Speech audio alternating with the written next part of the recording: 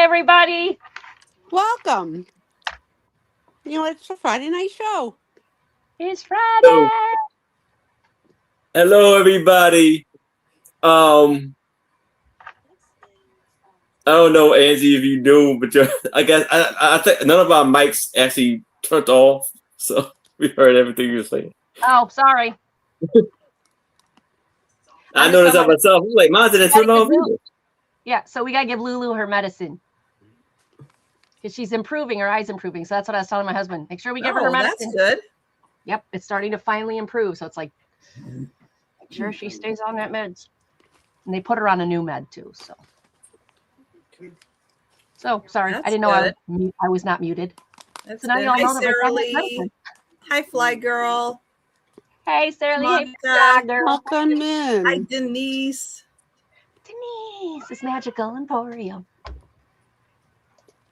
I had somebody to say, I thought Angie was so shy. Shy. Like, you don't know me at all, do you? It was fun. I think you would talk to a rock. Hello, Rock. I'm Angie from Wisconsin. I've talked to birdies and butterflies. I've talked to animals outside. The black squirrels hear from me all the time. The little black squirrels that run around out here. I talk to them when I'm outside. During one of my sales this week, Yeah. Tom was watching you sell somewhere, but my physical therapist said, that person from Minnesota? I was like, no, it's from Wisconsin, but good ear. I was like, but you're supposed to be paying attention to me and my therapy, and you're supposed to be counting, one ringy dingy. But the accent kind of gives it away at times. Yeah. Just like Sue, they would be like, is she from New Jersey? Right? Yeah. Sometimes people get more specific and ask me if I'm Staten Island. But you know who they wouldn't say that to? Kim. Yeah. Kim does not sound anything like you. She doesn't even have, like, I haven't noticed a single word she says that has an accent. None. I asked her all the critical questions. Were you born and raised here as a child, thinking maybe she might have come from somewhere else? Did she have friends? I went as bold to say, did you have any friends? Did you go to private school? Like, how did you avoid? I don't even know how she possibly avoided it. I can't. No. But Patrick doesn't either. Her husband, he doesn't have an accent. No. They sound, they say words alike. Yeah. Tom doesn't talk like me though either. True. He has a little bit of an accent on some words. On some words, yep. Some words. Especially your R's. It's really hard. Yeah. The R's. Yeah. It is what it is. Love me or leave me. Yes. I'm having my snack of the Bear 100% one ingredient apple crisps. I'm wondering, like, is this sort of what your dehydrated apples turn out like? Cool. We can't hear Angie talk about her wonderful dehydrated apples, though. She doesn't have any sound. I know you're not muted, but you don't have sound. It's very odd. She did have sound. She was talking just fine. And now all of a sudden, poof, it's gone. She'll be right back. She's going to refresh and see if she can get and now her you sound. don't have sound. What's that? You don't have sound. Do I have sound? I guess you can't hear us. I'm Really? We can hear each other. Have sound? Really? You can hear me, Aaron, right? Yeah. Okay. Huh. All right, I'll get out and Okay, everybody in the chat, who can you hear? Can you hear me now? Can you hear me now? There you go. But Sue can't hear us. Yeah. Sue can't hear us now. So she's going to refresh. Something's going on with StreamYard because I was kicked out of StreamYard that 3 was times. Weird. That was weird that it happened to both of you at the same time. That was really strange. I'm telling you, StreamYard's messed up. And hi, Jan. Jan, you think Kim has a hint a little hint of a New Jersey Oh, accent. Monica said other channels are having problems too. Oh, okay. Yeah, I was kicked out 3 times today on StreamYard. I don't Well, know that's what's not going on. good. And Denise, I want to let you know I got my marbles in the jar yesterday. I love them. Can you hear us, Sue? They are beautiful marbles. Thank Can you so hear much. me now? Testing. Can you hear me now? Yes. Yeah. How's that weird that she lost her ability to talk and then At I the lost same my ability time. to talk? She Yeah. couldn't Telling you, talk. You couldn't StreamYard- hear. StreamYard's messing up, I'm telling you. All day today. Mm-hmm.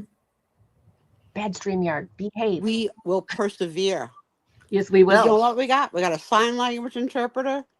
And I Oh, just yeah, do the sign bowling language pin. like this. Say. Oh, yeah, if I can bring that. Yeah, I did see the bowling pin from you. Thank you so much. That's Hi, amazing. Bonnie. That's cool. Hi, Bonnie. Our strangeness. Yeah, it's been lately. Oh, Cuckoo. it's just been crazy. I mean, not bad crazy, just crazy. Yes, it was member sale week. So that was last night. How'd you do? Did well. Had a Good. good turnout. So yeah. Excellent. Good. Awesome. Congratulations. It's a fun crowd. Honey. Yeah, we have amazing chatters. It's awesome. You can tell that crowd is fun because the people who are in it that come to other sales of yours rub it in.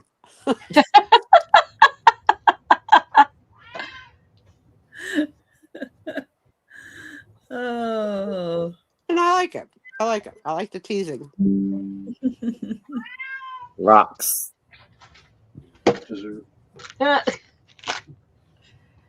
Do you want to bring up one or bring down one of the, well, if you're going upstairs, bring down a package of the apple dehydrating that you did. So I can show Sue what we do with our apples. Because it's expensive. But I don't know if I think it would be less expensive to do it yourself, but then you gotta have a dehydrator and then store it. We store it on a shelf in our basement in a cabinet. We bring it upstairs. It's light, it's lightweight. Mm-hmm. And then we just, yeah, because they're She's super talking like expensive. it's a big tank. Like it's, like it's 3 Well, feet tall. Well, ours has This got big so many one. layers because we do so many apples at once that it's probably, yeah, about 18 inches tall, maybe a little bit more. But we've added rings to it. It comes with 4 rings when you buy it. But we'll do a whole couple bags of apples, and yeah, it's cheaper when the apples are on sale. Because what did you pay You'll for get a those? flat of them. Oh, they were a lot of money. Oh, look at that. We just, And then you just store them in Tupperware.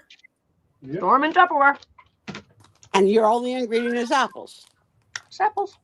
And you take the skin on or off? We leave the skin on. Yeah, they used to have the skin on too. So we have a thing. You attach it to your countertop, and you crank it. Yeah. And it takes the apple and it makes it spirally, and it takes as you're spiraling the apple, it takes the skin off, the red part off. Right. And then you just take a knife and chop it in half, and so you get these little half circle moons, and you just throw them on the dehydrator and let it loose. So the object in using it is to core it.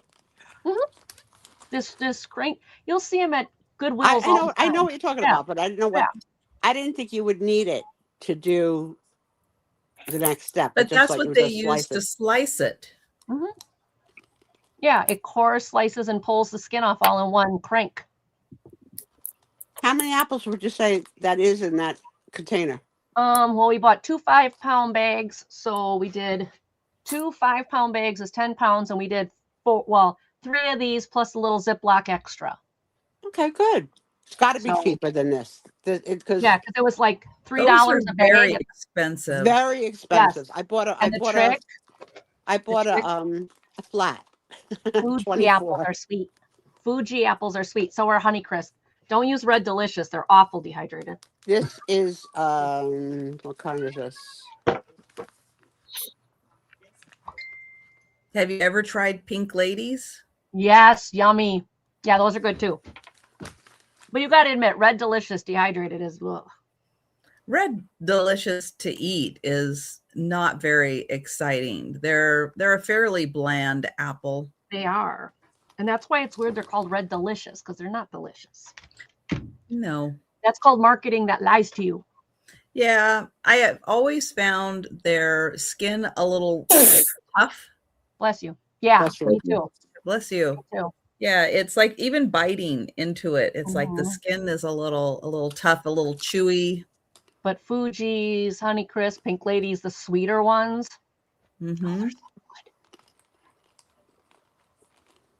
So yeah, we'll just buy two. They're $3. It's 5 pounds of apple. Now, granted, after you peel it and stuff and you core it, there's not 10 pounds of it. How long does it take to dehydrate? I know this turned into a whole new weird conversation that we were not planning. But you asked. We do it like what, 24 hours to 30 hours, honey? About 24 hours. Nice. Yes, these Honeycrisp are so good, aren't they? Mm-hmm. Yeah, Monica said Red Delicious are more fleshy. Okay, can you do this? The next time you have a box to send us, can you put like 4 little chips in a Ziploc so I can taste it to see if I like it? Yeah. Okay. I can do that. All right, let me make a note of that because you know I'll forget. I got to put it in my notebook. I won't let Steve forget. I don't even know where my notebook is. Here, I'll put it on a Post-it note for now. I don't know where my Post-it notes are. Oh, they're there. Do you dehydrate things other than apples? Onions. Onions. Peppers. Peppers. Yeah. Dehydrated onions, you just chop them up and everything. And then once they're dehydrated, they're great for soups. They're great for like tacos. Like, yeah, they get almost sweet. And you don't have to take the time to chop them every time you use them then. And then the green and red peppers. Banana chips. What else do we do? Banana chips. The red and green peppers they turn into these little thin things, but they're great for soups. What else do we do, honey? We used to do we used to do fruit roll-ups. You take applesauce and you just pour it in. You have to have one of the thingies, though, that has the plastic layer on it, because otherwise it'll just go through. But applesauce, you let that dehydrate and you roll it up and you've got fruit roll-ups. Or any other you can puree anything. Puree blackberries when we had all those blackberries at my parents' campground. I'm almost hesitant to have this conversation that we're having out loud because Tom has so many gadgets that the thought of him now saying, oh, maybe we could try that and having yet another thing. Yeah. So Sarah Lee said dehydrated onions are great in dip. Yes, they are. Add them to sour cream and an onion dip. Oh, yes. Husband loved that. Dehydration too. Yeah. I can't cook, but we can dehydrate. Yes, banana chips are fabulous. And beef jerky. Oh, beef jerky. We've done beef jerky. We dehydrated beef and made it into beef jerky. That takes longer than 24 hours, though. Amazing. Yeah. I do like these apples, and for the lack of not having a sugar, I like something sweet after I eat dinner. And what's healthier than an apple? Yep. You know what I mean? Because I would always love to go cake, cookies, and all that as well. But I'm trying. And what's nice is you cut it up, you throw it on the dehydrator, you walk away. I do have cookies in the house. I just haven't arrived upstairs yet. They are down, calling me from the living room. I was like, yeah, I just haven't unpacked that box yet. Every day. Tommy. Why up, Tony? Dexter and Tony ate them. As predicted, I told you girls about the girls last week pressing the emergency button and learning do not touch the button. So now they do say that sentence every day because they go in an elevator every day. Yep. So That's funny. That's great. Do not touch the button. Button. So funny. And they know exactly which button is not to be pushed. Yeah, now they know. They've got it. So cute. So cute. Denise thinks your hands look like little hands. Mine? Yes. Aw.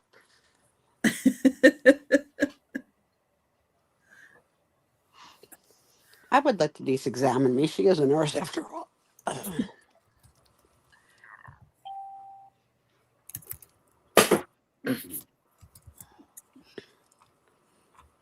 Well, thanks everybody for joining us. Yeah. Nice to see you. We made it to Friday. I got my big delivery is sitting in my living room because he was here delivering it about an hour ago. And by the time my mom when helped we first bring started, everything you very in, often had to leave the camera to meet the guy at the door back and in the day. Yeah, what was the big delivery? packing supplies. Oh, I yes, get her semi-truck full. I get like 3 months supply of packing peanuts and boxes and tissue paper and other paper and stuff. I get that delivered, but it's like a 3-month supply. So it's Yeah, it's a lot. It's a lot. And your neighbors are going, "What's all that bubble wrap? What's she doing in there?" Do you guys check though the Craigslist? Well, the freeze? bubble wrap So many comes from people give another it away for free. Mm-hmm. Oh yeah. Yeah, matter of fact, I've now got a guy in Madison about an hour from us that he calls me about once a month and says he'll sit there and collect all his bubble wrap for the month, all his boxes, his packing material, and he'll just text me and say, "Hey, it's Madison, so and so, come get it." I'll go, and half his garage is filled with the stuff, and we load up the van. That's awesome. Hi, Holland. Hey, But I Holland. still just buy bubble Welcome wrap. in. I go through so much bubble wrap. I can't imagine the amount of bubble wrap that Trish goes through. I don't know how much I go A through. lot. Yeah. Yeah, you have different like medium bubble, big bubble, right? Like you have different. Small, You're not medium, on and a large. one bubble family. And all bubble wrap's not created equal. Oh No. heck no! I've bought bubble wrap off the internet, and I get it, and I'm like, Oh, this was a waste of money. And I've got another bubble wrap. I don't know where Trisha gets hers, but I'm now getting it from American Bubble Boy because it's the only Yes. stuff that I can get that's decent. oh, this, yeah. Oh no, what happened? I gotta fix this. Yeah, I had. Down. Oh no, broke that. All right, but maybe I can fix it. Oh, the nail came out. Picture I'll take care of down. He's just a mess over there. Aaron. An A plus He to needs the a person that calendar, he noticed needs a it. nail and hammer. Yeah. His wish list. Yeah, we got to make him a little shopping list. Aaron, go pick these things up. So, Yes, I have a place where I get my packing tape. I have a place where I get the bubble wrap, American rub it in, Bubble Becky. Boy. Keep rubbing Yes. it in. And yeah, well, it would take me at least 2 hours to drive to where American Bubble Boy is.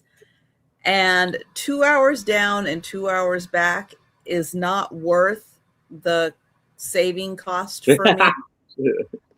Oh, they don't Especially have with like a gas free prices shipping now. at a certain price point. What? Well, They don't have free shipping at a certain price point. nope.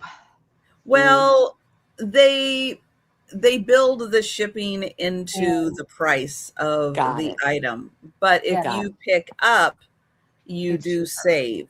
You get a discount. And so Becky's rubbing it in because she just had American Bubble Boy open in her area. So she doesn't have to go. She's just go in town and pick it up. Well, it's Wow. in my area. It's just south of Seattle, and I'm Yeah. north of Seattle. Yeah, And it 2 hour takes at drive is least not an near. hour to drive through downtown Seattle. So There's 2 nothing hour up is here. not quote unquote in your area. I'm not Becky's got gonna. one down the street. Becky Right. could like happily take her little you know, the shopping cart that little old ladies we use to go like to the market Right.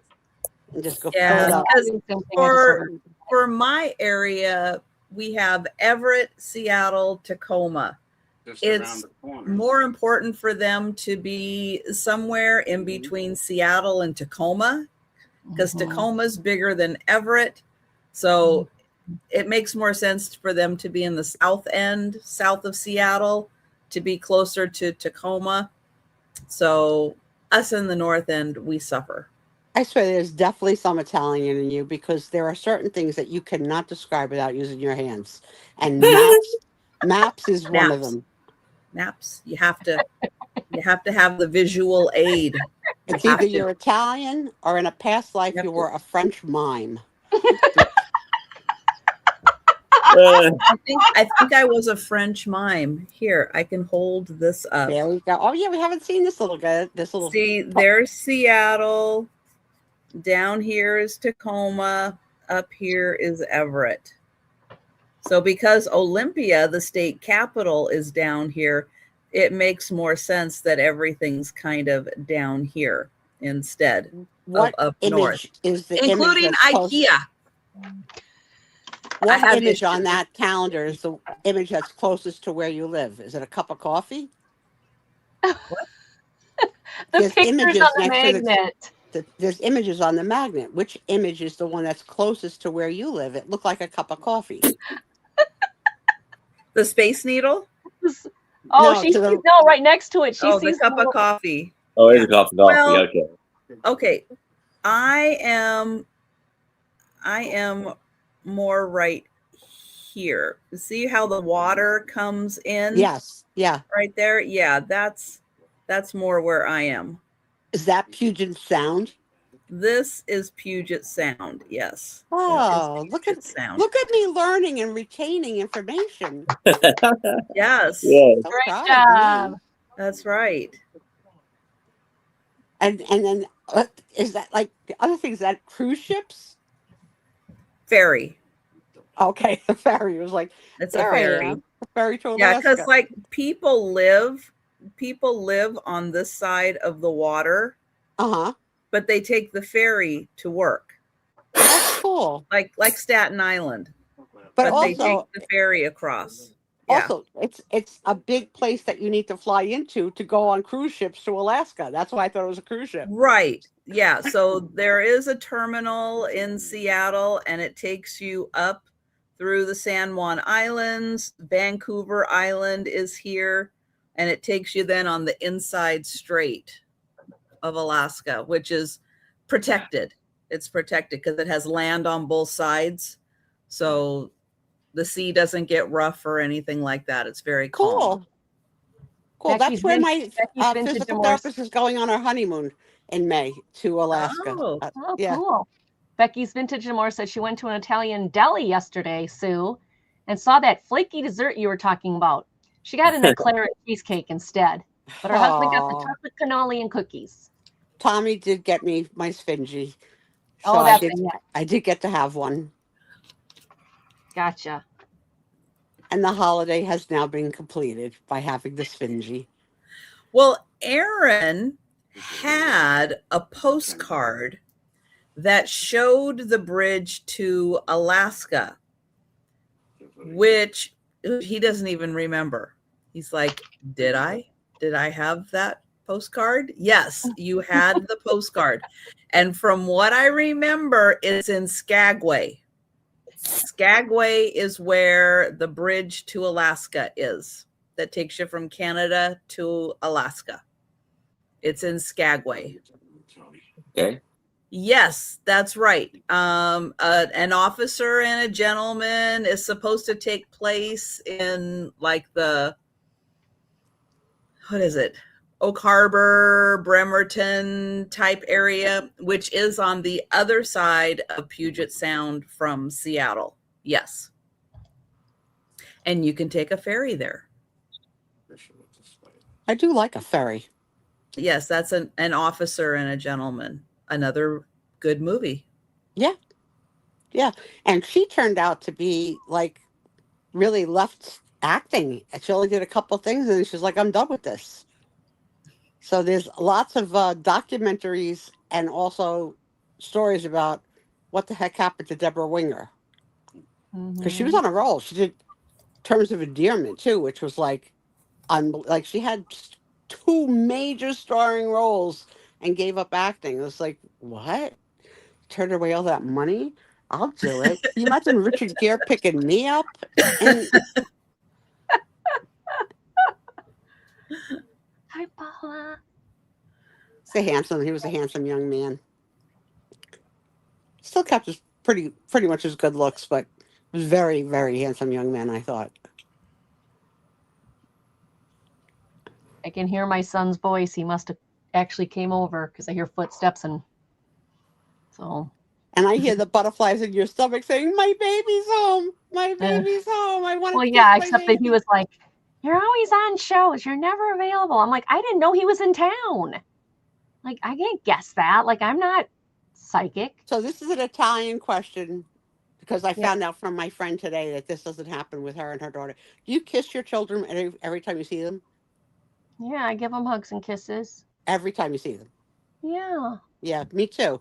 And my girlfriend doesn't. And she goes, every time?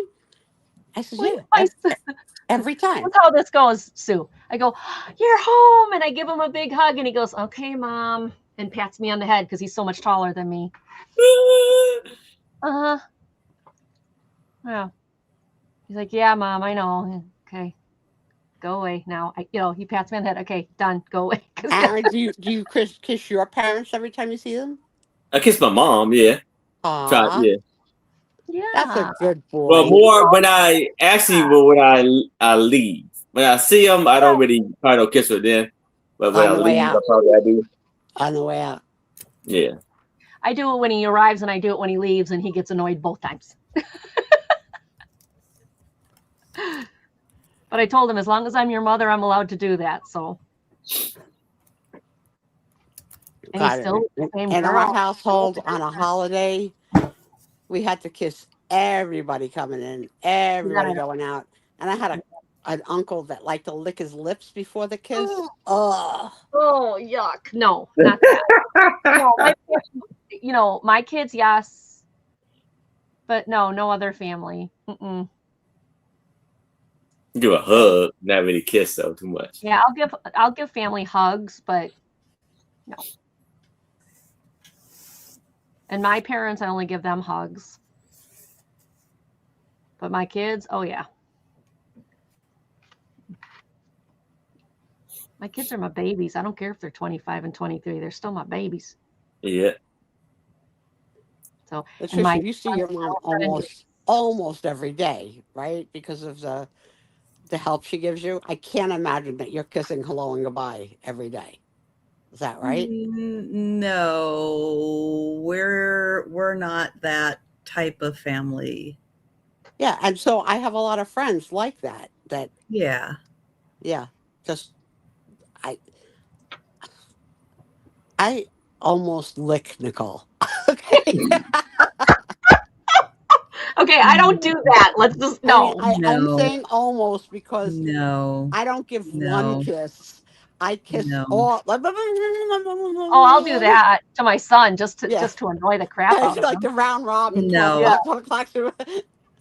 I would not get comfortable with that. I won't do that with my daughter because we just hug and everything. But my son, just to annoy him, his girlfriend thinks it's hilarious. Yeah. She thinks it's hilarious because I'll be like, "My boy's here," and I'll give him a hug. And he's like, "Okay, Ma." Okay. What about our chatters? Did you grow up in, everybody smooches on in and outs, or not so much?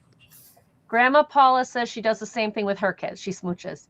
Obviously, she doesn't kiss her mom and dad anymore because they're passed away. Right. But yeah, with her kids, yeah. Hi, Susie. Dragonfly bees. Hey, Susie. Hi, Heather. Welcome in. Hey, Heather. Yeah, I do the fun that stuff. Just Denise's occasional hug. Yeah, some families are just like that.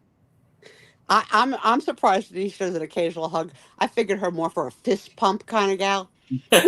Well, She says occasionally. She Yeah. doesn't She say must have been frequently. just a, like back off woman because when I Not saw her in Iowa on frequently a or not tenor, necessarily. This represents rock and rock, paper, scissors.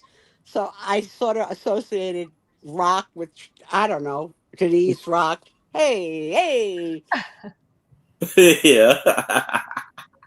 no, when I went to go visit Denise, I'm like, hi. She's oh, Yeah, I can see. That's what I can see. yeah, because I'm like, I'll give you a hug. I want to hug Peanut. I want to hug Mikey. Yeah. Mikey was not having it. Peanut was like all over it. I figured Denise is going to practice COVID separation for life. That's a little more my style. Yeah. That's why you're on a different side of the island. This is your beach, That's your why I'm on a suntan different lotion. part of the country. I don't see you two applying sunscreen to each other ever. Unless it's a spray. Maybe. I would spray. Yeah. If you needed a spray, I would spray. You would spray. Yeah. Yeah. I know you're not going to let me burn. Sincerely, you know. that's not cool. No, I wouldn't let you burn. I would spray you down, but in my 20s, I went on a Florida vacation with 3 nursing students. They were in the nursing program at college. And we were on the beach. And one of them asked to have I don't even think there was spray then. I don't remember there being spray in the 70s. No. But she asked to have lotion, can you get my back? We Like used anybody would say, SPF can you get my back? Unfortunately, she was completely acne ridden. Very, very bad. Very bad. And the 2 nurses said they wouldn't do it. And me, the non-nurse who skeeves everything, and I taught you skeeve, so I know you know what it means. I did it because I loved her. Aww, and I didn't want her to get further hurt. Hi, Lori. That was Yeah. Hi, Lori. Becky says she's a bit more like Trisha. Well, then I better never come visit you, Becky. Oh, Becky's on Team Denise? Yeah, Becky's like, I'm a little bit more like Trisha. I'm not so much like Angie. Like, okay, Becky, I'll come visit. So that's interesting. Because I would put it in the occasional, like Denise. I would put that in the occasional. Mm-hmm. Okay, come on over. My God. It's like the time to come in and out of an Italian dinner party. Like, you got to just set that up. And then not everybody comes and goes at the same time. So you're making round robin. Mm-hmm. Hi, baby. Hey, you want to say hi to everybody? Show them how much the new medicine's helping your eye? Should we show them? Let's see. Let's see. Oh. Yeah, it's helping. She's getting better. Oh, yes, this is Lulu. That's great. Yeah. It's open. It's not so red. You're not tearing anymore. So we just got to keep using the new med plus the old med plus your allergy pills. And plus make Daddy remember when it's his turn because Mommy's working. Yeah. Steve. How was bowling this week, Aaron? I did okay. But as a team, we didn't do all right. Did you get a chance to watch the teaser of the new show? Me? No. Yeah. So just go to any Google. Or the bowling thing. Okay. Born to Bowl and watch the teaser to see if you'd recognize these guys. Because I would imagine some professional bowlers because of I would imagine. Yeah, I know some of them. This one guy, he picks his hair out to have it. He says he's the Bob Ross of bowling because he's got a big. I think I've remember somebody like that. Yeah. Gotta check it out. I was surprised to learn that in the end, Bob Ross wore wigs because he didn't have much hair. Oh, really? Yeah. I didn't know that. Really? In the Bob Ross documentary. Yep. I did not know. It was a scam all along. It was part of his image, Part of his image. Oh. So those of you that might forget, today is the last Friday of the month. And for those of us and you that have watched this month's movie, which is a few good men. Hello. No, they were angry, Sue. They were angry. The other men, the angry Those men. angry men. We'll do a There were a review few good men among the do a 12 angry review men. That was of the true. movie. And before these guys kick off their sales, I'll remind you that at any time tonight, to please start making recommendations for the April movie. And, you can do it during the comments or, and we'll jot them down. And then next week, we will finalize what we will pick for the month of Right. April. And we'll read the little previews of whatever each movie was, and we'll decide as a family what we're going to pick. Right. But Now, I hope that some of you one of watched the it. requests when you make a recommendation is please make sure that it is available for free on a platform that everyone can access, such Right. as YouTube, Pluto, Tubi. Those are free platforms that everybody can access either on a phone, a tablet, a smart TV, a computer, very, very easily. Also that it is under 2 hours, just to make it time convenient for everybody to watch. And if possible, no Westerns. Possible.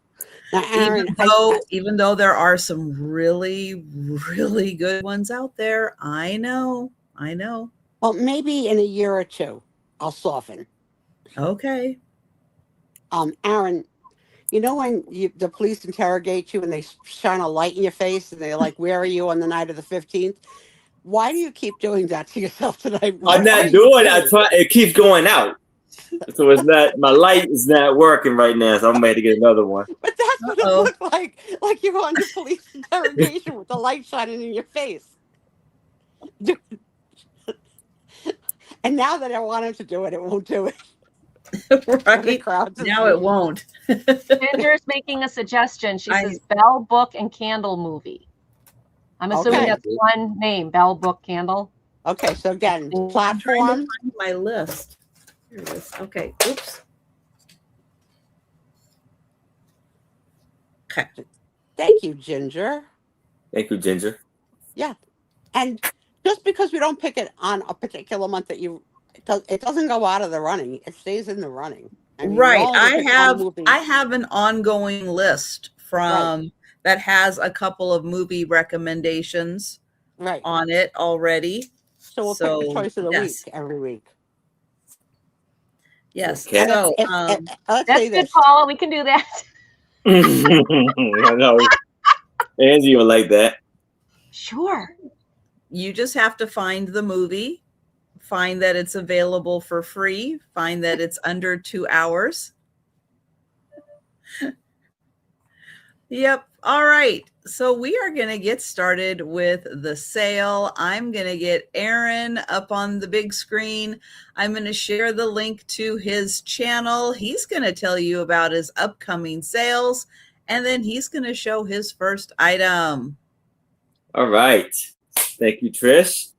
So I am shipping from Maryland. I will be invoicing Sunday morning. I ship Power Ship to give you the best deal and invoice through PayPal. The sales that I have coming up this week, the sales that I have coming up tomorrow is I'm going to try to make Maria California Thrifter's channel sale at 1 p.m. Eastern. And then at 6 p.m. Eastern, I will be on my channel with my lovely co-host, Becky Ventures and more, and a very special guest, Tooth Man. And then tomorrow at 9 p.m. Eastern, I will be on Trisha's channel alongside with Becky Ventures and more and Denise. Yes. That is must-see TV. Yes. We're going to have a ball. I got fantastic items All right. with and unique things, so come and check us out. So my first item I'm going to show is a dessert cookbook, and it is the best of Martha Stewart's living desserts, our favorite recipes for every season and every occasion. And this is for $8, starting off $8. And this was copywritten in 1998.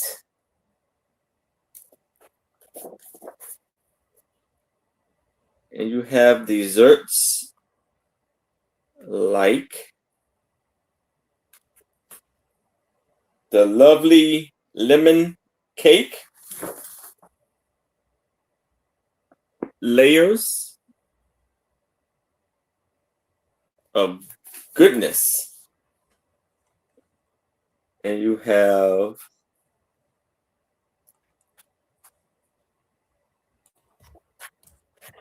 coconut cake,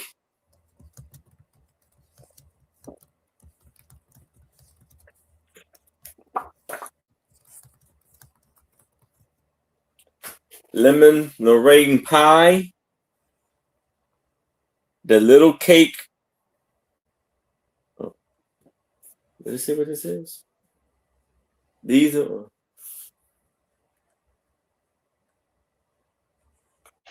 I don't see what that is. But and chocolate almond truffles.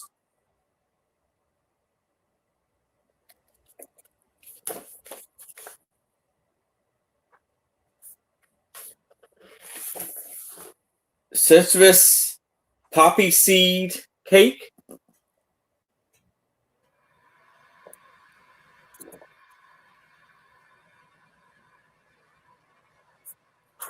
Ginger pecan cake.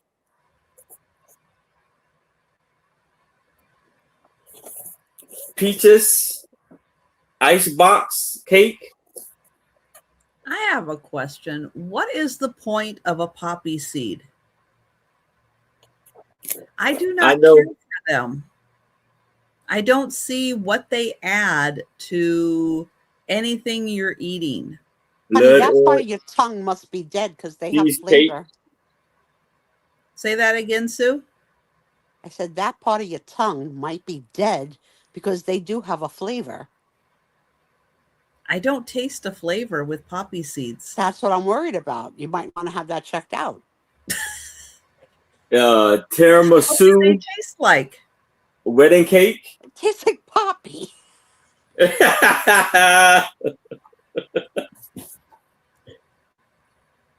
I'm really worried. Very worried. Pumpkin bread pudding. I don't see that they add any flavor. They add a weird texture to what you're eating. Well, how do you feel about sesame seeds? I like sesame seeds because I can taste them. Okay, well, most of us can taste poppy. Angie, can you taste a poppy seed? Summer. Oh no, she lost her voice again. Fruit Talks. No, I had it on silent. And no, I agree with Trisha. It's got no flavor. I don't know why people put it on there either. You're all a bunch of weirdos. What is this? Fig tarts? Oh, I love figs. They're so good. And never have I ever had a lemon meringue pie. I've always been curious about that. Apple dumplings.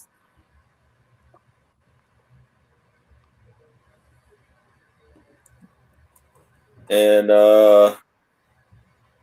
so let's see what else we got here. Why is it not saying what it is? Oh, you know what? No.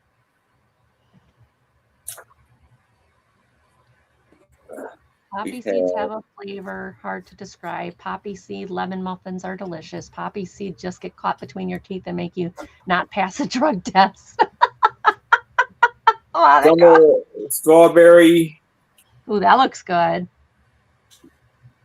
Some are berry modes. No. Behave. So, one more. Oh, here's some cookies. Yeah, if someone can actually tell me what the flavor of a poppy seed is, that would be great. Yeah, but so ginger far, cookies. I'm hearing nobody really knows what the flavor of a poppy seed is. Oh, and some ice cream too. So we have make gelatis, the Italian ice cream.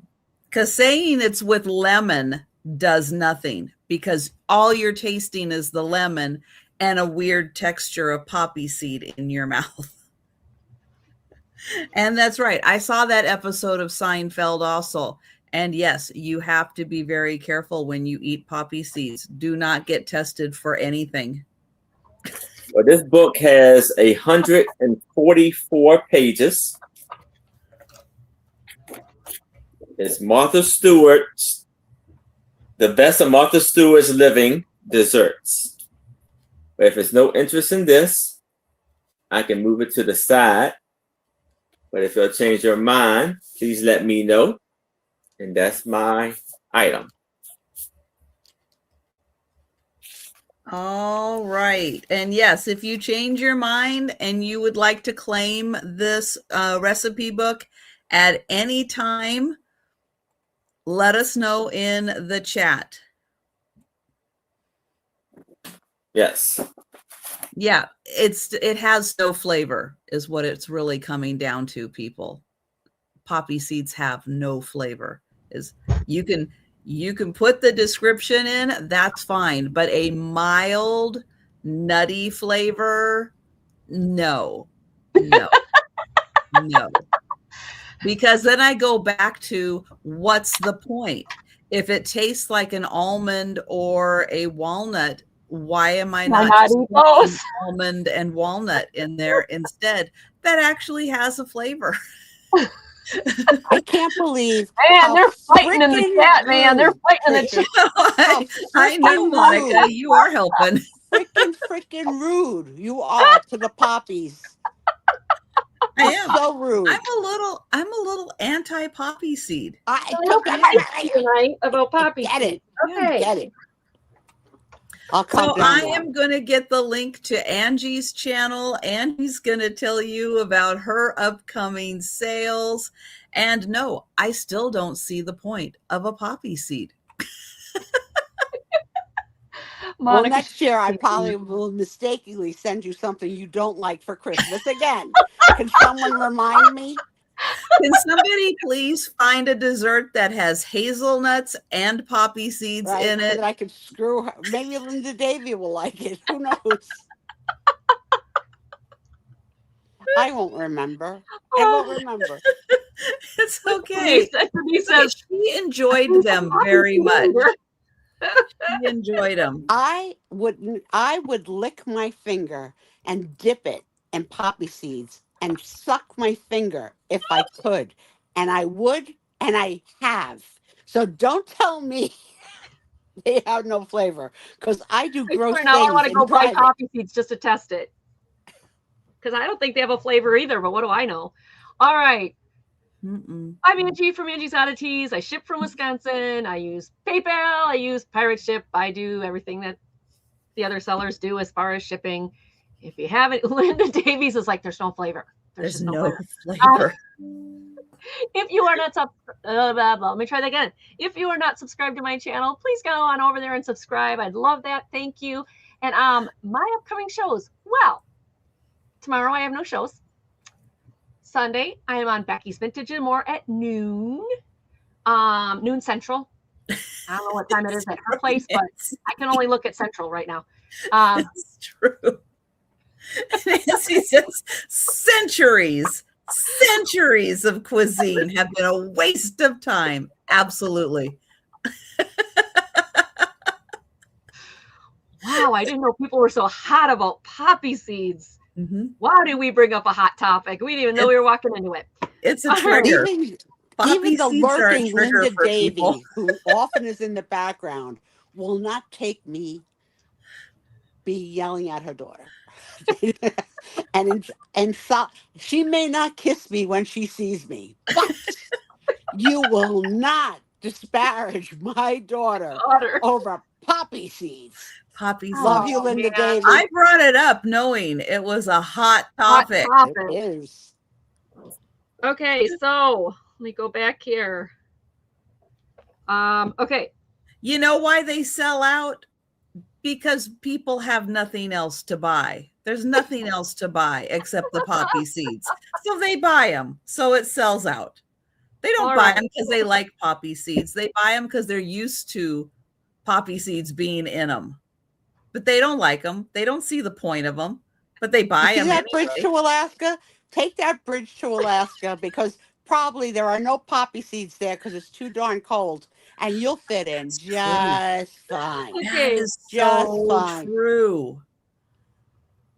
Okay, Sunday I'm with Becky at noon Central Time on her channel. Then 5:30 on Monday, I'm doing Market Monday, and my special guest is Becky's Vintage and More. So you get 2 days of Becky's Vintage and More and I together. My show is at 5:30 Central Time on my channel every Monday. Okay, then let's see what's next here. Tuesday the 31st is Tuesday Thrifty Treasures. It is on my channel, I think. I don't have it written down. I think it's on my channel. I'll check with Karen Chasing Vintage. But we do that at 6 p.m. It'll be there. I'm pretty sure it's on my channel, but it might be on Karen Chasing Vintage's. 6 p.m. we bring the goodies, the the deals and everything. And then April Fool's Day, Monday, I am on Auction Adventures with Angie and Tooch. And no, I don't know who my special guest is yet. I'll get there. I'm a bit behind lately. And then the next time I have a show is Friday, April 3rd. I'm on Doggone Happy Show at 9:30 with Doggone Happy Jane. Thanks, Elizabeth. And then I'm on here again. Hey, Elizabeth. Yes, Trisha's letting me back. Even though we argue about we're not arguing about poppy seeds. Anyway, no. At 6 p.m. Central here on lovely, amazing Trisha's channel. And then I'm also, next Saturday, I'm on with Trisha again on her Saturday night show. So I got 2 days with Becky and 2 days with Trisha. I'm happy about that. So yeah, so that was my week. And my first item, it's gonna start at $12. You wait till it's new in the box, and it is a collector's edition. It is Dumbo from the movie 1941. It's a Ravensburger puzzle, limited collection, 1,000 pieces. It is sealed. It is 27 by 20 inches. It's actually 1,008 pieces. You see how they did that? 1,008 pieces. But they only say 1,000 on the box. But anyway, look at how cute this is. Who cannot love Dumbo sitting in a hot tub? With the bubbles all around, and there's the mouse. Oh my gosh. Let's see, do they say anything about it here? The most beloved key scenes from Disney World's famous classic movies is here. A piece of film history right to the puzzle. Awaken nostalgia memories and taking it back to your childhood days. This is a 2016 puzzle. Hey, can you two not fight? Hey. Yeah, the one new kitty is trying to get used to being down here. So it is Disney, it is Ravensburg, it's 2016, and it is 20, what I say, 20 a lot. 20 a lot. It's 27 by 20. I see Squirrel, and hi, Squirrel.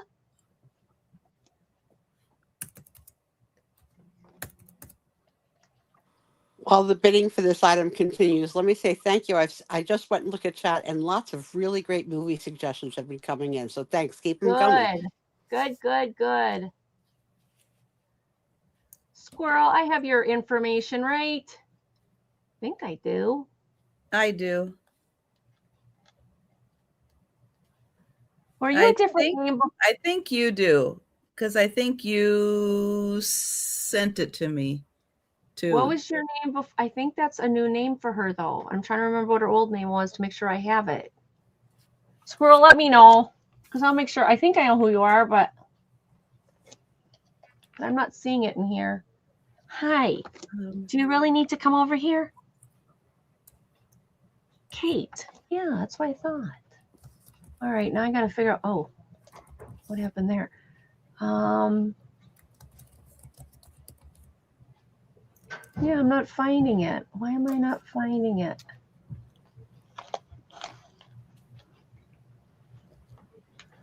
All right. Well, if you can send it to me again, I thought I had it. Huh. All right. Well, we don't need to hold this up. Yeah, we don't need to hold up. I just have to find out if I have your info. We do. Okay, good. We do have it. All right, so we're going once. Anybody else want to get in on this? $12. Going twice. And Dumbo's coming home to you. He's so cute. All right, sold.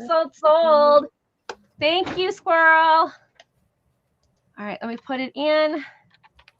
And sorry, I'm writing down one suggestion from earlier because I will forget. Okay. You're welcome. Thank you. All right. Upcoming sales for me. I have Saturday night sale, 9 p.m. Eastern. Aaron Proctor and Becky's Vintage and More. Becky's going to be everywhere the next few days. But she will be joining me, and Aaron and Denise's Magical Emporium. Let's see. Then I will be back Monday with a lunchtime sale at 11:30 Eastern. Monday night. You are not going to want to miss Monday night. Pee-wee will be joining me on Monday night. Pee-wee has been absent for a while due to some health issues in the family, but he's been a great caregiver, and he is ready to make his return. And he's let me know that he is going to be bringing an absolutely he brings spectacular stuff anyway to sales, but he truly has a spectacular designer item that he is very excited to show everybody. So please do join us on Monday night, and that's going to be at 8 p.m. Eastern. Yeah, so that's where I'll be. And then Tuesday, again, for the lunchtime sale at 11:30 Eastern.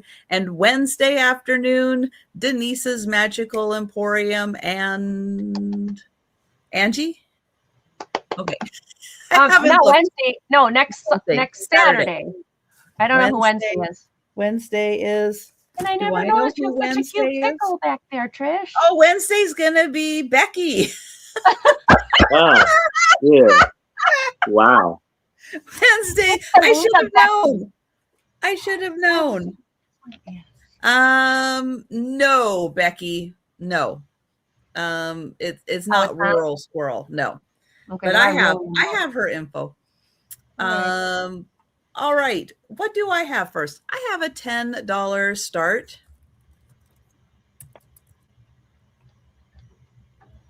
And for those of you who are on my channel, hey, thanks for joining us on my channel. If you are watching from Aaron or Angie's channel, hey, look up Sandy and Otto and subscribe if you are not subscribed. My first item at $10 is a Janis Joplin biography.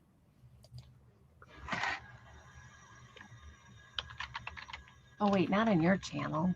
Nice. Over to mine. So I think a lot Anybody of know how old Janice was when she passed? 27. Oh Mm. my God. She's part of the 27 club. Wow. I never heard of that expression before. Yeah. That's Yeah, so look sad. up how many people died at the age of 27. And it's like everybody. That's sad. Mm. That's just a club. Yeah. So young. What a voice on her, though, man. Yeah. What a voice. Yeah, but Wow. this is a fabulous biography. 353 pages, and it is indexed. So if you find something of interest and you want to go back and take a look at it, you can find it again. There are, let me see, some great pictures. I saw great pictures. Where are they? In the center? In the center, of course. In the center, yes. Jim Morrison is another one. Mm-hmm. It's got wonderful pictures of her.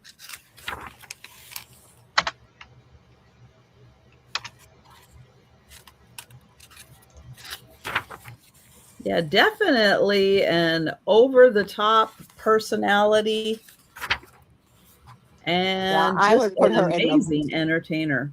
a one of a kind, really, like Mhm. truly a one of a kind. Mm-hmm. Oh, I've never seen her like that very pensive, sweet, non-screaming picture like that. It was so sweet to see that one.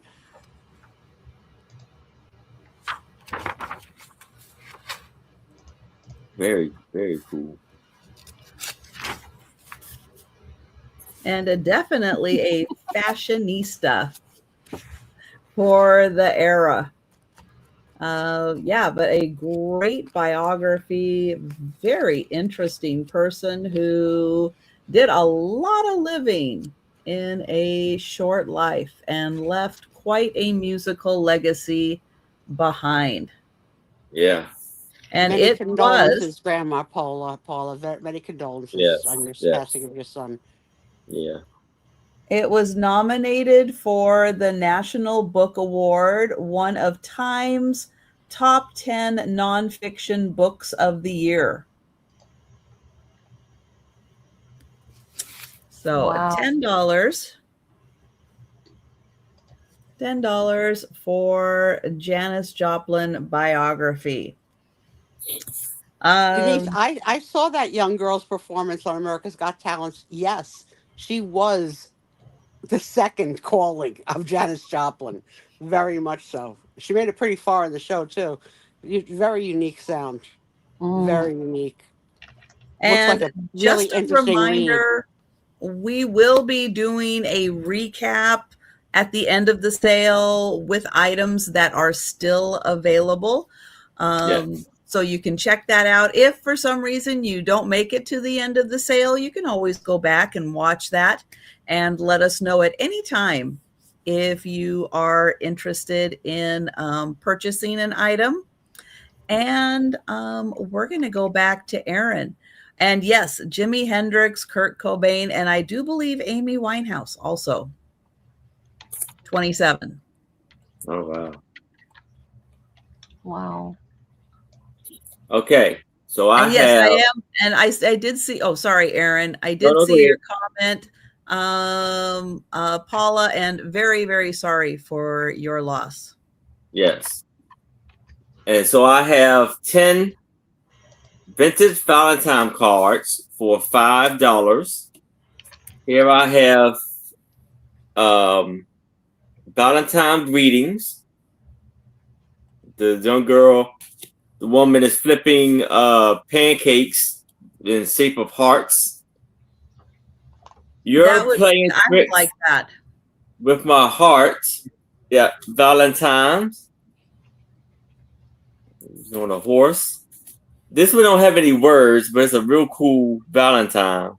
I don't know about Valentine's, but the two boys tied a balloon to the dog's tail. Poor doggy. Happy then we have Valentine's. Yeah, no kidding. You're my Valentine's, be mine.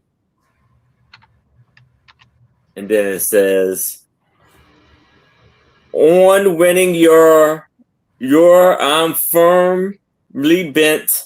I only need encouragement. She looks like she's kicking him in the heart. Jeez. Yeah. It does. She looks like she's kicking him. Your razor lumps in my heart, Valentine's. And so you can see him shaving. You move it up and down, he can shave. I was wondering what was going to be moving there. You stole the show, Valentine's. This one looked like it was a handmade one. Very cool. How did they have to ruin that Campbell Soup cute little face boy with a stupid mustache? Oh, yeah. On Valentine's Day, you got my heart revolving, and Valentine's. What's more, I like to go around with you. It's you that I adore. And then we have be my Valentine's. I'll scoop your heart. In my heart, there's room for three. You and puppy dog and me. And then we have this one that says, Valentine's, I'll wait for you because no other one will do.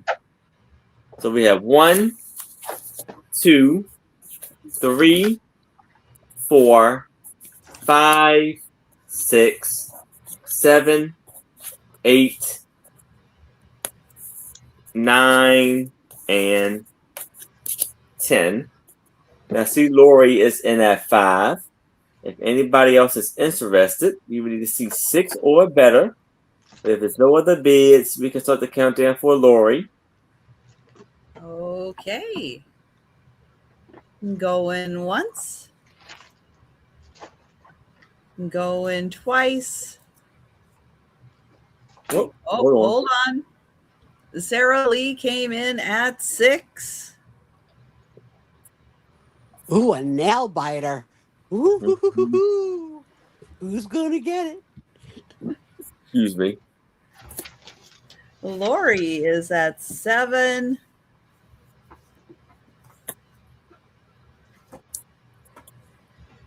I know Sarah Lee just snuck in right before the sold. Sarah Lee is at 8. Lori at 9. I think it's the heart-shaped pancakes. That's my favorite. I just asked Tom to make me cream cheese pancakes based on that. You've never had cream cheese Sarah pancakes. Lee. I strongly recommend it.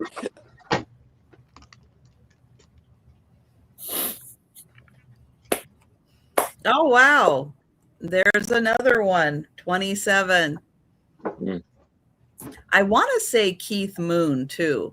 I'm not sure. Maybe he was a little older. Going once for Lori.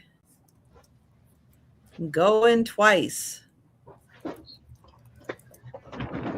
And sold to Lori. Congratulations, Lori.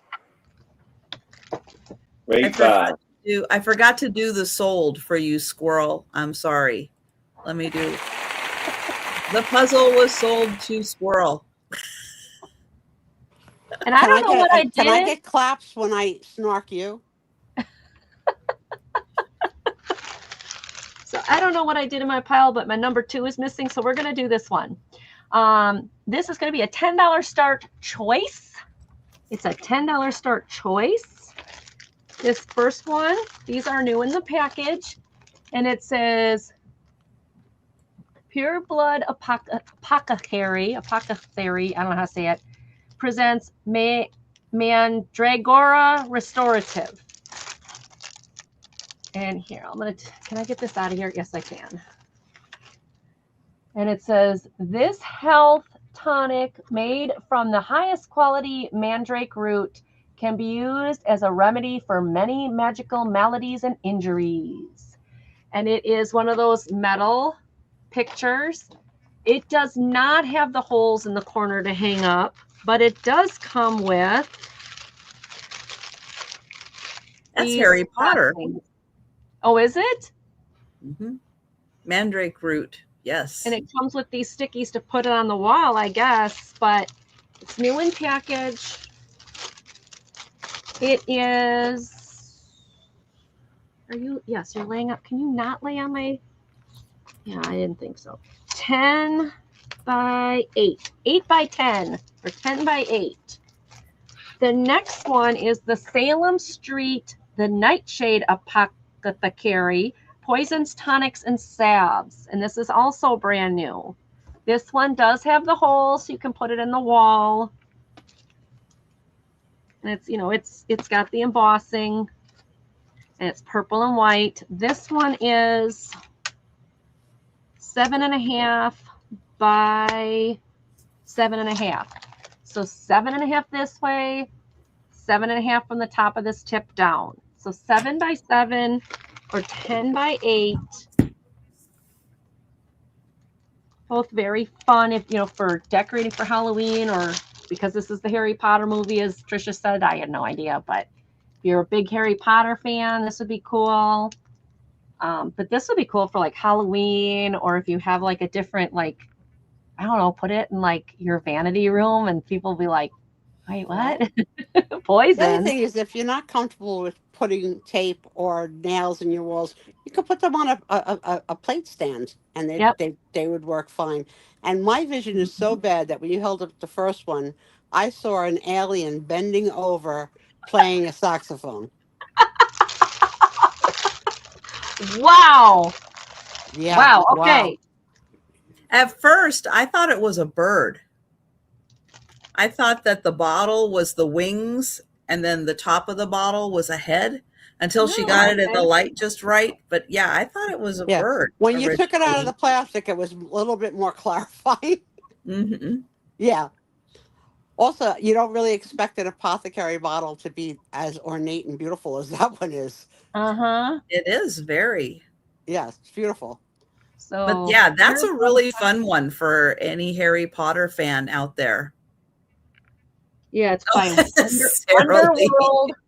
Underworld Arts Company. Oh.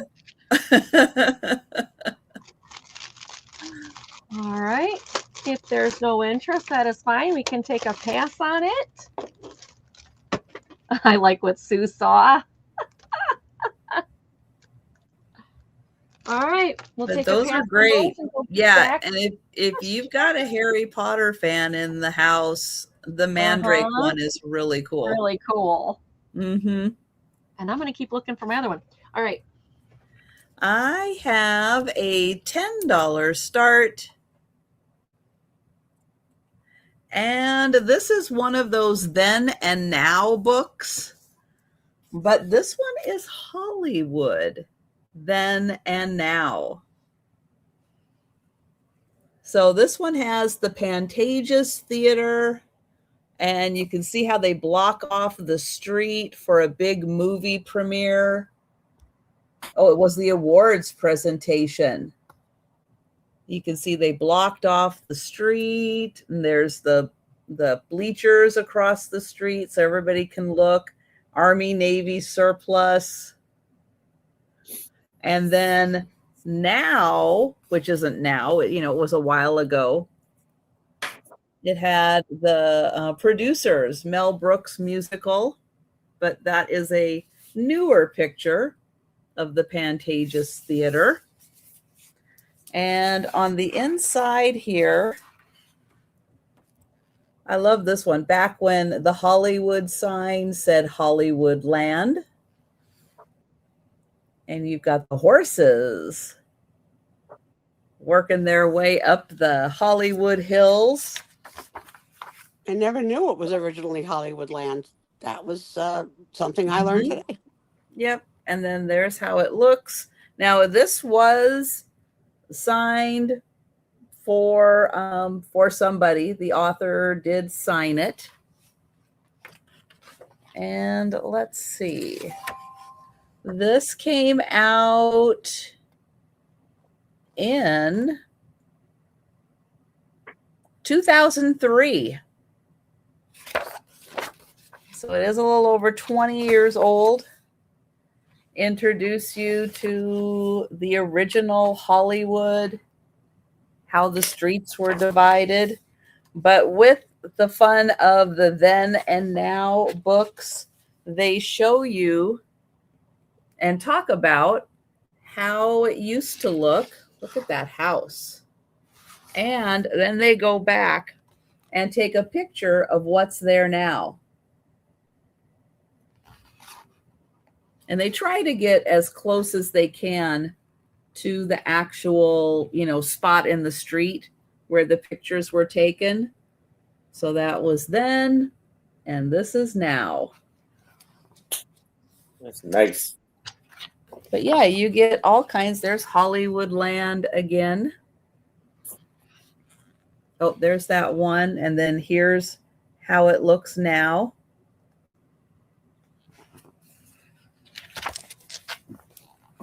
And let's see, the studio lots and how they looked back in the day.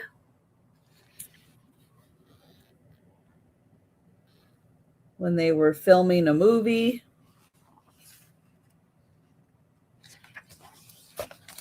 And you get fun Hollywood shots. And, this looks like, wow. Look at them. Wow. Awesome.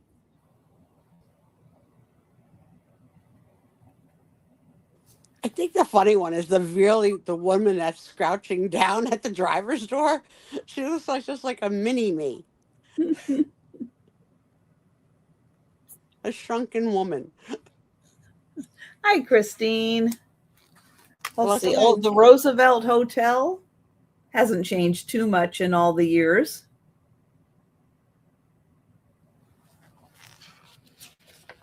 So this is a then and now Chaplin Airfield. And it's gone. It's apartments now.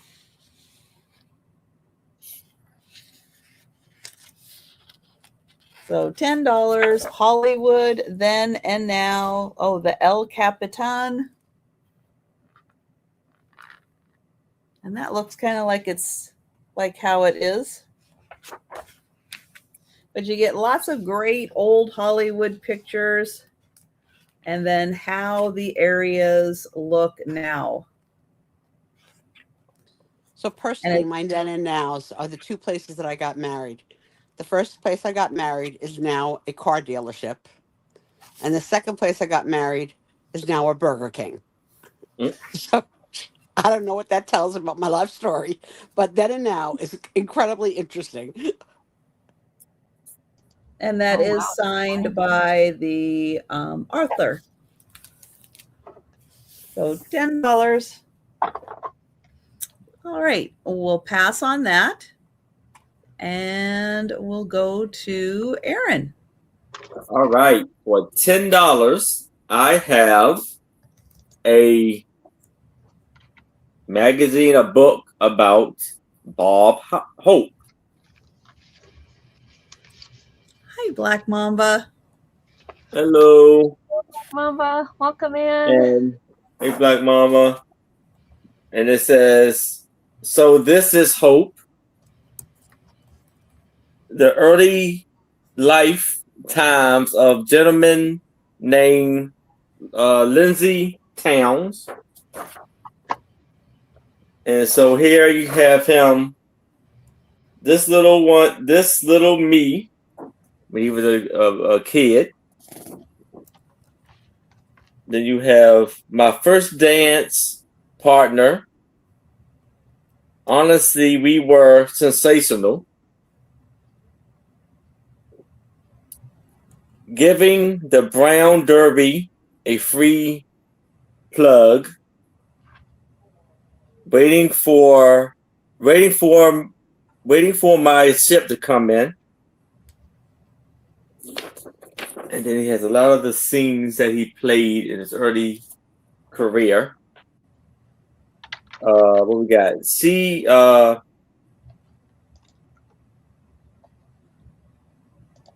here, baby spokes. Hasn't anyone told you about the new look?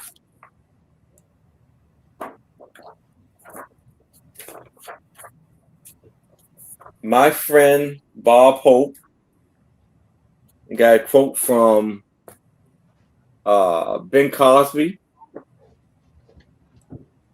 How did Ben get into this act?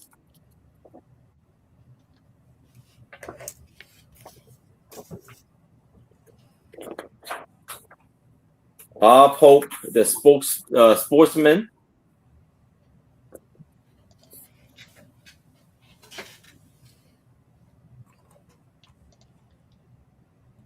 Long John, Gary Cooper, and Dottie the Moon. Can't believe I made a hole in one. Me either. And then it says, where there's hope, there's life and glamour. Mm-hmm. This is the movie of Vaudeville.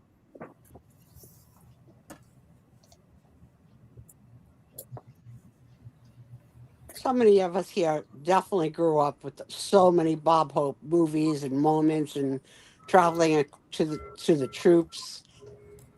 Bob Hope in London. Yep, always entertaining the troops.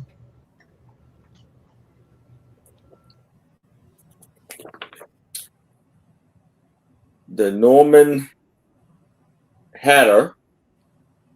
So he was in Australia, Alaska, Africa, Guam, England, and Russia. I think he had a tagline. Was it his tagline song something like, I'm so glad we had this time together? Was that him? Hope at home. I don't know. But I like all the hats he had on there, how he tried to like fit into each one of their cultures. That was cool. Yeah. Thank you for the memories. That's the song. That's the song. Thanks. There you go. I know. I was trying to figure out who sang the other one because I know the other song. Oh, that was Carol Burnett. The Network Man. It's like I can hear the song. Yeah. I just couldn't think of who was singing it. Thanks for the memories. Yeah. Thank you, Aaron. You landed on the page to give us the answer. Okay, I did not. I looked and looked, but I cannot find the year on here. And then back at the Chrysler's ad with him playing golf. Is that him playing golf? But yeah, I don't see the year on here.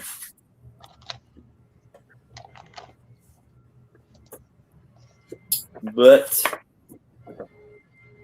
if there's no interest in this, we can move it to the side.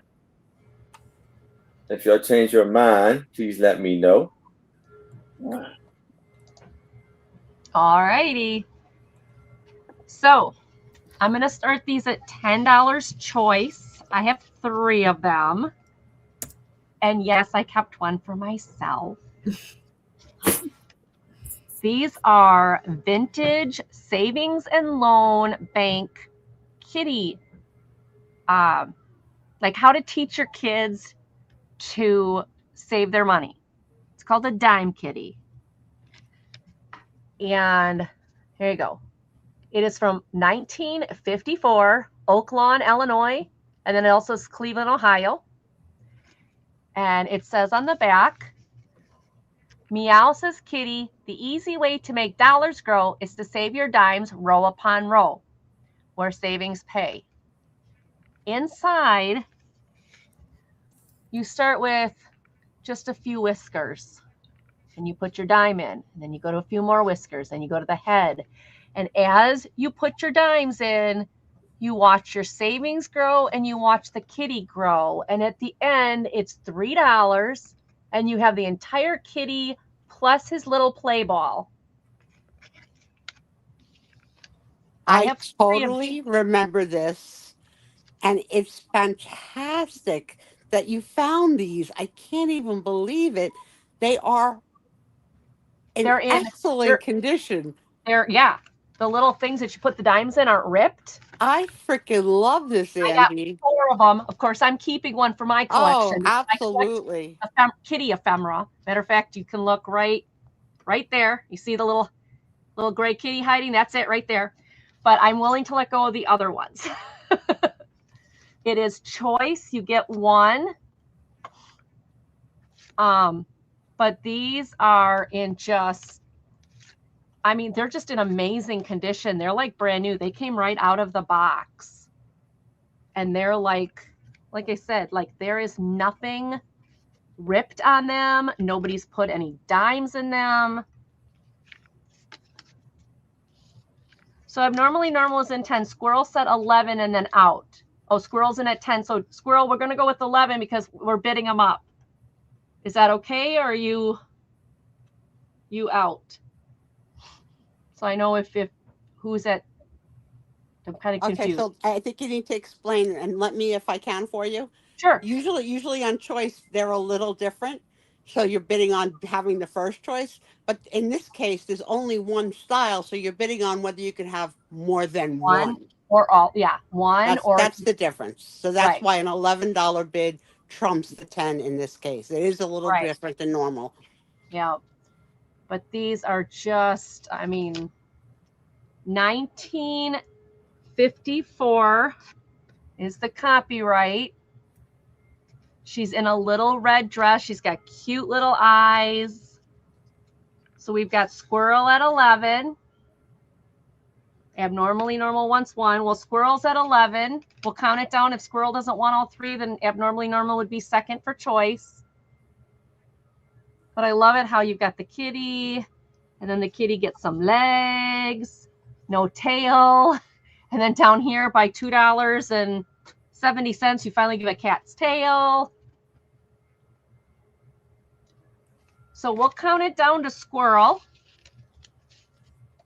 All right.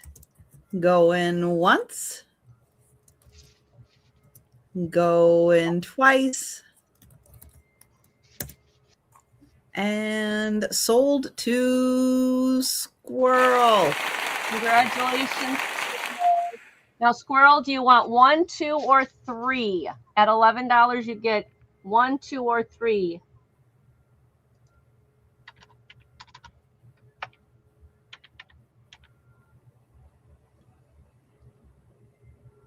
One, okay?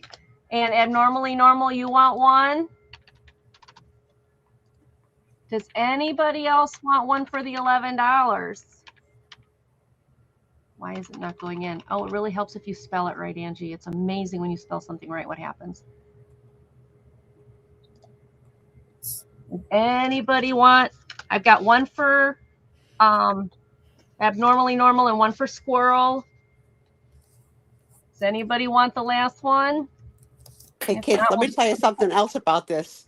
If coins are going to eventually go away, and they might, this is really going to be even a more valuable ephemera piece, because there won't be dimes to really find everywhere anymore. All right. Well, we've got 1 left here. I'm going to put it back here. If somebody wants it later, they can have it. But these 2 are sold. Thank you, ladies. The danger of you putting it back there is you're going to keep it. I can't argue that. Maybe I'll have 1 I put dimes in and 1 I won't. We'll see. I have a $10 start And this still has its plastic cover on it and the Wow. cardboard insert. It was never used. It's a Susan Branch recipe organizer. It has stickers. I think it has everything in here, but we'll take a closer look at it. But yeah, I just want you to know it still has the plastic liner on here. When you open it up, you have these recipe cards. Hi, Gina. Hi, Hey, Gina. And these have Oh, is that cute? their little design in the corner. And then there's little tomatoes on the back. And there's several of those. But there's also Gina. this style. Oh, Ginger would like one of the kitties. Oh, I think it's Gina. Or Gina, sorry, Gina. Okay, I'm just making sure I didn't miss somebody. Okay, No. gotcha. It's Friday. Hey, This one I has get you. cheese. And then, oh, I think there's, but then it goes through all the different styles. And oh, this is an envelope. And this is an envelope. Maybe That somebody kind can of- write on the recipe card and mail it into the person collecting the recipes or something. And there's also these larger sheets that have a variety. Gina's like, I've been called worse, Trisha. So you get a whole big variety of these papers at the beginning here. And there's a lot of them, and a lot of them back there. Then we have the stickers. You have alphabet stickers. You have really cool That is so cool. and more stickers.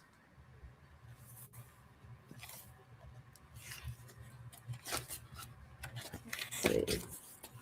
And more. These are actually like the punch outs. The die cuts. Yeah, cool. And then really nice recipe pages. Oh, that's cool. Oh, look at the chicken. Oh, and the envelopes match that flower border. How cool. So these you can put, and you can put a picture if you want to of the dish.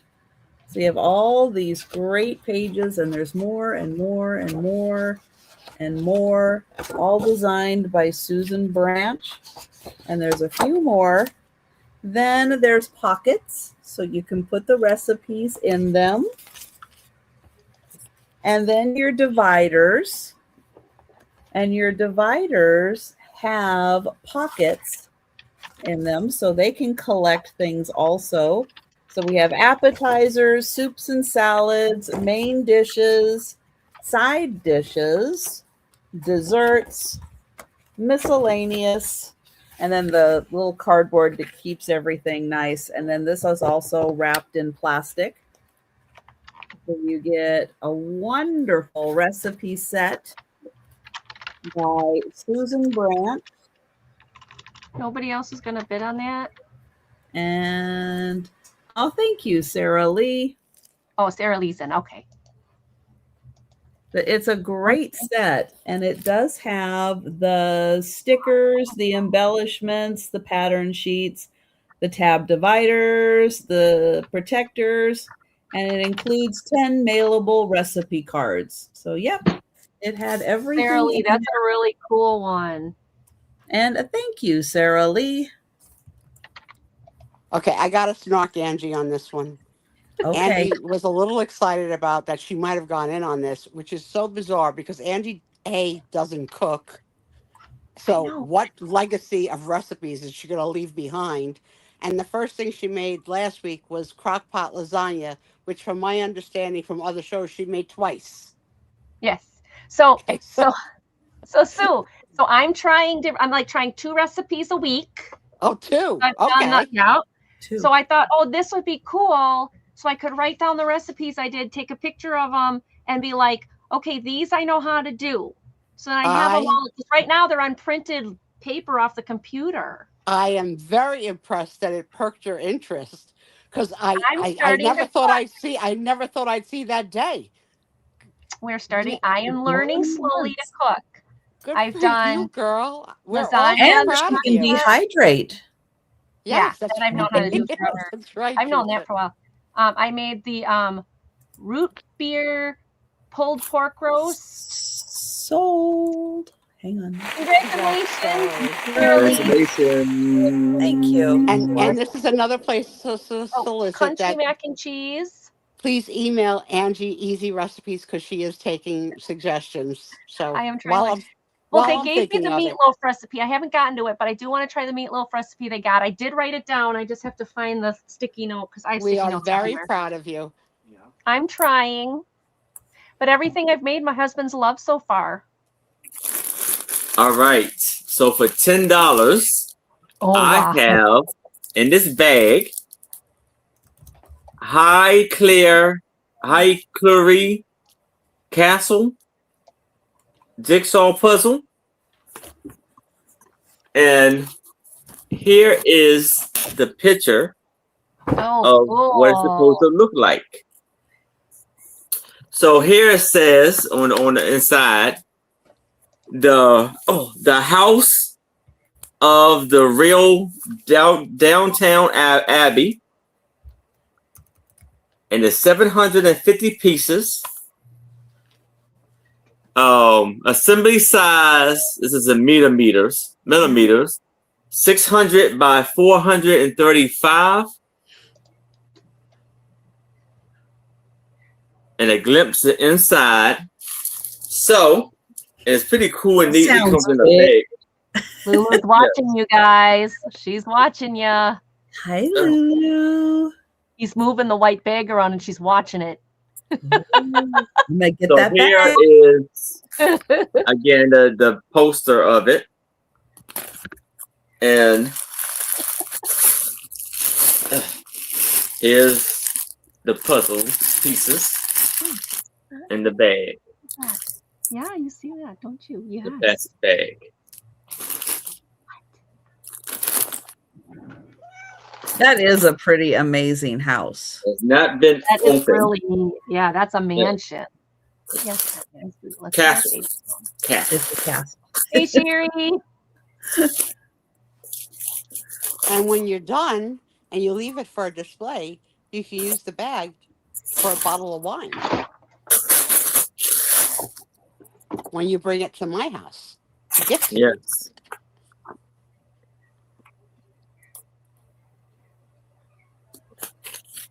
Thank you, Trisha. Got it. Oh, hi. What's that for? And it's made in the UK.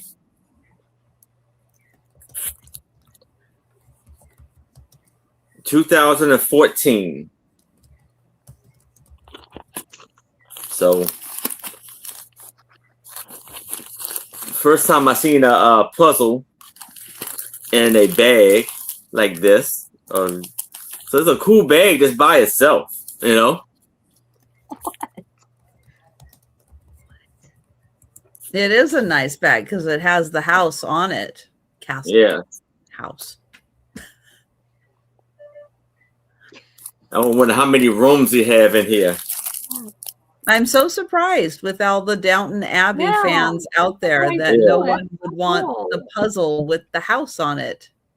Yeah. Yeah, I mean, that's a beautiful castle type thing. That's great.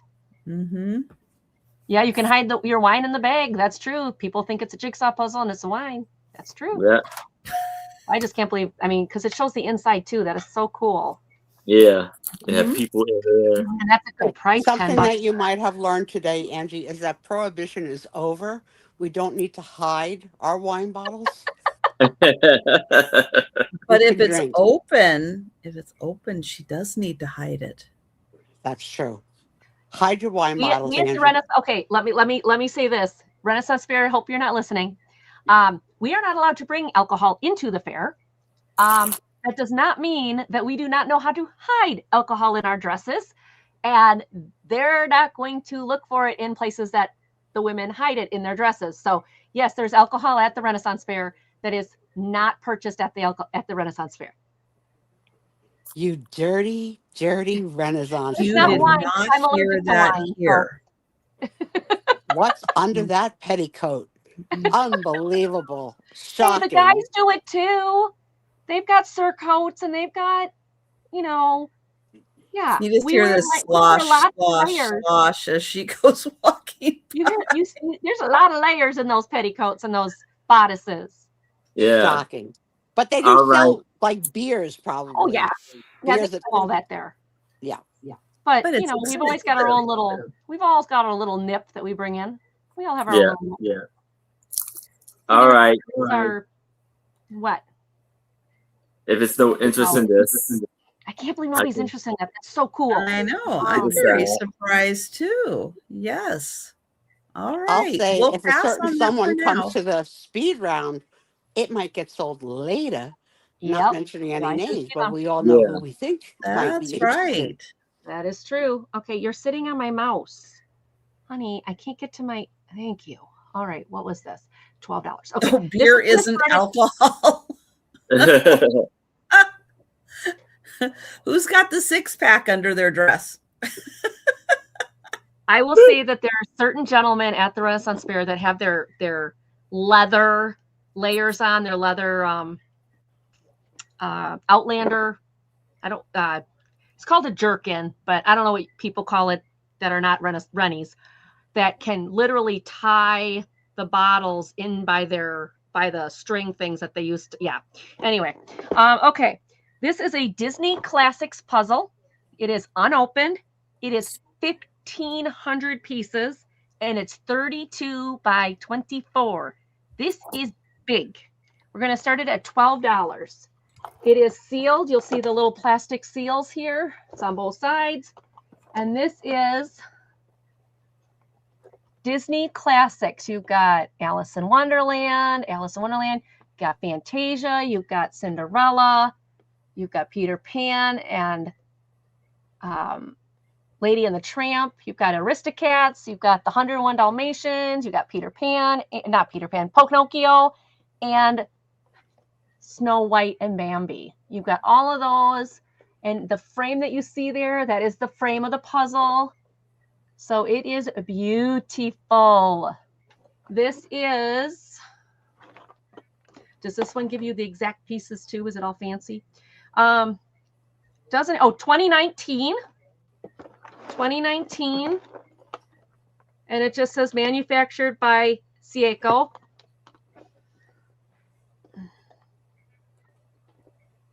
But this one is $12. This is sealed. It's part of a series. So it would make a great gift. If you know somebody who loves Disney, 1,500 pieces is going to keep them busy for a very long time. But it is so cool.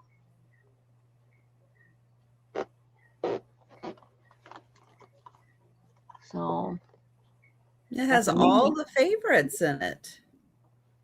yeah, and if you look, oh, there's Jungle Book, and like they've got little like barrels here and mushrooms here, and you've got Tinkerbell hiding in here. So like there's little like, if you look all the different corners, there's like little things everywhere. Dog bones here, teacup here.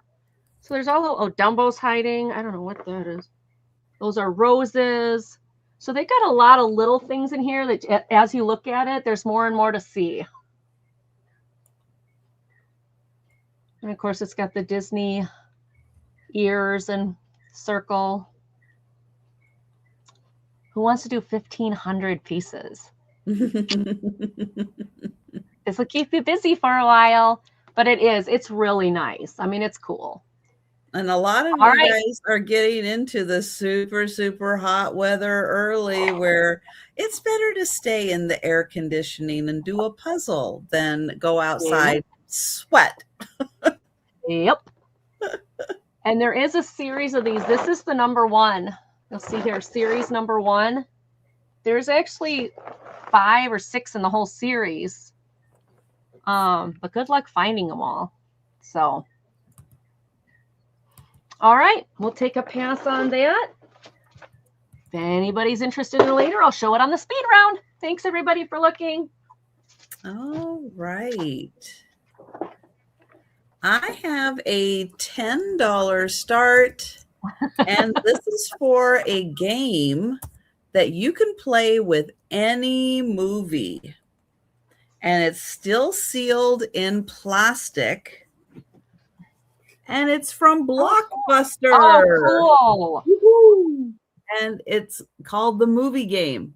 But it's still sealed in plastic, and it says that you can play with any movie, 2 to 6 players. And I love where it says, where does it say it? Oh, maybe it says it on the back. Suspense, action packed. Oh, come on. I didn't make up. Did I make up that it said it?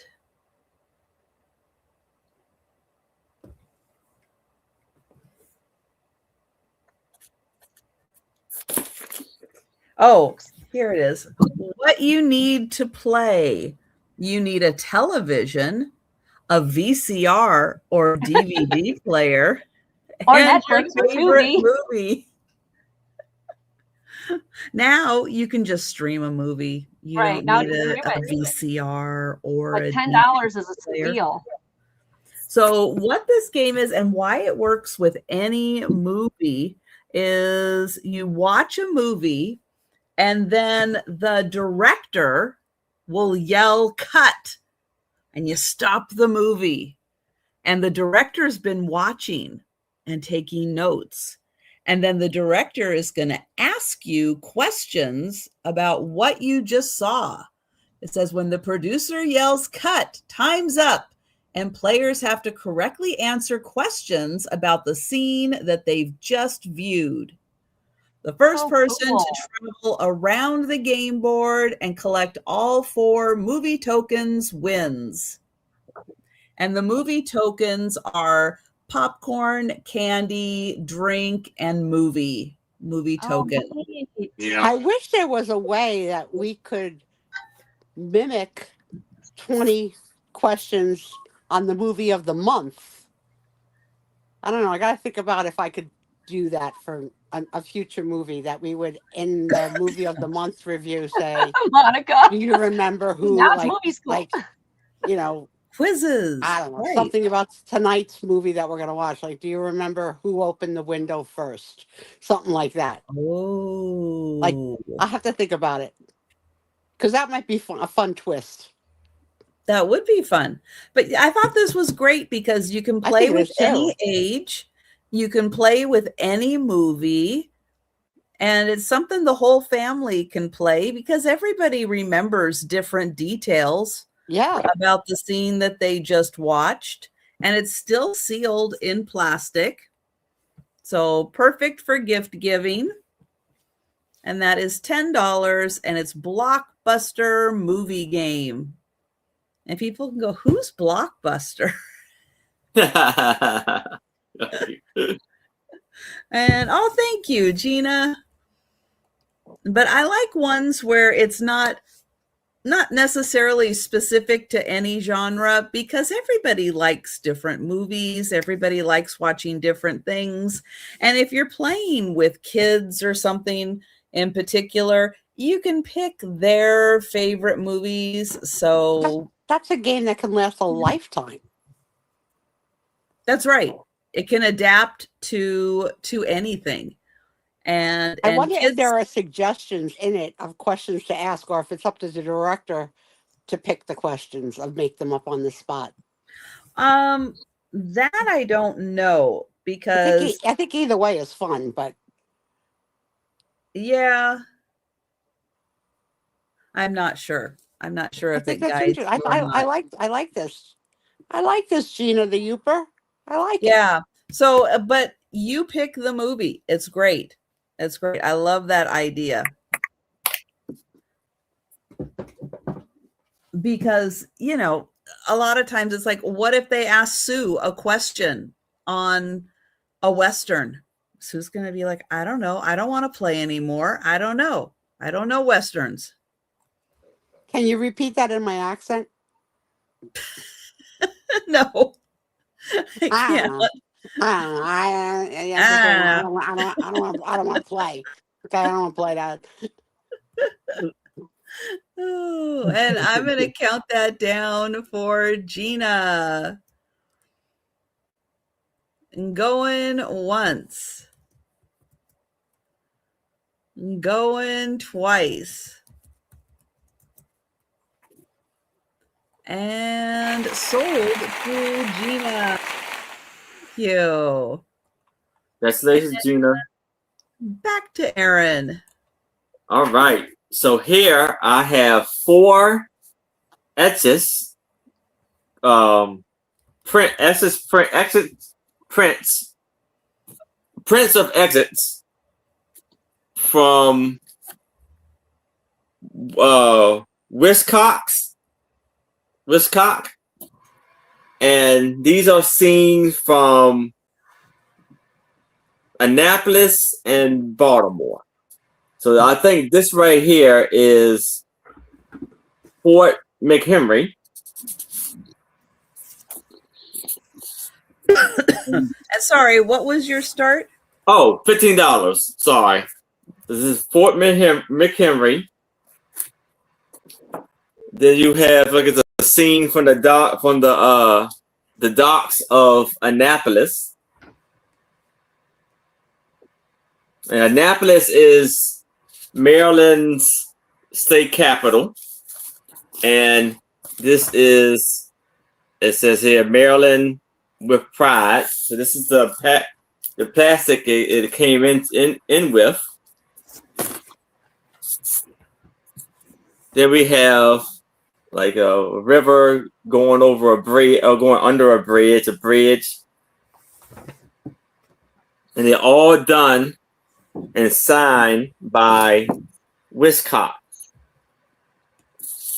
And then we have a sailboat on Annapolis River. You see the bank, river bank. The sign.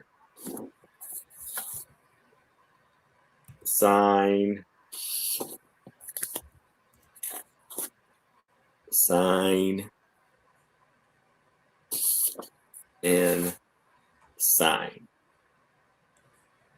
So Fort McHenry, the dock of Annapolis, and the bridge in Annapolis, and sailboat on the river of Annapolis. $15 for this lovely piece here. There's nothing that's on the back of these. And you get 4 pieces. So that's about what?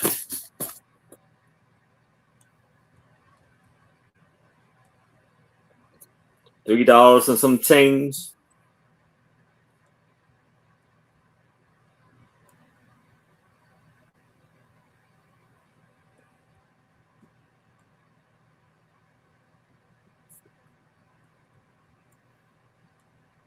Oh, really? That's cool. Sheila, Sherry. But if there's no interest in this, we can move it to the side. And if y'all change your mind, please let me know. All right. I brought Izzy down here. She's like, I want nothing to do with you, Mama. And then I brought her treats, and she's like, I don't want nothing to do with those either. And then she started sniffing them, and she's like, well, maybe I want a little bit of those. So now she's sitting here trying to decide if she wants the treats. All right, this next one. Oh, Izzy, what did you do? No, Izzy. Okay. Oh my goodness, Izzy, what did you just do? Okay, let me see if I can just at least find it. Okay, $10. This is going to start at $10. It is brand new. And no, Izzy. And she just totally messed up my like whole system here. It is brand new. It's 550 pieces. It's called The Villains. And it is from Disney. And it is, you can see the seals are on it. It's sealed. It is a 2019 puzzle. 18 by 24 when finished. The Disney Villains. So there's the whole puzzle when it's laid out like that. For those of you who love the Disney Villains, it also has a poster inside. What? I don't know. We're around you too. It also has the poster inside. I don't know what she was trying to do. Made by Sieco. It says called the Misleading Ladies is the name of the artist's picture. It's done by Tim Rogerson. So Tim Rogerson designed it. It's called Misleading Ladies. That's right. They're not bad. They're just drawn that way. Right. Yeah, I think the way that they're drawn is really interesting of the choice of how to do each of their chins to be like, witchy is very, very consistent throughout all of the evil villains. Yeah. Interesting. Angie, So, I'm surprised at this point in your life you don't speak cat, that you don't understand what your cat is saying because... Oh, a lot of times I do. I understand a little bit of it. Like Lulu always makes a certain sound when she wants water out of the sink instead of water out of a bowl. Yeah, Faye is a very good communicator. She has ways of telling me exactly what she wants. Joe just comes down and goes, ah! Yeah. And I'm supposed to know because he's screaming at me. That's right, Diane. That was a Jessica Rabbit reference. That scream was, remember when I had the white noise machine that did that? I loved it. Yes. All right. That was mine. I Thank you, can everybody, record Joe screaming at me and give that to you as a white noise for you to go to sleep by. I might like it. I might like it. That might work. You just might. Yeah, guys, don't underestimate Disney Villains. Those ladies are awesome, and that puzzle is fantastic. Very fun. For looking. And getting all the lady villains in one spot. Yep. That's gold. Yeah, I think that's a first because we always see the princesses and the princesses and the princesses. Right. But and the princess, or sometimes you get the villains, but you get the fellas in there too. Yeah, that was just cool. The ladies. Yes. All right. I have a puzzle too. Now this one has been opened,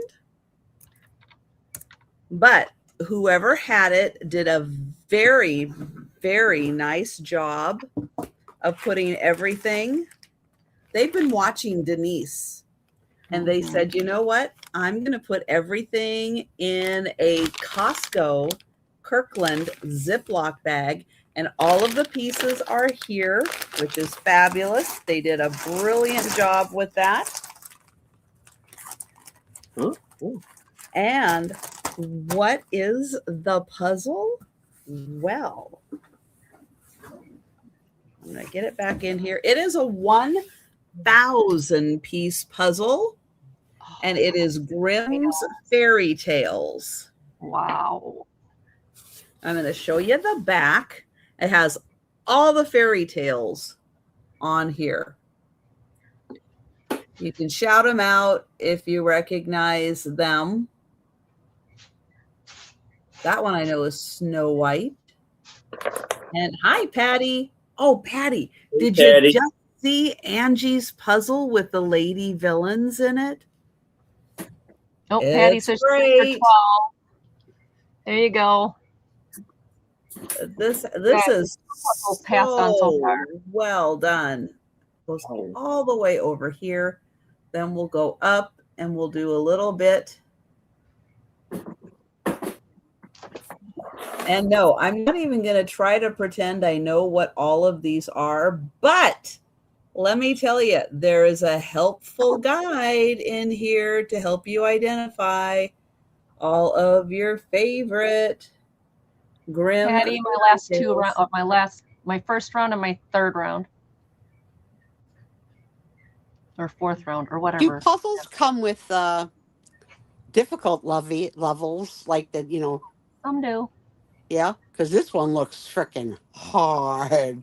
Yeah. The shadings of all the All different the greens. greens. Yeah, like Yeah, it that will looks definitely be a so challenge. hard. So Yeah. this one, why don't you show up? Just hold up which ones you have. Okay. This one, Disney Villains, 550 pieces. They are all brand new. This one was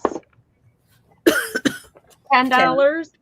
And then I had this 1,500 piece puzzle of all the movies, or the classic movies. It's a limit. What does it say? I don't know what this says. Wasn't this like a limited edition or something? No, that was the Dumbo one. But this one of all the movies, that one was 12. Those are the Disney ones I've had, or the puzzles I've had so far. Now on the back of this, because it gets you the poster too, but it tells you each one. Oh, sure. Oh, that's cool. Villains for 10. Okay. So the Frog Gotcha. Prince, and then what do we have? Briar Rose, the Thank you, Goose Patty. Girl, Little Red Cap, Wouldn't that be Little Red Riding Hood, though? the Brave Little Tailor, Town Musicians of Bremen, the Gold Goose. Ooh, Oh, geez. Godfather Death. I don't remember that one. I don't remember that one either.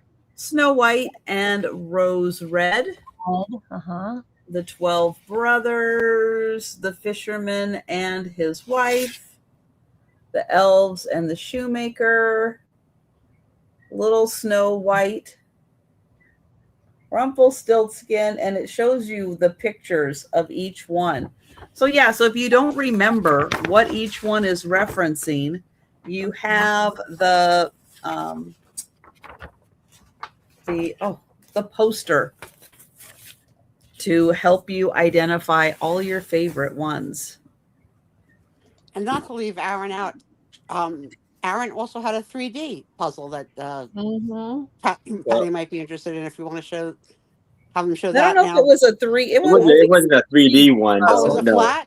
Oh, I thought it was a stand-up. Okay, my bad. Yeah, but it's the House of Downton Abbey that he has the puzzle of. And thank you, Patty. And I'll get you for that one. Congrats, Patty. And going once. And Aaron, why don't you get your puzzle really quick and show Patty when I flip over to you before you show your next item. Going All once, right. twice, and sold to Patty. Yes, Aaron. Patty, that's awesome. Flash me, Aaron. Here you go. So here is the high, clear castle. It's the Downton Abbey. Yeah. The home of the Downton Abbey. Downtown Abbey. Or the Downtown Abbey. It's not downtown, it's Downton. Oh, okay. And it's a 750 piece. They wish they were downtown, but they're not. This is how it looks. The lovely $10 for this. Yay! And it's sealed in the box. Patty, love it. So now I have what another my Jersey puzzle. girl likes. I know what she Another likes. puzzle. I have a sealed. Okay, thank you. This is for thank you, Patty. This is for $10, and this is Kodak color puzzle, 1,000 pieces, and it's at this beautiful house. As you can see, it's still factory sealed. And it's by the company is Rose Art. And this is year 2000. And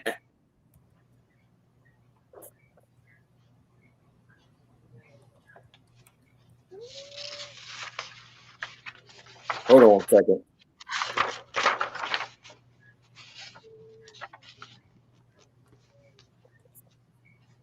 Oh, this is Somerset, England.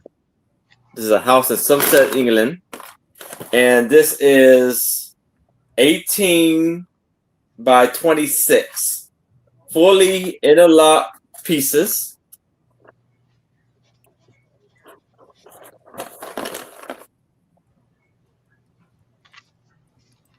And this is a very nice, beautiful house. Beautiful colors, because it's come from Kodak Color. So you know it's in this the image that pops out at you.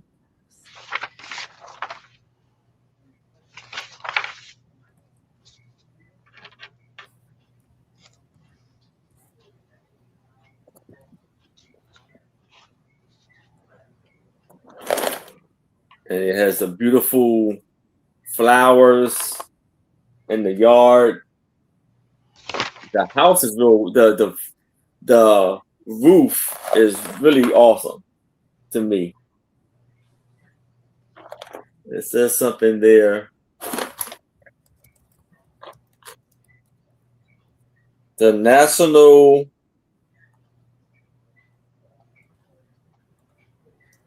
something. But that's the beautiful, amazing puzzle for $10. But if there's no interest in this, we can move it to the side.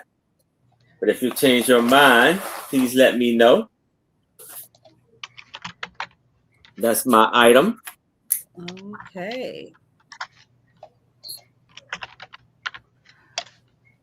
I was trying to type in the chat. I'll give up. Sherry, that's really sad. That makes me very sad for you. Poor puppy dog. You know me, I'm totally an animal lover. If I felt somebody was hurting one of the animals at the care place, I wouldn't even take it. Nope, you're done. Bye. Okay. Now, these. They are going to start at $8 choice. And they are not what you think they are. They are not little cereal boxes that you take camping with you and open them up. No, they are, read carefully, Practical Joker cereal. So it's called Tricks. Okay. And it's, instead of General Mills, it's General Corny, and it's by Pops. Oh. So when you open inside of here, you can tell this is new because it's still got the styrofoam in it. But when you go inside of here, there is all of these wacky package cards, and they are literally new. So what are wacky package cards? This is Crunch or Crutch soda, orange soda. Toupee Ramon, Noggins for Noodles. Clunky instead of Chunky. So they're all little spiffs. All little spiff, you know, like spin-offs or jokes. Like puns on the products. Yeah, those are good. Irish strings. So they are numbered. There's a series of them. This is not all the series. So this box has some of the series. You get another box that has some of the series, and you collect all the boxes and you get the entire series of cards. So they won't, like if you see 47 and 48 on these, but then like you've got 14, 4, 7. So, but some of them, like this one, get it instead of Facebook, Fish Book. Oh, Sue would Really, never Angie? be on that. Really, Angie? No, that would work. Zero memory sweetener. So they're, spoofs. That's what they are, Patty. So you get this pack in here. These are all stickers. Some of them will have puzzle pieces on the back to create. Some of them have funny advertisements. Jelly Bully. So there's different advertisements on the back. There's different puzzle pieces on the back. So that's the Tricks one. We'll put that one in here. The next one there is Captain Crud. live pirate inside. And It says help. yeah. Even tastes cruddy in milk. Captain Crud. Come on. This one does not have the styrofoam, but all the cards are there. Oh, that's the back sides, the advertisements. A lot of these have advertisements on the back of them. But there's your Captain Crud.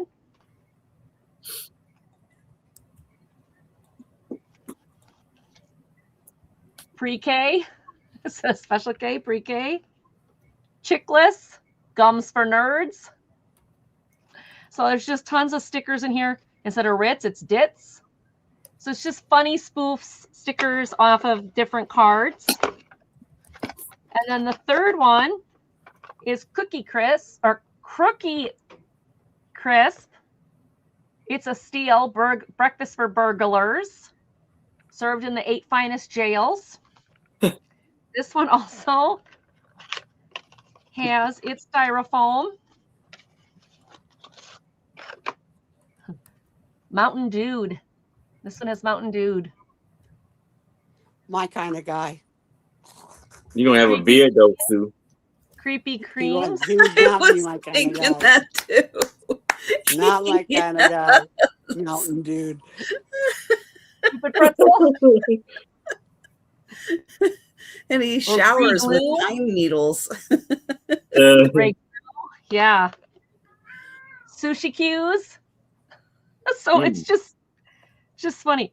Snore instead of snossages, it's snorages. Doggies, the snack doggies dream of. Then you got Irish strings again in this one. Molten salt. So just full of spoof cards again.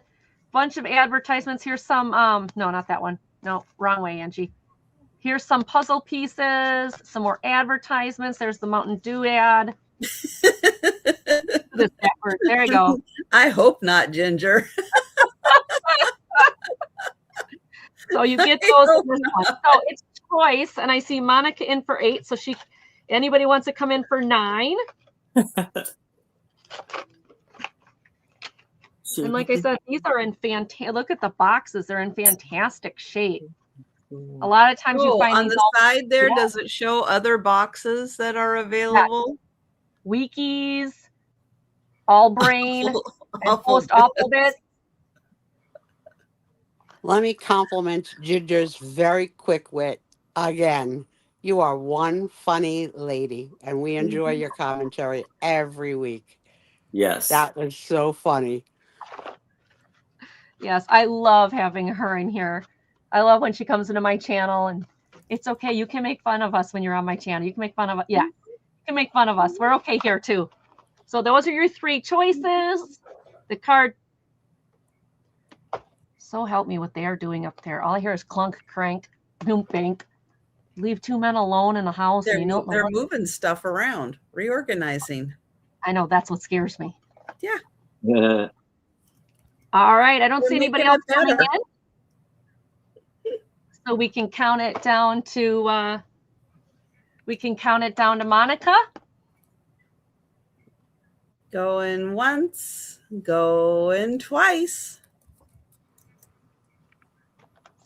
And sold.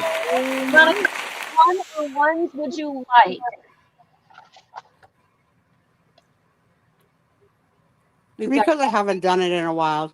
Congratulations, Monica. Monica.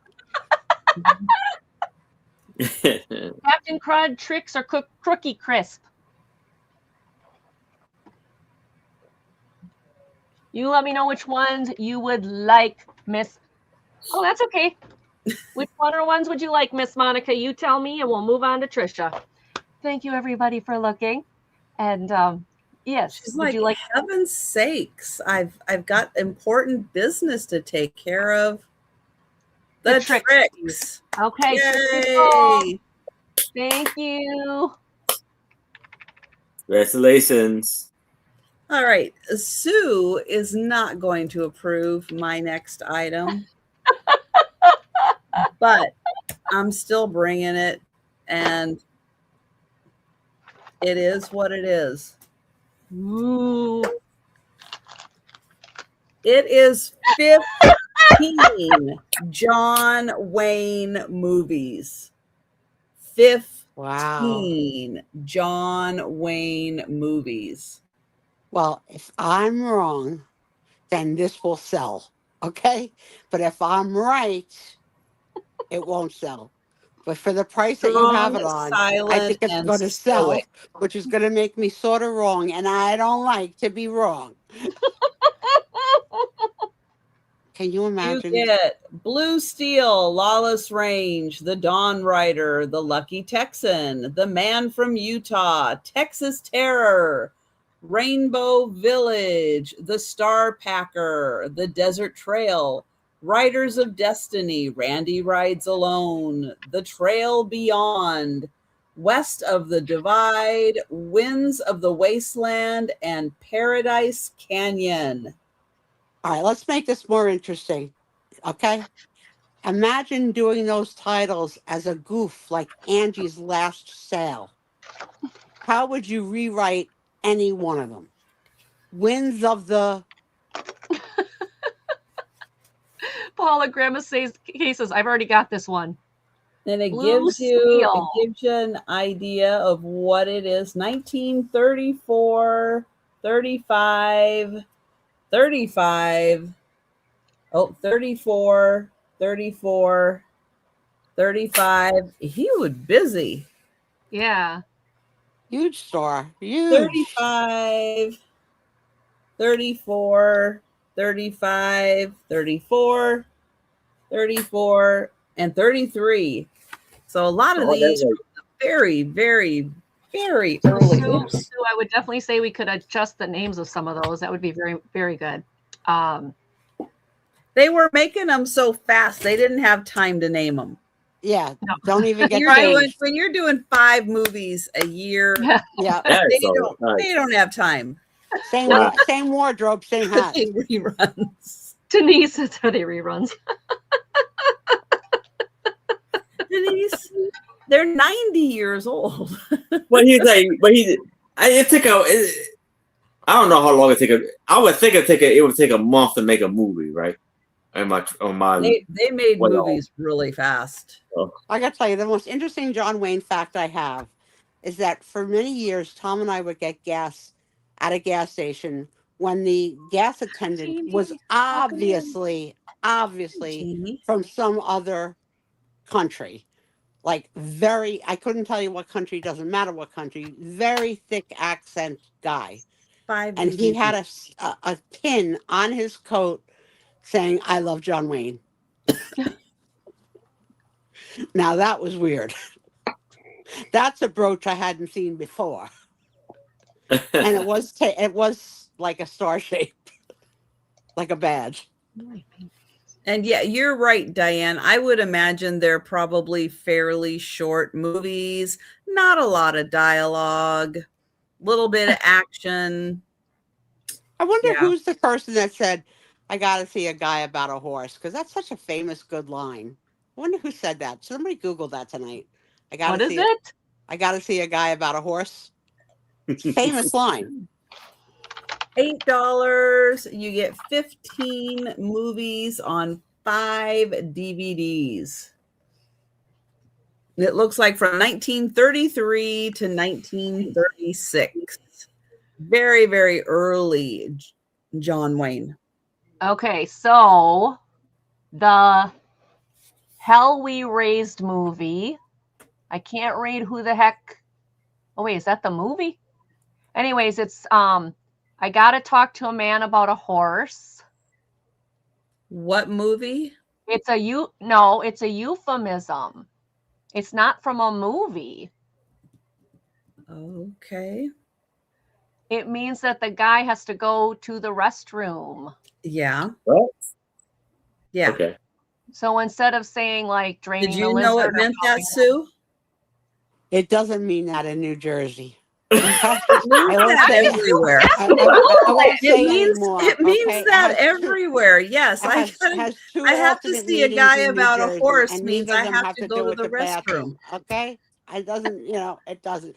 think, you know, I just You Googled know, it. the White Jersey horse. Shore is in another, I don't know. Oh, the two ways that is used in New Jersey An is universe. you have bored the crap out of me and I'm leaving this conversation. So I will just say, I got to see a guy about a horse, like, so I could go. And the yeah, other go. way Like, is, I gotta go. no, but not go poopsies or popsies. No, no poppy seed droppings. And the other way is in reference to the scene from, It's a of number course. 1. It's not a number 2. How do you know? Is it defined? Yes. It's like draining the lizard. Have you ever heard that one? Yes. Draining the what? Lizard. I heard that one. Yeah. Okay. I don't know what you kids call it in the Midwest, but there ain't nobody in Jersey calling that apparatus a lizard. Okay? Oh man. Okay. We have now had the great continental divide. You people This horse is are just going. really not so. Okay? Just saying. A Trisha's lizard. lost all control. She's ready. And they would never say, I got to see a guy about a lizard, because that would really be very kinky. They only say that in Florida. Hmm. Yes, when they're dropping out of the trees. Yeah. But we digress. I can't believe that none of you were bold enough to buy this DVD. All of you want to put a Western in my watch list, but not one of you souls No, thought no, $8 was too high for a no. 5-set DVD of the #1 guy in Westerns of all time, Mr. Okay, John Wayne. but who was it? Now I gotta go back and find it. Supposed to be reimbursement, not a charge. Who was it? Oh, Grandma Paula Kay said I'd buy it, but I already have this one. Grandma Paula, what part of the world do you live in? That's what I want to know. It's got to be part of the continental divide. It's got to be. Okay. Denise says that the young guys in the hospital would always say they have to drain the lizard. Yeah, I heard of that. See, I'm not the only one who's heard that. Here's what All I'm worried right. about. When they said to Denise, can you help me drain my lizard? Then No. I'd be like, oh, she's a nurse. She's a nurse. Dying. Nurse. This is why Denise goes for rocks and not for pets. All right. All right. Aaron, would you like to try and sell something with all my Yes. interruptions? Denise, that's the other one. Yes. I'm Good gonna luck, help. Aaron. All right. So I have for $8, I have a 7x5x2 jury music box of this beautiful picture of this lady holding her baby and her daughter by her side. And the daughter has an umbrella. You see how beautiful it is. It's amazing. And like I said, it is a music box. And you open it up. This is how it looks on inside. And it has a beautiful song playing.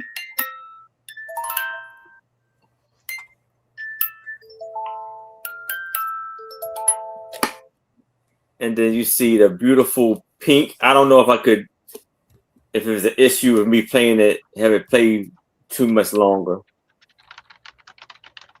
But there's a little issue. It closes. It's kind of like it's all off whack a little bit. You see how it's kind of off centered.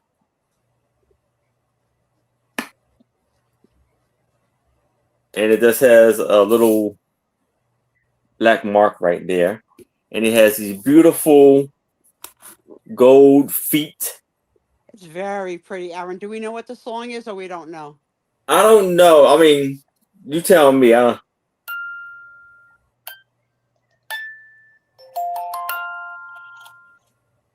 was going to go Frere Jacques, but I don't think so. Hold on.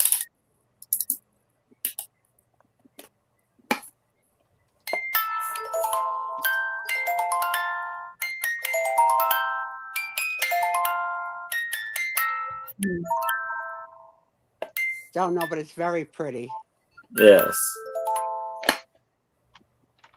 And you close it up and it stops because it has a little button right there or knob. A beautiful wood.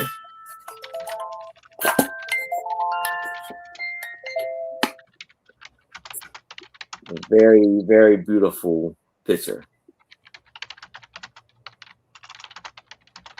Denise, I love your typo better than your real sentence. They're both good. The mold man. love. The mold man. Oh, I love it. The ice cream man. You always come here for a giggle on a Friday night because we're just silly. Ginger said, I ran outside thinking I heard the ice cream man. Very beautiful color. And I love that she also mistyped bedpan because I don't know if they said bread pan The or bread whether she pan? mistyped it. Because either one is acceptable. Right? What are the mold men doing with bread pans?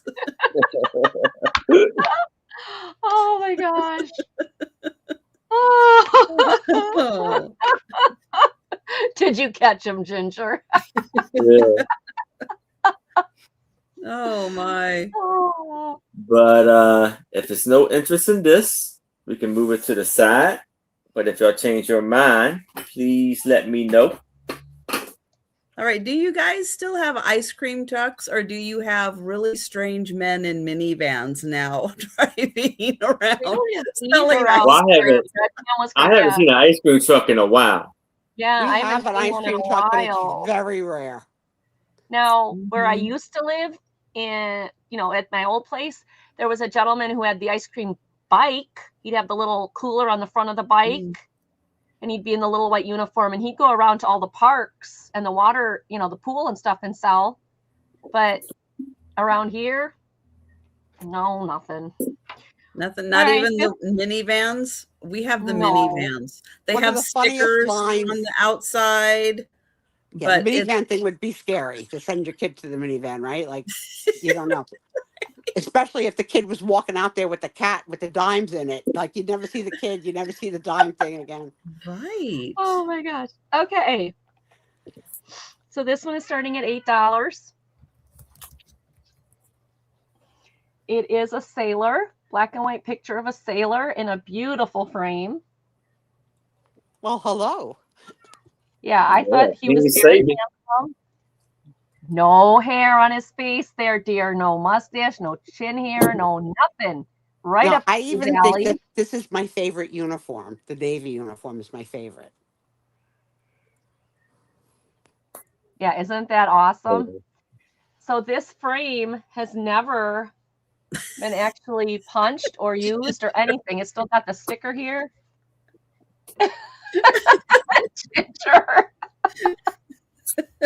I'm gonna have to pass on that. Okay.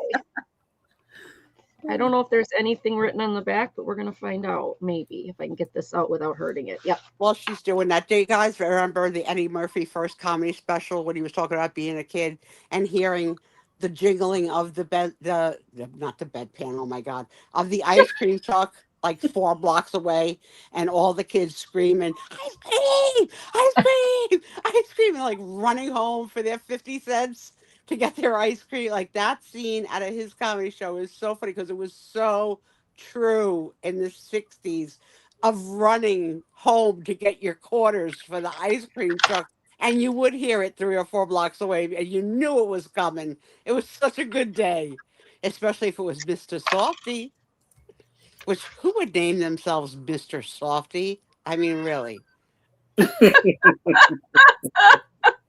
This picture is 7x5. It has the studio out of California for the address on the back. And it just slides right into the bottom of this, into this beautiful frame. What's nice with the frame is, like I said, it really hasn't been used much.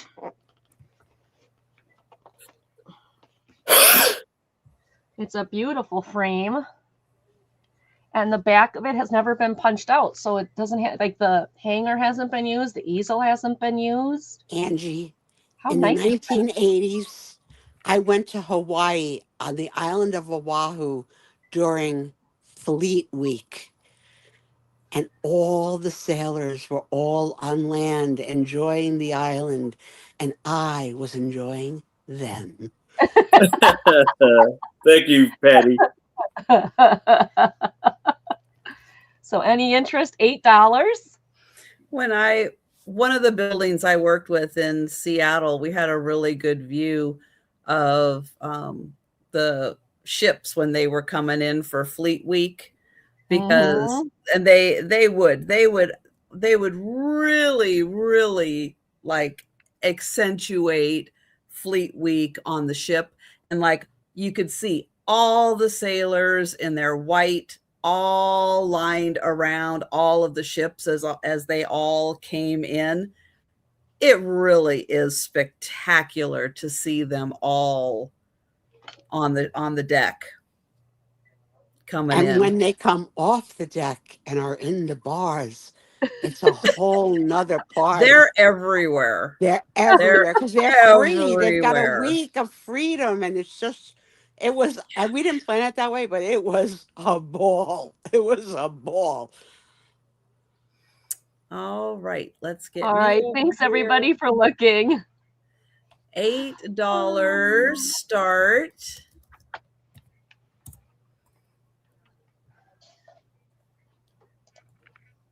There we go. All right, $8 start. And this is a book of medieval costumes in England and France of the 13th, 14th, and 15th centuries.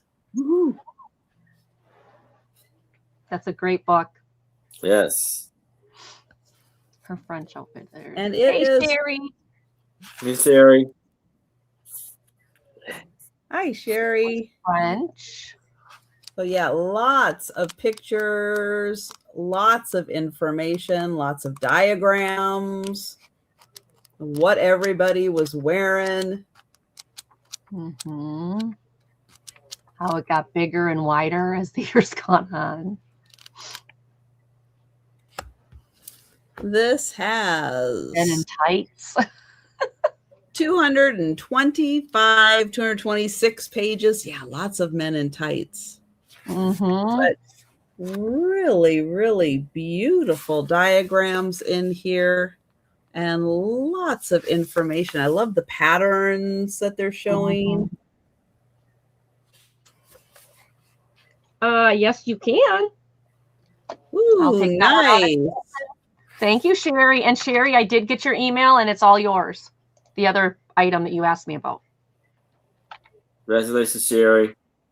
It's yours, Sherry. I gotcha.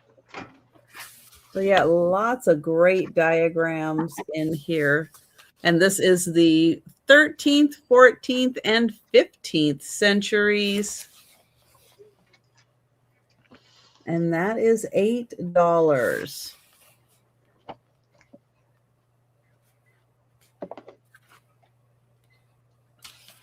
Ooh, and having to balance things on your head. Yikes. Amen, Denise. I hope I never see my husband in tights. That would freak the crap out of me. Some more fancy headdresses. When we set up Steve's Renaissance outfit, first thing we both said to the tailor was, no tights. Oh, look at those hats. There's the kind I have, that one right there.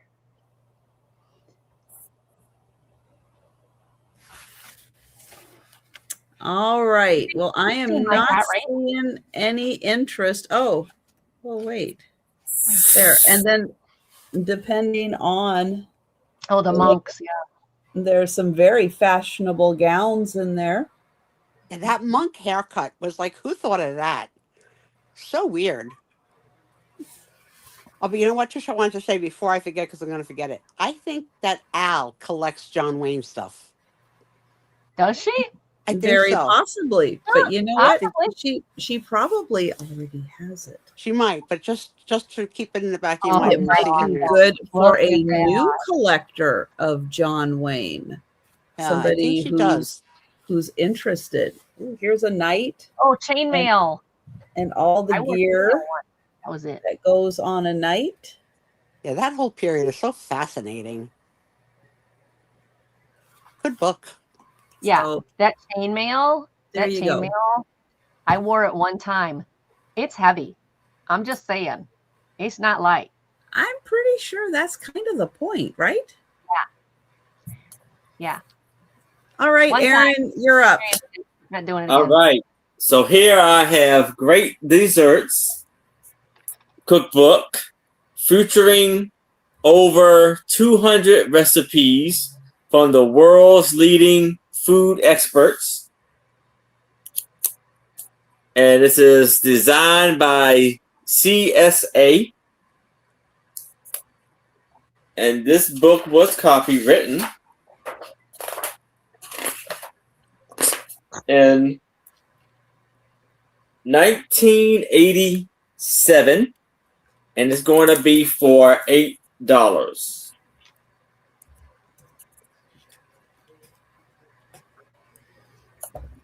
So you have this hazelnut success.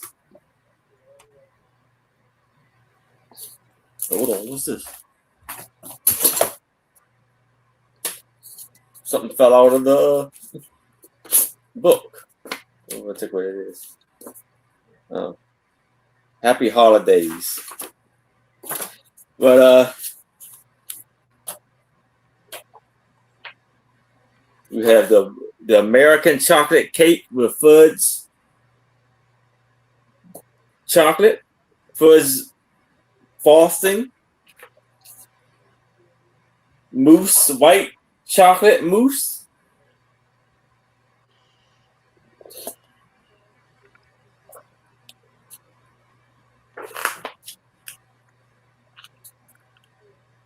three-layer celebration cake with apricot glaze,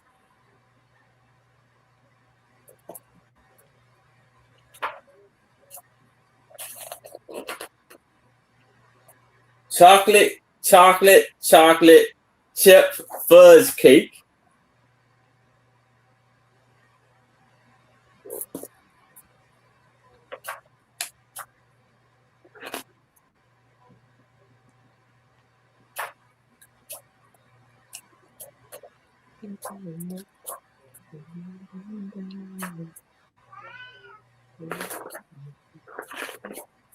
What is the title of the book? Can you show the front really quick? Great Desserts. Great Desserts. And it has strawberry and peach pie,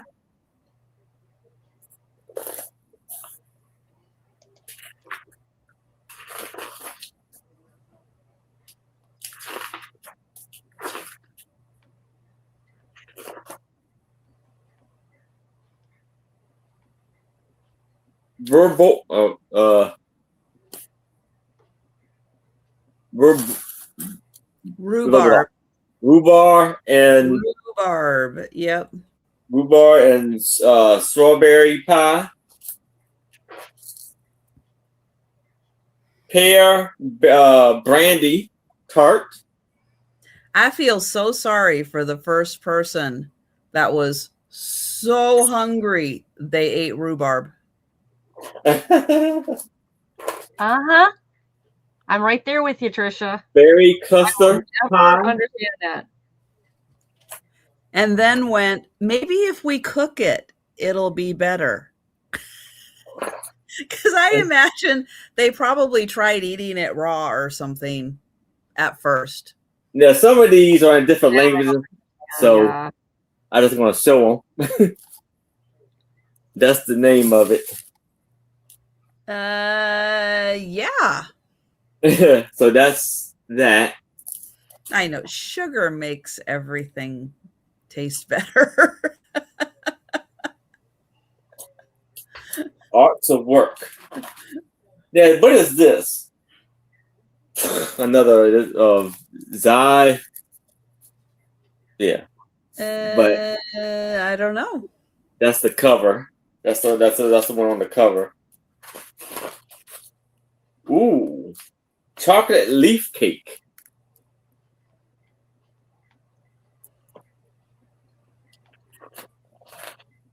And then we have another one. But it's a beautiful piece, beautiful thing. So, one more for y'all that maybe I can pronounce. Brownie pie. And this book has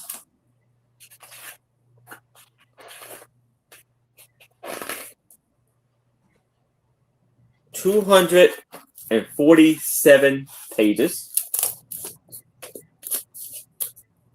And that's the back. And this is how it looks without the dust cover. And we can do, if we need to see a 9 or better, if anybody else is interested. But if there's no other bids, we can do the countdown for Becky.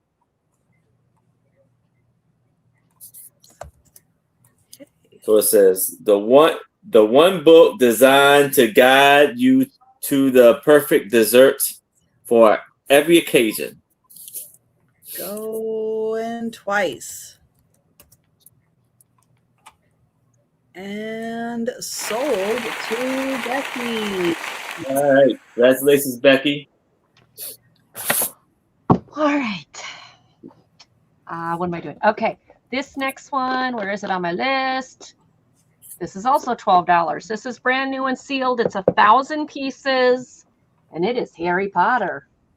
It is all the crests. This is 1,000 pieces, and it is 12 inches by 36 inches. This is a nice long one. It's the back. 12 by 36 inches. It's made by Aquarius. So give me a, let's see here,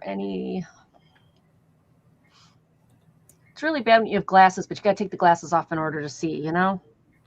It's like, what? I wish they'd fix my stigmatism.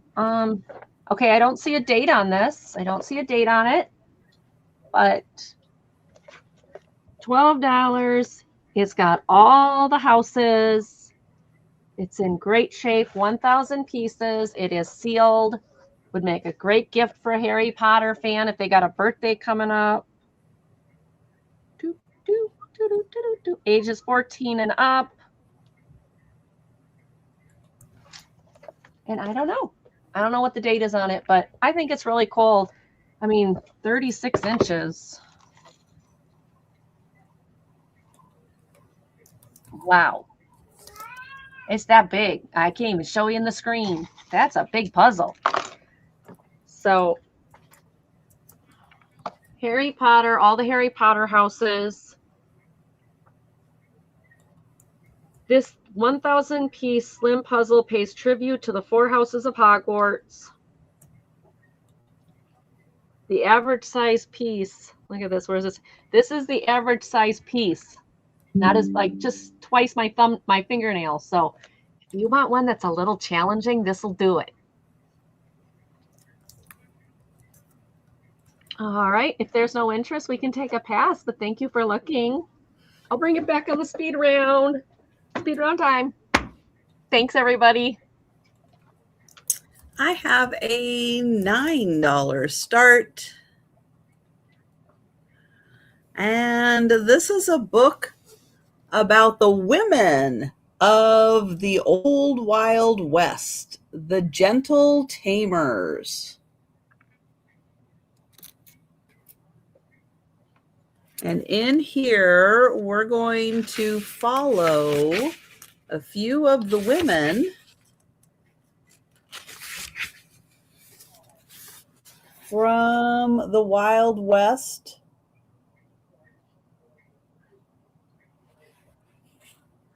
Each one gets a not horribly long chapter.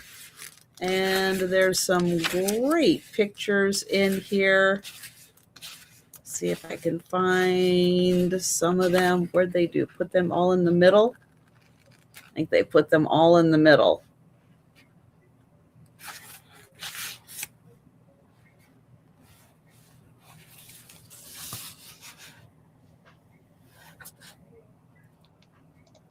So let's see. She's Josephine Meeker, and she was captured in 1878,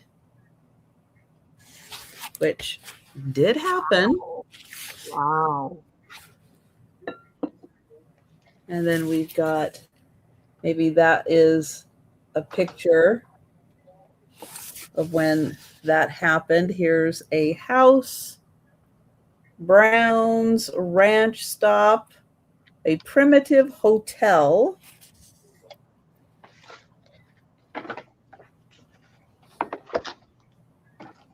It looks like, let's see. Oh, they must have been the ladies. Let's see. At 13, oh, she was a member of the Donner Party at the age of 13. Wow.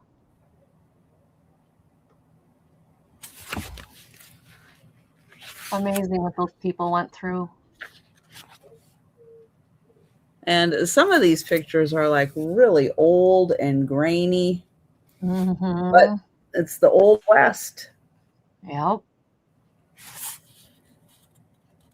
I'll be right back. I'm going to go get some tea. I don't have EP here to serve me, so I got to do it myself. Here is square dancing.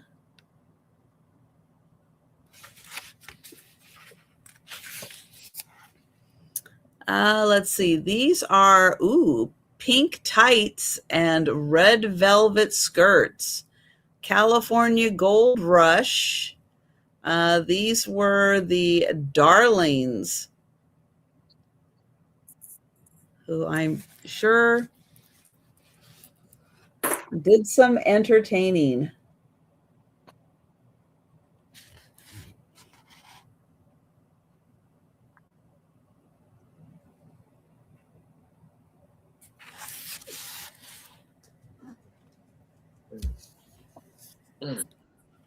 You gonna come over and say hi? Come here. Hey, come here. Come here and say hi. Oh, almost. Almost. Here she is. Hey, Faye. You had to look quick. You had to look quick. Let's see. She flocked to see her sensational horseback ride.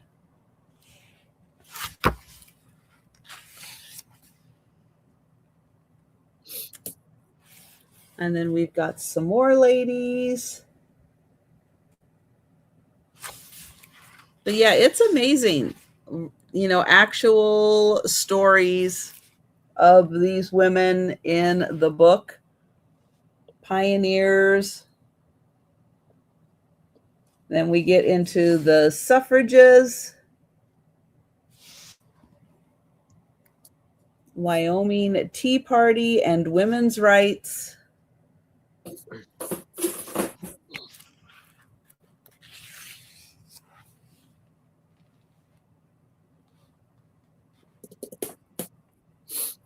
And then the ladies in rebellion.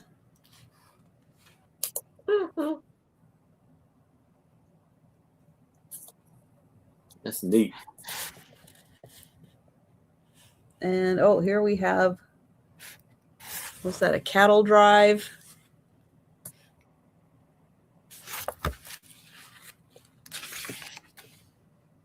Let's see. And Frontier School Marms.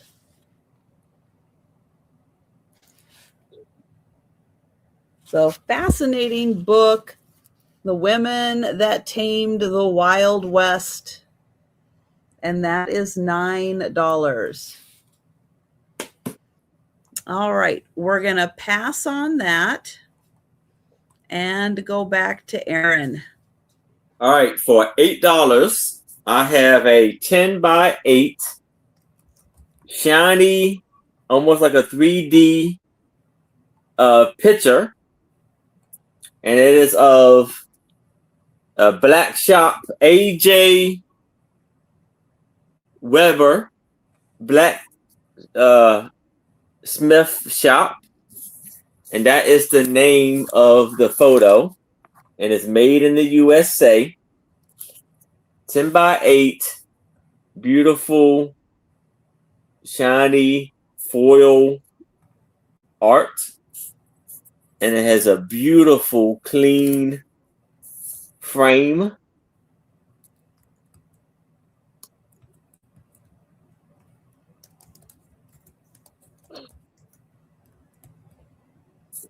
So you have a little boy. So you see the one man in there. He is working on a horseshoe for the horse. And you see the little boy sitting there watching him.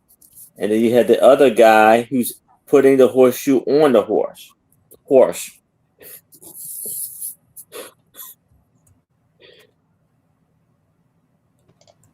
I heard ya. Hey, Karen. Hey, Karen. And then you have the little carrot right there.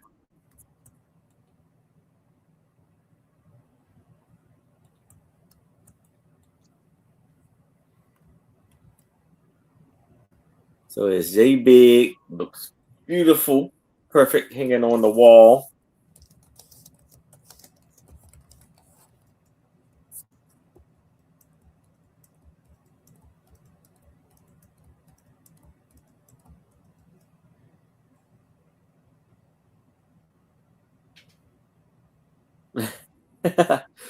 Yeah, I just love how it almost. Yeah, you see the leaves change.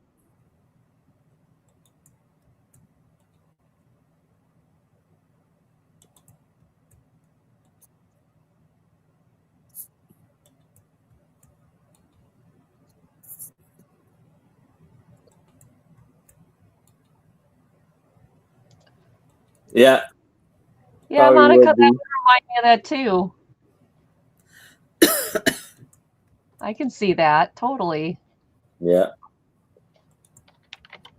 But if there's no interest in this, we can move it to the side.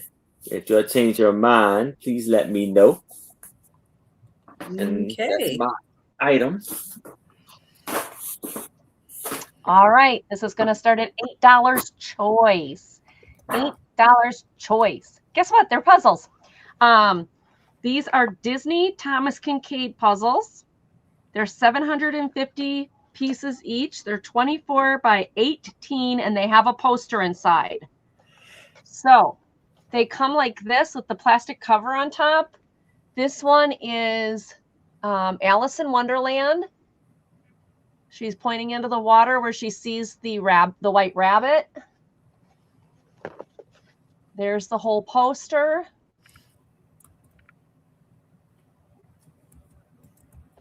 And it is sealed with the stickers. The other one is Mickey and Minnie. You can see the Thomas Kincaid house in the back. They're giving smooches. Again, these come with the puzzles. Here's the entire one. So you've got Alice in Wonderland or Mickey and Minnie smooches. These are 2016. And they're from Seiko. Sorry, Seiko. But those are the two choices. I see Sherry in at 8. Thank you, Sherry. But aren't they cute? Let's see if I can get them to focus. Yeah, it doesn't want to focus. Why don't you want to focus? Let's try to get that to focus. There we go. There's the one. You got Thomas Kincaid house out back in the back there with them by the flowers. And then this one, it's still not focused. Doo-doo-doo. So it's Alice in Wonderland. Come on, why won't you focus? Alice in Wonderland. Who's the little one down here? Oh, it's the blue caterpillar. Oh, and the tiger lilies have the face, or the little flowers have the faces. There you go. Now it's the blue, and then there's the queen. So if you look through here, there's Tweedledum and Tweedledummer. So as you look through this, you'll see more and more the Mad Hatter's Tea Party. You'll see more and more of the different pieces from it. Okay, I have two puzzle questions that you may or may not know. Why do you think they're making such a big fuss over promoting that the box is a new box?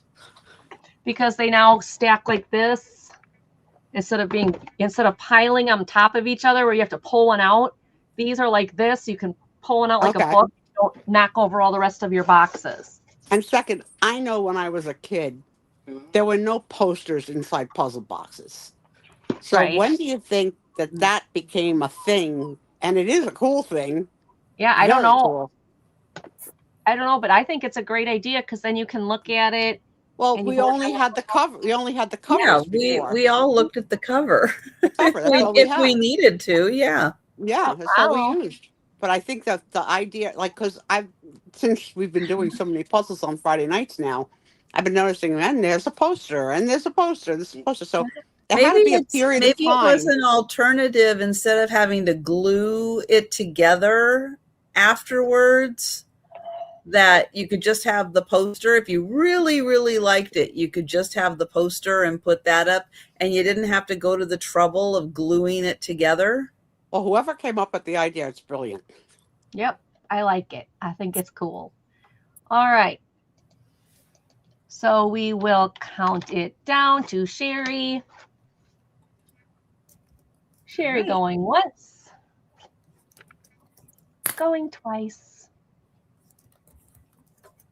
And sold, sold, sold, sold. Sherry, which one or ones would you like?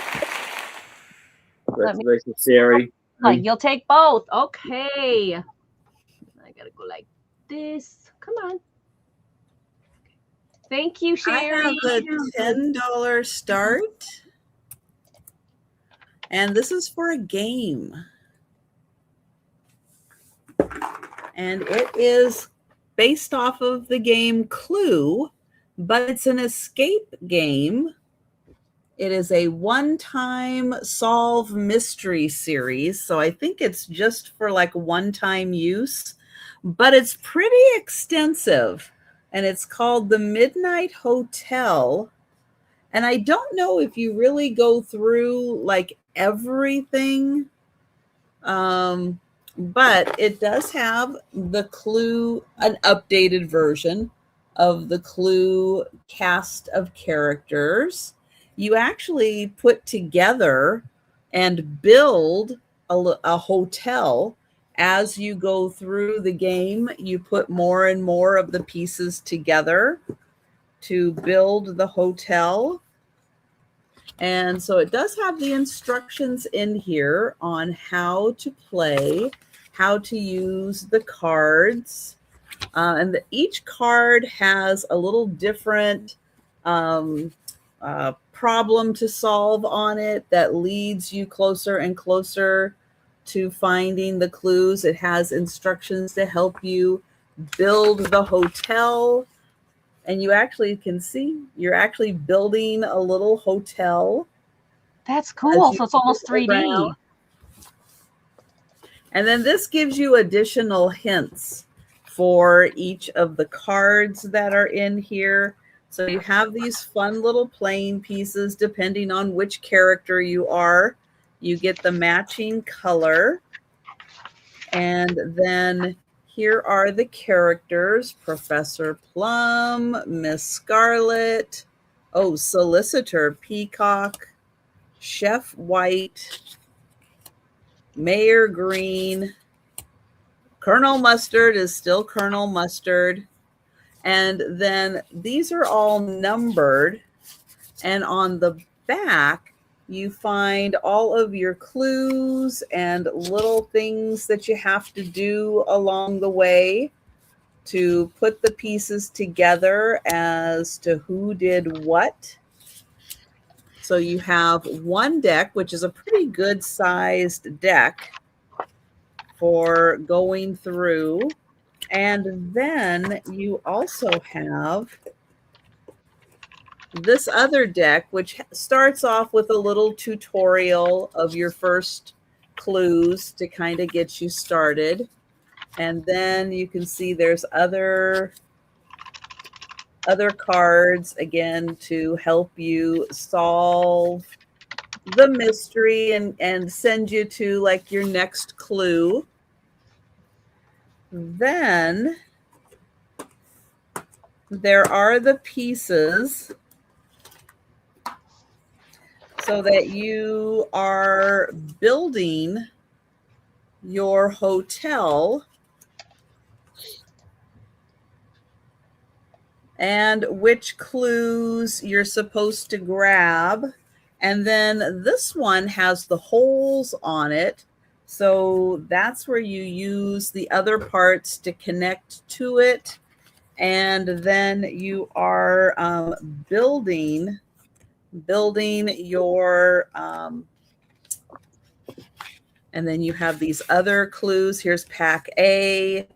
And so these are like the sides to building the hotel. So really cool stuff. And then each one kind of gives you the rooms like you expect to find in Clue. Mm-hmm. So you're still kind of playing Clue. It's just more of like an escape room style playing instead of That's cool. and then there's the top, the helicopter pad, the roof. And then you have your solution in here. So kind of a fun, different take on the Clue game. So play it more as an escape room instead of as a board game. And it all comes in here. Under here are all of your building pieces.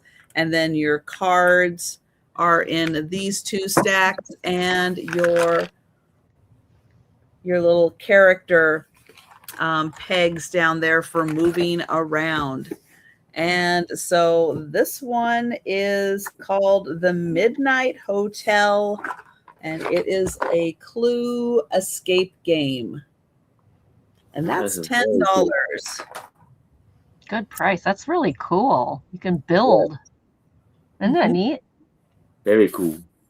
Yeah, like that. Okay. So here I have a puzzle. It's a 1,000-piece puzzle, and it is still sealed in the plastic.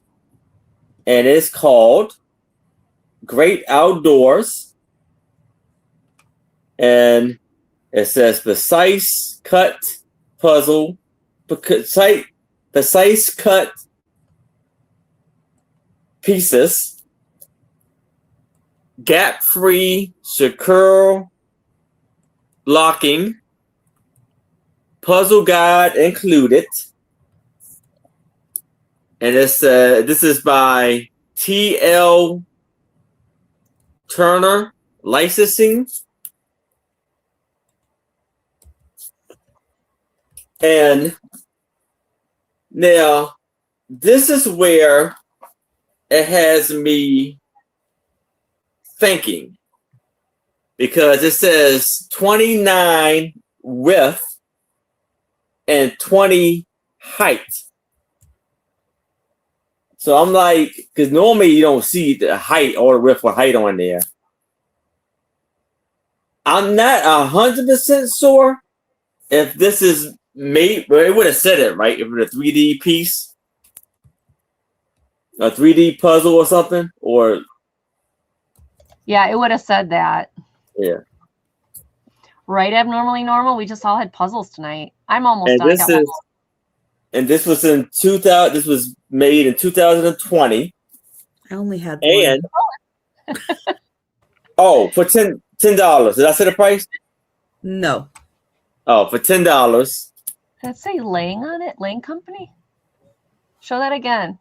The what your finger's on. Oh, it is a Lang Company out of Waukesha, Wisconsin. Hey, Yeah. Lang I was about to say Wisconsin was on there. Yep, I graduated in Waukesha. That's how you pronounce that. And just look at the beautiful picture of the Cool. lake. Of the lake and just the mountains and beautiful trees. And look how clear the water is. So this is a large puzzle art guide and included.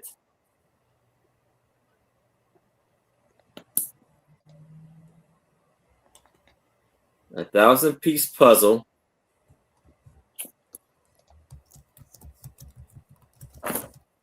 And it says these are the actual puzzle size.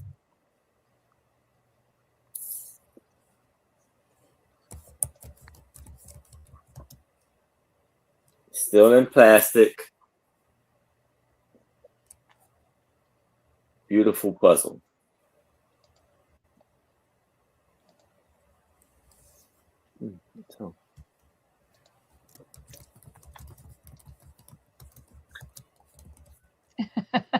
Right, Monica? It's picture night, that's for sure. Yeah. But if it's no interest in this, we can move it to the side. And let me know if you change your mind. All right. Let them know if you change your mind, you guys. What's next, Lulu? Yeah, Lulu, you want to sell the next one since it's kind of about cats? If you haven't hit that thumbs up down there, please go do it. Give Trisha thumbs up. All right. This one is a $4 start. And what they did was they took this coloring book and this coloring book and they put them together and they called it Creative Creatures. The only creatures in here are owls and cats. They took the owl book and the cat book and they smooshed them together. I don't know why, but it is new. There is nothing colored in it. And there's some really cool pictures in here. So it is by Creative Haven and there's no date on it, but so you got your owls.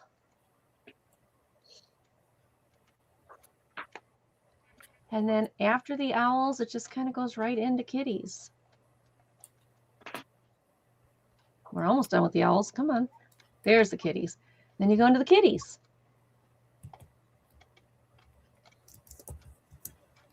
So you get two. I love this one. You get the king of kitties and you get the queen of kitties. I love that one.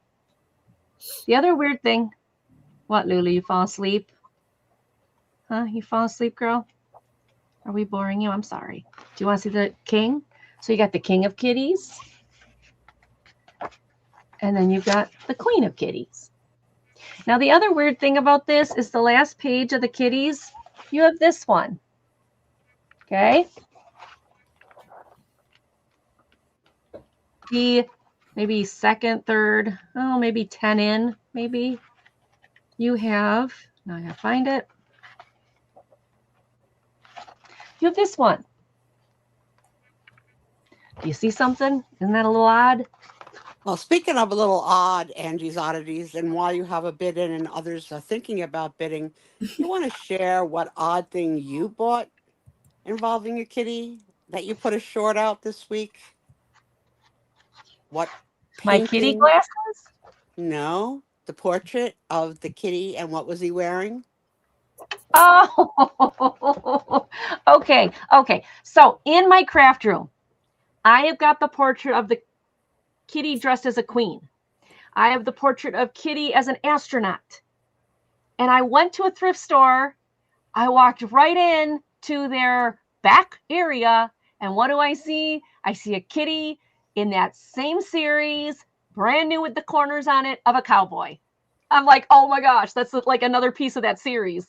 She found a kitty in a cowboy hat. It's a kitty in a cowboy suit. And she bought it. She bought it. Oh, she bought it. Why? How could I Why not? wouldn't you? It was $5. Do you want to? You don't even want to know what I paid for Kitty in the queen dress and Kitty as the astronaut. Okay, this is like the third. There's like 6 of these, Mhm. and you can't get them anymore. Sue can tell you why it was discounted. Oh, yeah, I know. Sue knows. But yeah, when you showed these kitty pictures right now, it just made me remember what you said in your short this week. It's like, and Yeah. that's just like what she just bought. Yeah. So So now I'm Diane is gonna onto put. something. Diane is onto something. Paint these, sell these, because there's a sucker born every minute that'll buy it for at least $5. But I'm gonna put the Kitty cowboy up with the other ones. And then maybe I should do a short of that to show you the other pictures on the wall because you might recognize the other kitties on the wall. Okay, I'll be on the lookout for that short. Thank Okay, you. because I took not all. I took 6 of my kitties and I put them in gowns, and they're all queens and kings and duchesses and knights and all of that of my Yeah, cats. I'm gonna want to see that. Yeah, I figured. I told you I'm odd. I love these kind of things. They are weird for me. Okay, let's count it down to abnormally normal because she's probably sitting there going, okay, people, shut up. Give me my book.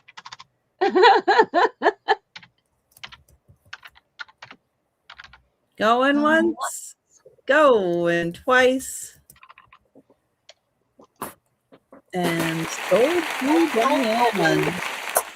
Thank you, Diane. This one's going to you. Congratulations, Diane. Oh, come on, computer. Yes, I did the same thing for my friend's dog. I took a picture of my friend's dog and I transposed it with he's in a little a king's outfit. Yeah, it's really cute. Had it printed on canvas, so it looks like a painting. It's really cute. $8 choice. Choice number 1 is for the coffee lover. And you. Coffee gives me superpowers. That's my husband. Book I can't number wait 2. to have a cup of hot coffee. I can't wait. Ice cream social. Is that like how to make ice cream? Yes. Oh. Yes, this is all about making ice cream, all different kinds of ice cream and fruity ice cream and everything. Everything with ice cream and fruit. I think there's a lot of fruit purees, frozen fruit purees. But you know, we're getting, and some people are already in that time of year where it's hot outside. Not here, but although today I did go outside without a coat on. I did.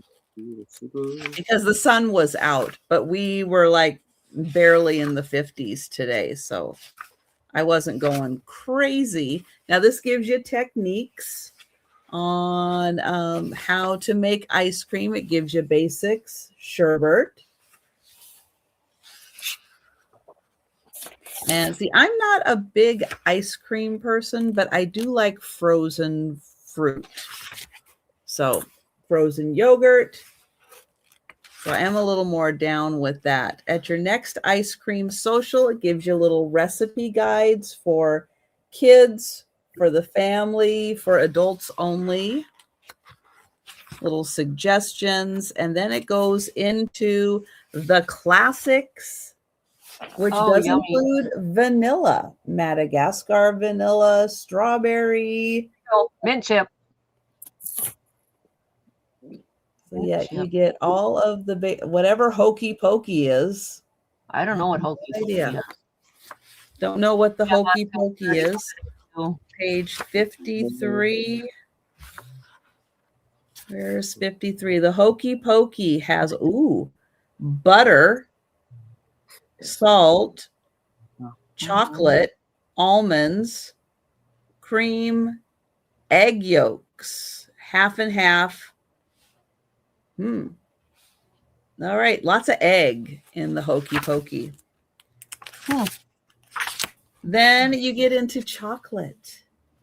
And it's all about the chocolate. Ooh, yummy. Yeah.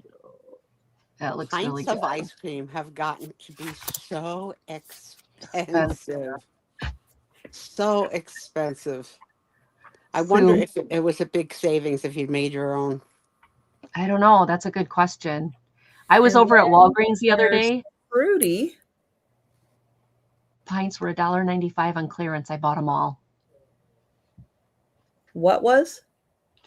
They had Snickers, Twix, and Butterfingers, the little pint What is it?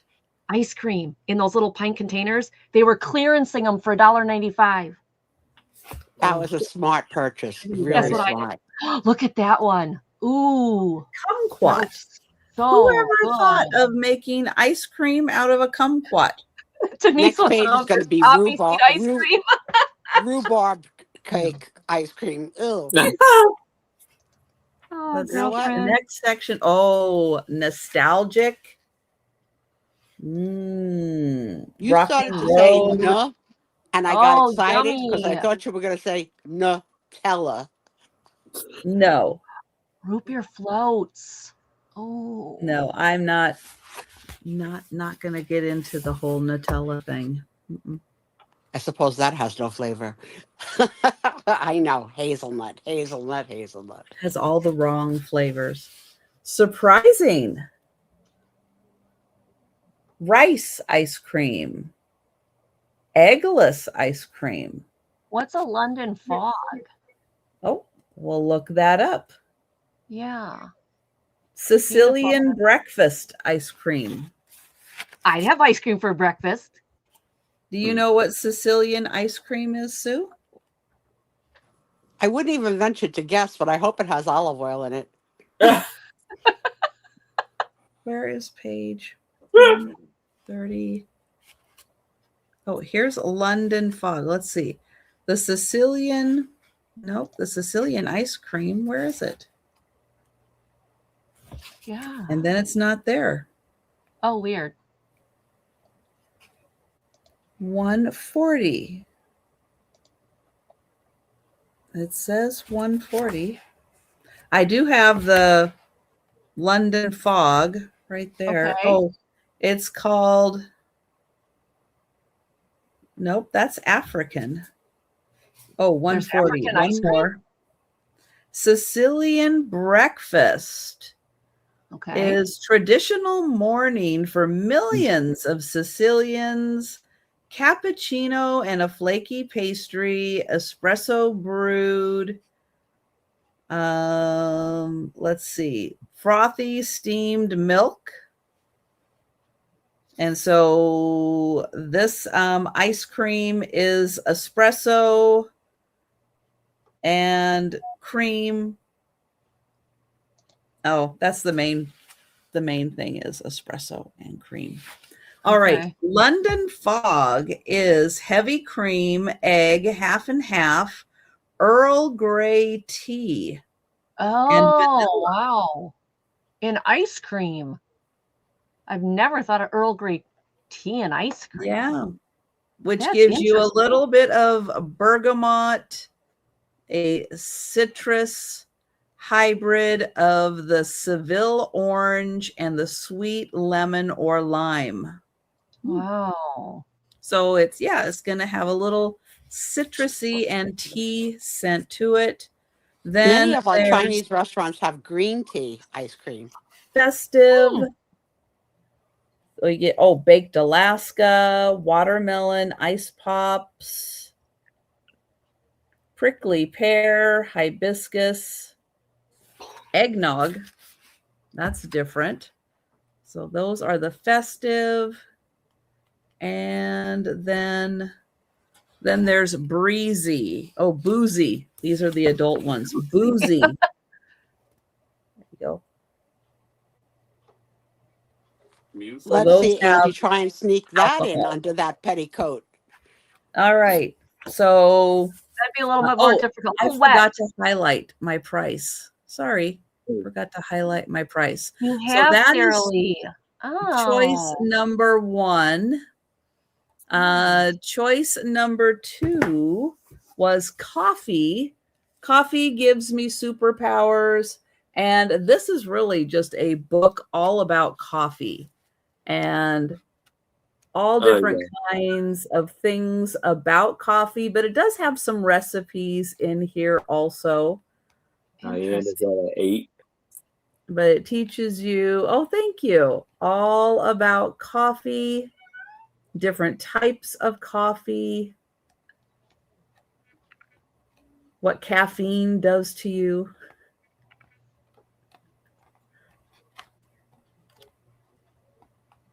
And the different, cappuccino, latte, all that good kind of stuff. So it is all fun book about coffee. Let's see. I'll pick a page. What page, Sue?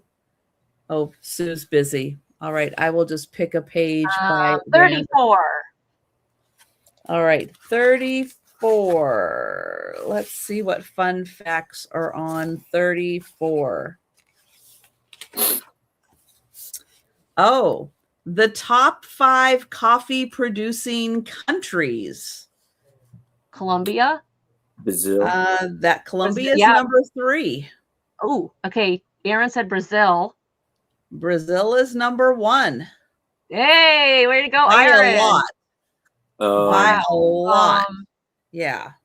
Nicaragua. I can never say it right. But, nope. Would you think somewhere in like South America, right, Aaron? Like, yeah. I'll give you a hint.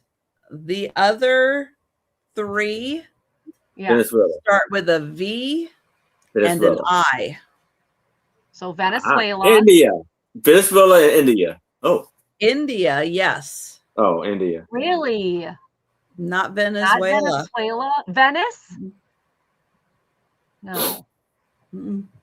Not Venice, not Venezuela. Nope. We have Brazil, Vietnam, Colombia, Indonesia, and India. Wow. Yeah, but Brazil by a lot. Yeah. And look, the one that drinks the most is USA on the next page. Yeah. How come I'm not surprised? The importers. Top 5 coffee importers. Yes, US, but who was number 2? The Brits. Who was UK? number 2 for coffee importers? Canada. Nope. Asia? Or I guess you want more than a continent, though. I mean, Asia's kind of a continent. Is it Asia? No. Iceland? I have no idea. That was Sue's. Oh, Sarah Lee says Iceland. Yeah, no. No, you were better off thinking of Sue. Italy. Italy's number 3. Ooh. But number 2 is Germany. Germany. Wow. So the importers, US, Germany, Italy, France, and Japan. Yeah. So fun facts about coffee. And thank you, Diane. We'll count that down. Cool. Good job, Paris. Going once. Okay. Going twice. Oops. Okay. There we go. And sold to Diane. Congratulations, Diane. Would you like coffee or ice cream? Or ice cream you can make with coffee. Okay, yes. Hi. Okay, yes. And Jan, this is not Millie. This is Phoebe Paganini. Ice cream. Woo, thank you. And if anybody would like the coffee book, just let me know. And we'll go to Aaron. All right. So here I have a cookbook by Bobby Flay. Oh, Bobby Flay's cookbook. Bold American Food. And If there's an index, Aaron, can you look up poppy seeds? okay. Yeah. What's This was your start copywritten. price, Aaron? $10.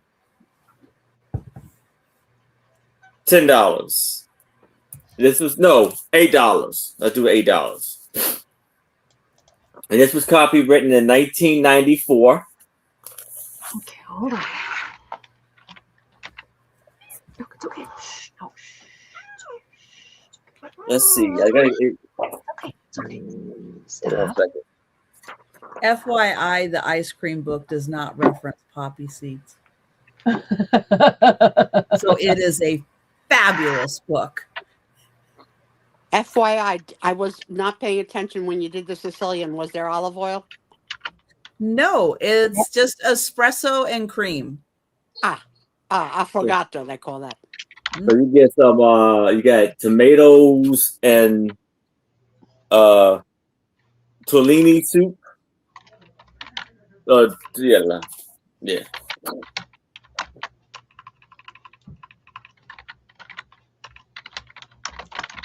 So you got tamales and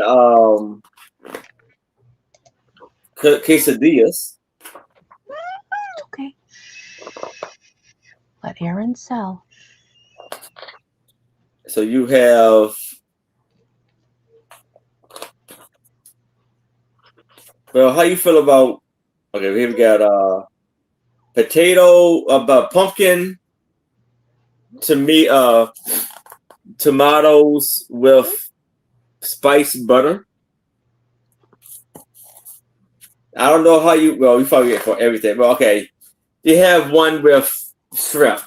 I don't know how you feel about shrimp, Sue. All seafood or just fish? I eat shrimp, but Okay. I'm allergic to it, so I carry an EpiPen. Oh, okay.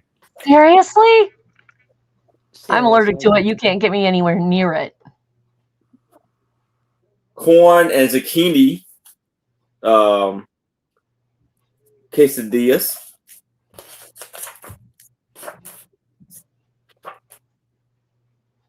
There we got salad, bread, corn, fried chicken salad.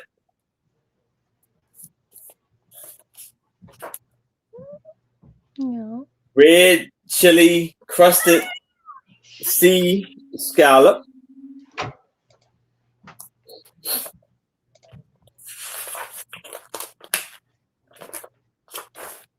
Here we have sauces and relish. You got the corn and tomato sauce. Okay. So we go into seafood. Now, Sue, you may want to cover your ears and eyes. Are you ready? Thank you Oh for the no. warning. What is Bobby Flay gonna do to a fish? Red, red pepper crusted tuna steak.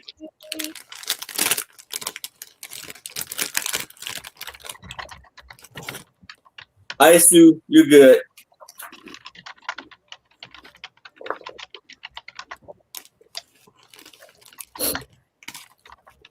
Patty Rose used to go to New York City to get fried green tomato appetizers from Bobby's restaurant. Wow.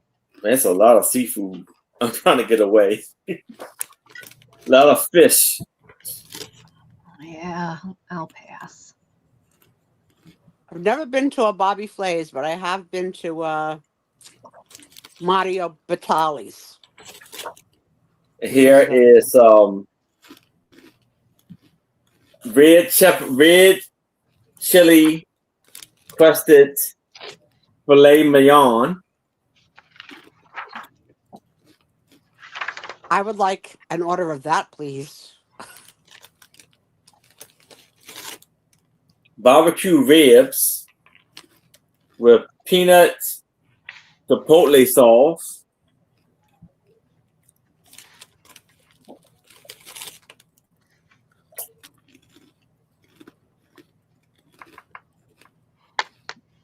red chili duck. Does he have any recipes that don't include red chilies? Yeah. It's a lot of chilies. I say that. Does Let's the see. man not have any taste buds that he has to make everything spicy? What do you think about this? Wild and corn and wild rice pancakes.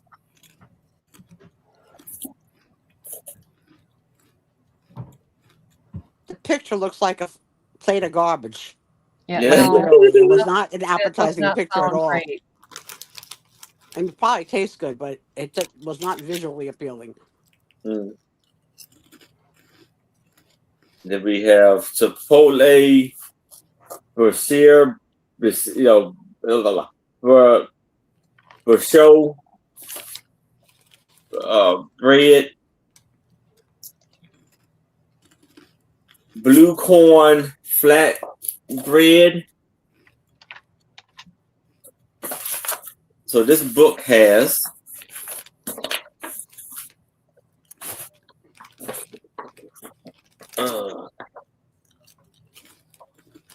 214 pages.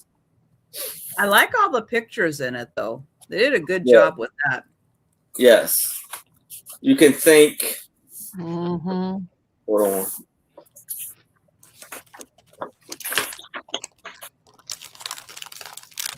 You can thank Thomas. I mean, you can take Tom. Don't look at me. I don't know either. But if it's no interest in this, you can move it to the side. But if y'all change your mind, please let me know. That's my item.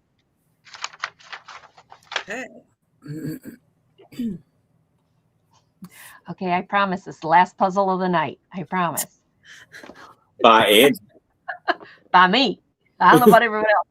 No, the rest of the stuff I have is not puzzles. But I have one more Thomas Kincaid Disney puzzle, 500 piece. There's 4 of them. This is sealed. This is factory sealed. It is brand new. It is Winnie the Pooh, Lady and the Tramp. Wait, Winnie the Pooh? Yeah, Winnie the Pooh, Lady and the Tramp, Fantasia, and Tangled. They are 18 by 14 for each one. And it is sealed. You've got Fantasia. So Thomas Kincaid went and did part of Fantasia. And then Thomas Kincaid visited Winnie the Pooh as he's, floating away with his blue balloon. And then Thomas Kincaid did the restaurant for Lady and the Tramp, walking through the village. And then Thomas Kincaid put Tangled in a beautiful water-filled, flowery lake. And this is starting, what is it starting at? $12. $12. You get all 4 puzzles in one. Does this one have a poster? I wonder if this one's got a poster. Let's see. Does it say it does? Doesn't say. Doesn't say. So I'm going to assume no. But it is factory seal. Nope, doesn't say it anywhere on there. 500 pieces on each puzzle. 4 puzzles, all Disney, for $12. Any interest? Hi, Lou. Come on over. Any interest? You've got Tangled, Lady and the Tramp, Winnie the Pooh, and Fantasia. Sherry's in for 12. Thank you, Sherry. Anybody want to go 13? No, when you open up the box, they're all in bags. The thing is, the bags don't tell you which puzzle's which. So you got to kind of look at the pieces and kind of guesstimate which puzzle's which. But they come in these long plastic bags. There'll be 4 bags in here. That's don't have to put all 4 of them together at the same time. Thank goodness. Yeah, no, they're separate. They're separate. So you can choose to do the Fantasia one day, and then a couple days later do the Lady and the Tramp, and then save Tangled for when you're with your grandchildren, whatever. Yeah. They're in 4 separate bags. I can show you the other one that I had that was open, but I think I already shipped it out. Never mind. Abnormally Normal's at 13. Sherry, do you want to come back at 14? Gee, I've got cat hair. Sherry's out. Okay. We can count that down to Miss Abnormally Normal Diane. And thank you, Sherry, for your bid. Going once. Let me see where I am. There it is. Going twice.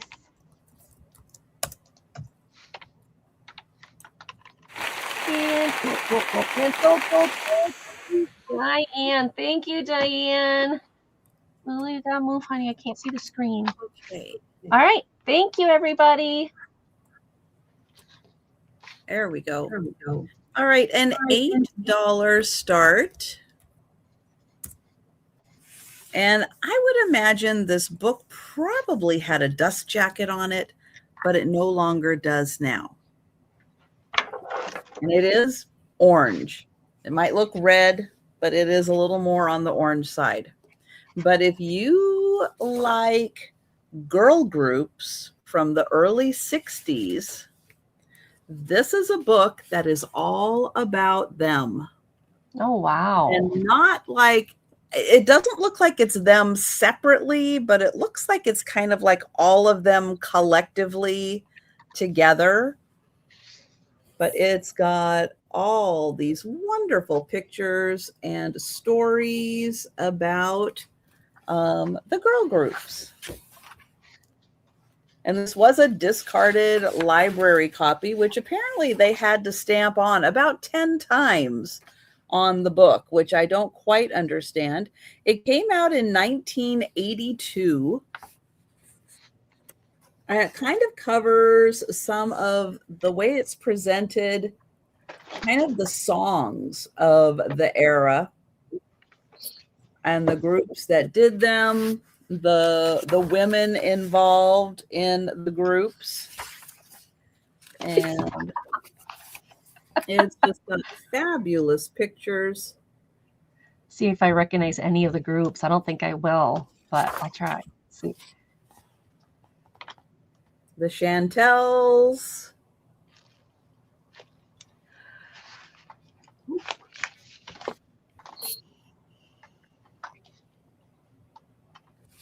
There were a lot. There were a lot of them.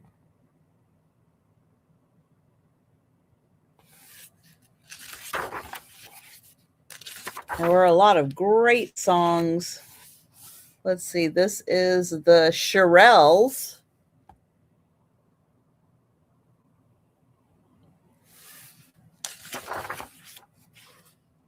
And here's the Shirelles also.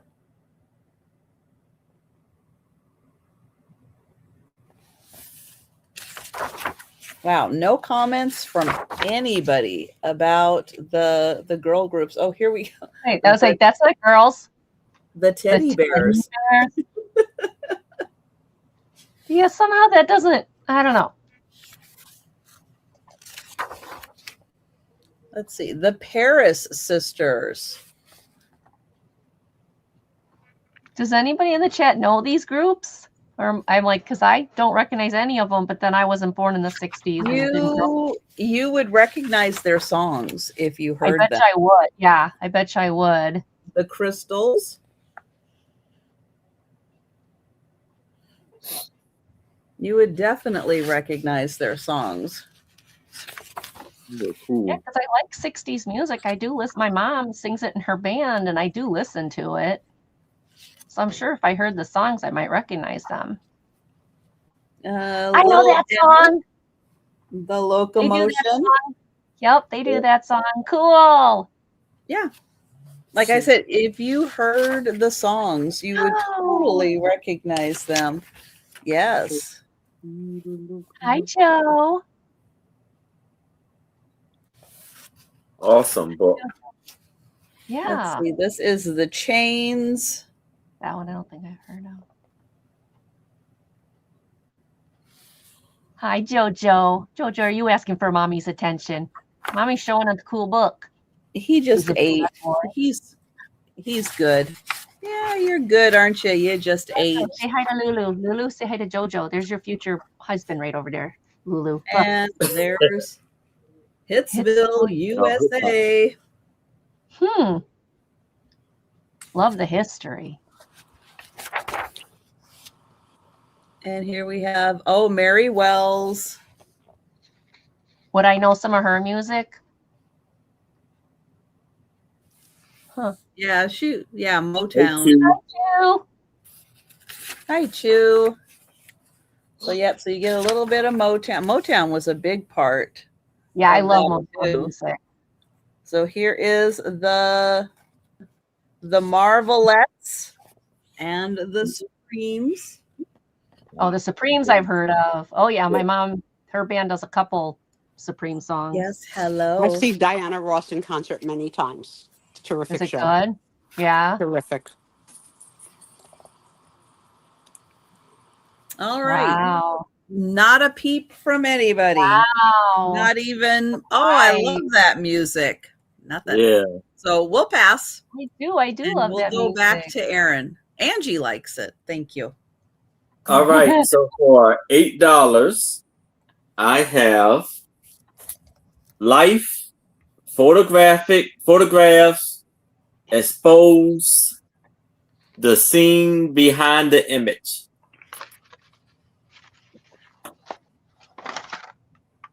And this was, well, hold on.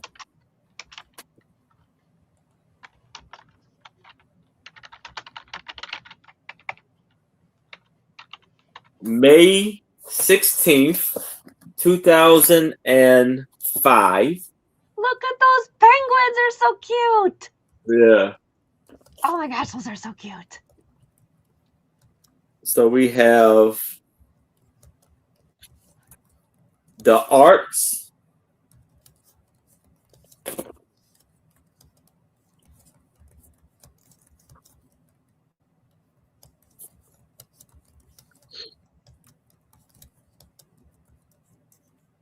This right here got me worried. But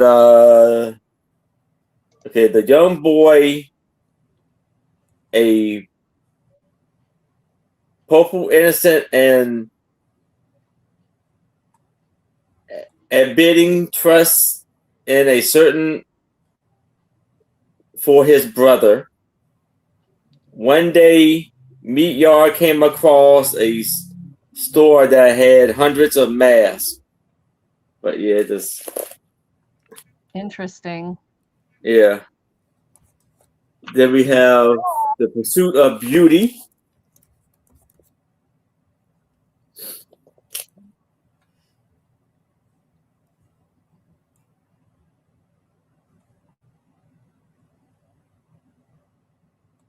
And the beauty, but very dangerous and damaging tornadoes.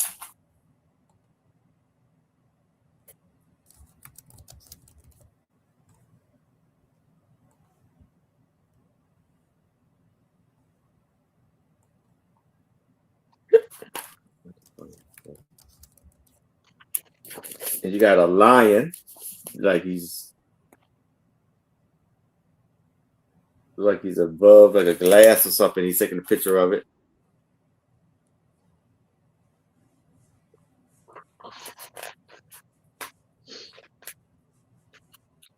And here's a human art meets science.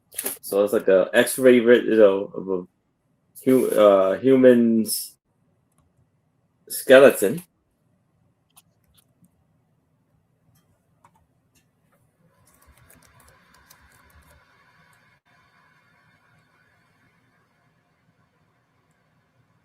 I know that song, Sarah Lee. Okay, now I know who that is. Then we have the horse racing and sprinters. Oh, wow. To see who's faster? Wouldn't the horses be faster? Yeah, it's just showing the picture of him Mm. running. This is a 2-image picture. And then this sand surfing.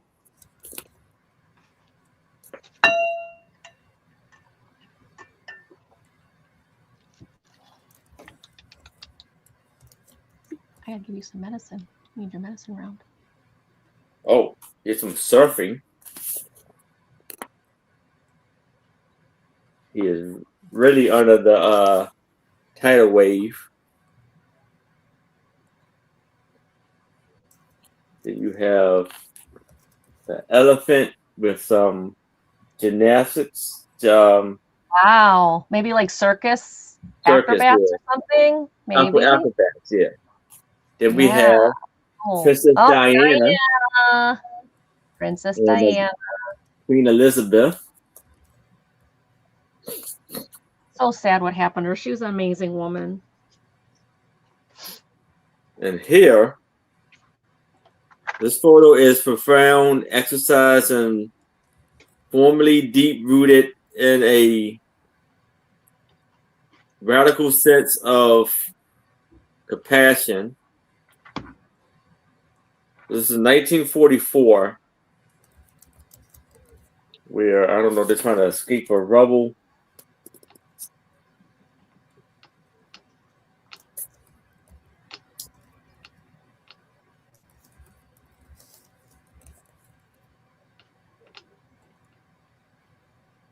Etched in stone.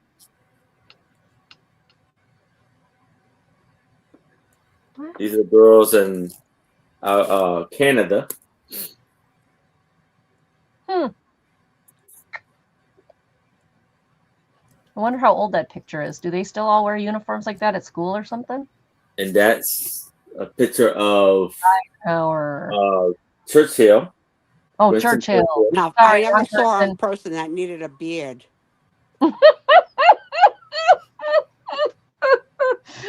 It's bad enough I got it wrong, but you're right.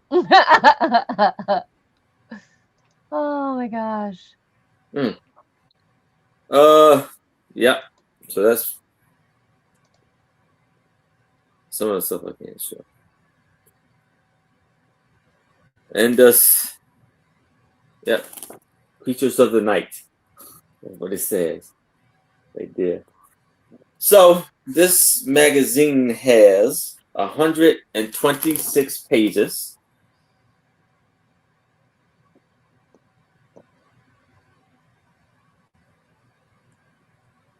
On the wing of eagles. So if there's no interest in this book, or I can move it to the side. But if you'll change your mind, please let me know. All righty. My next one is kind of creepy. So if you don't like creepy, don't look. It is going to start at $5. It is a stereo card. Now, normally I sell stereo cards in sets unless they're highly collectible, and this one is highly collectible for those who collect stereo cards. It is a woman, and she is sitting with her 2 dolls, and then she's got another doll on the floor, look, holding its arms up. And try to get as close as I can for you to the camera. And when you put this in the stereoscope, the dolls are what pop out. And it was very rare to see an adult like this with dolls. The children, yes, but adults, no. This is a Webster and Albee Publishing out of Rochester, New York. And it is, I can't read that because some of the paper is worn down, but sold something. Webster and My Allen. brother had a sister-in-law who legally changed her name to Dolly because she had such a massive love of dollies and spoke in a baby voice on purpose to be like a dolly. Oh my Let's God. just say she didn't really fit in Italian parties. Now I can imagine. Very strange, as this Very. woman might have been. Yeah, usually, this would not have been taken as far as adults. It's clear to you that they're dolls and not children? It's Oh, clear? yeah. Here, I'm gonna. Yeah. Yeah, With my one eye, I'm not going to be able to do it. yeah, they're Does he definitely make like? dolls. 'Cause I think that because I think I was thinking, did he make those dolls? I don't know. Maybe that's what it is. That's her creation. Maybe. But it was very rare, especially on a stereo card like this, where you're gonna have them, 3D look, for a woman to be holding dolls and have one look, one on the floor looking up to be picked up. So if you are a vintage photo collector, you're a stereo card collector, this is a great card to have. $5 is the starting bid. It's in good shape overall. I mean, it shows some wear, but for stereo cards from the 1800s, that's not surprising, considering it's, let's see if it's got a date on it. Usually they're 1880 to, nope, this doesn't have any dates on it. 1880s to 1910s. Nothing written on the back. So we've got no, oh wait, is there something written on the back? Nope. Nope, just clear. So if there's no interest, okay, Lulu, if there's no interest, we'll take a pass. And I'll bring it back on the speed round. Thank you, everybody, for looking. I know, she wouldn't get on my face. I have, oops. Oh, that is the right one. Okay. $10 start.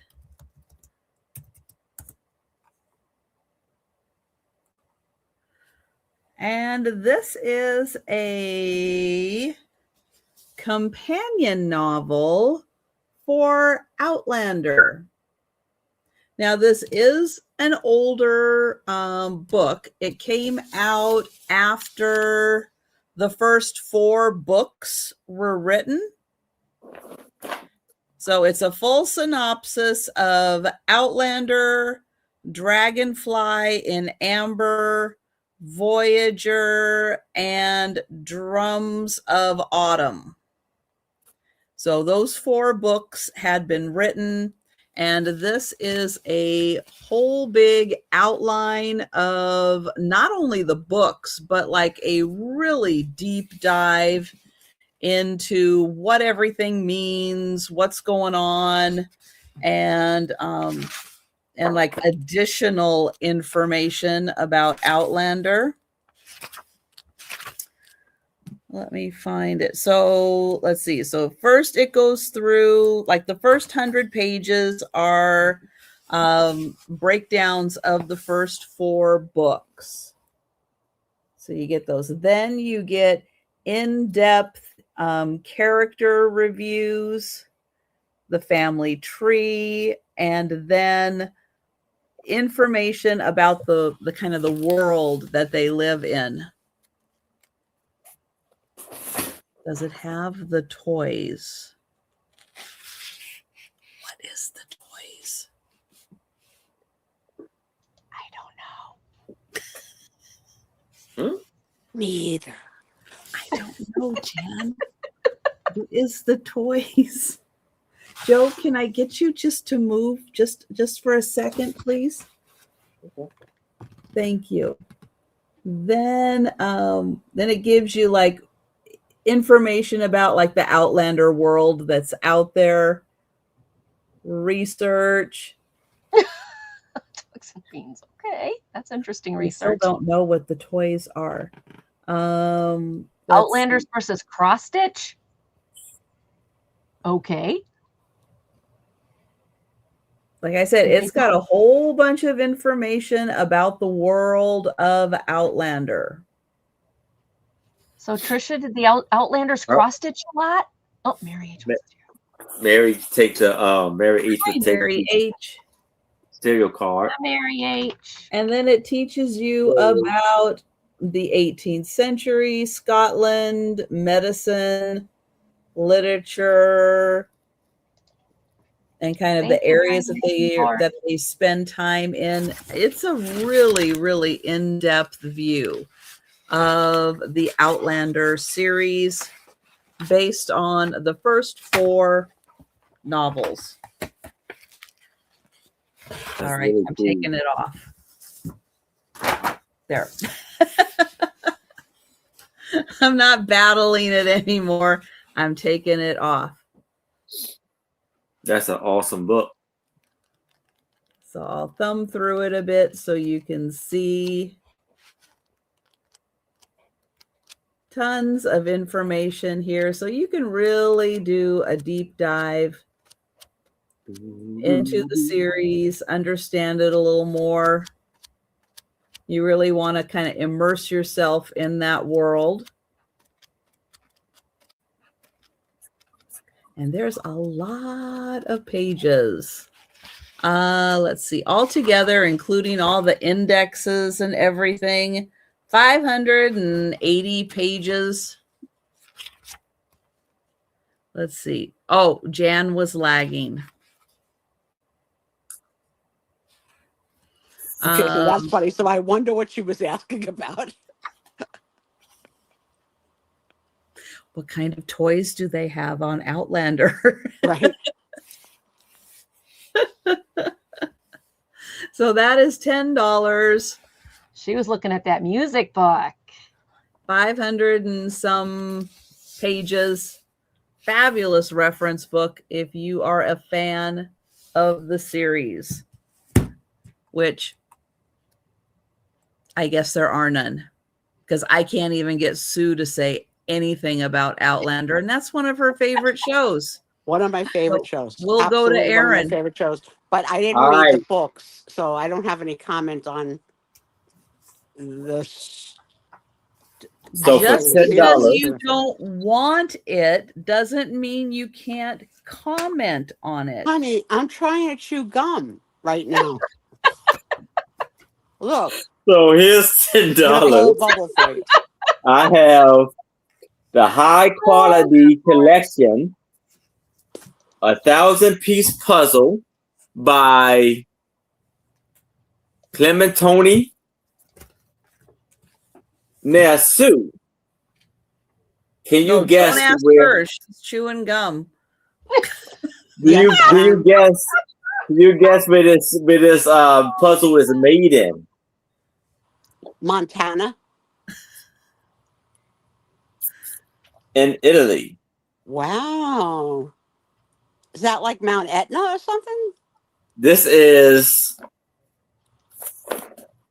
Grand Teton and Fall. I wonder where that is. The Grand Tetons Mountains. Anybody know where that is? This is 27 by 19. Is the puzzle size. Well, it says here this is where it's made in. Like, this is the company. Yeah. Wyoming. Okay, so the Italians made it, but it was Wyoming, which is probably really close to Montana. So basically, I got it right. Yes, you're right. They're basically the same state. Yes. See, the gum had broken down enough by Aaron's turn. I had just put it in my mouth by your turn. Yeah. But look how beautiful it is, and like look at the snow cover, right? Yes. Probably all year long, there's snow.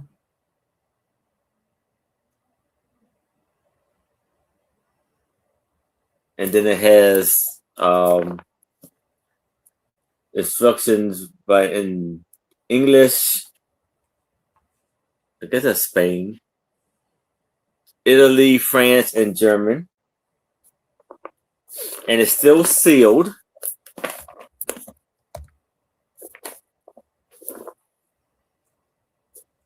Lovely, lovely, lovely puzzle.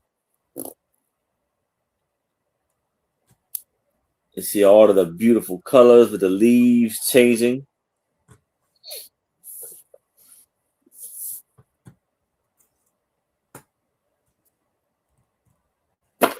But if it's no interest in this, I can move it to the side. And that's my item. Okay, this is a $6 start. It is the Disney Story Pixar Storybook Collection. It does have, like, you can see like a little scratch there. It doesn't really go into the book, but you know, there's a couple here too, if you can kind of see them a little bit. I don't know. There it is, right there. So they're not like they're on the cover, but otherwise the book is in really good condition. It's got a little bit of a crease. I don't know if I do this, but here, let's do it this way. There's a little bit of a crease there. Okay, now you saw it. Okay. There is lots and lots of stories in here. So if you got a kiddo that you have to do a bedtime story, what's nice about this is it's, you know, there's a whole bunch of stories in here. You don't have to read them all. And you can read one and, okay, bedtime. And then you can read the next one the next night. This book is copyrighted 2019. And the stories are pretty good sized, probably good for, you know, first, second graders, maybe a little, maybe third, depending on their reading level. But if they've already know, like some of the Toy Story stuff. Okay, Sarah Lee, so I still have a question. What was the whole Outlanders and cross stitch? Like us all around and do cross stitch? Let me look that up. I'm just curious. There's the bad kid. Ugh. So it goes through that. And then once that book is done, it goes to the next story. And with the big pictures and the words, you know, on one page, you're probably going to be able to finish a bedtime story reasonably quickly without, you know, being up all night with them. But these, a roaring field trip, and so on and so on. There is no marks in this book as far as coloring, highlighting, nothing like that. And this is $6. Lots of good pictures. So if your kid is a Toy Story fan or a Disney fan, or you just want to have some fun reading with your kids, yeah, Jan, they were. So if you just want to have some fun reading with the kids, here's the back again. This is $6. It's from Disney Press. It was originally out on the market for $16.99, but you can have it for $6 tonight here. It's in really good condition. Little bit of wear on the corners, just a little bit of, you know, surface wear, but overall, nice book. Hardcover. Spine is good. I always laughed at her. She was so funny. Yeah, I know you meant the group because she was looking at the music thing. Any interest in the Toy Story book?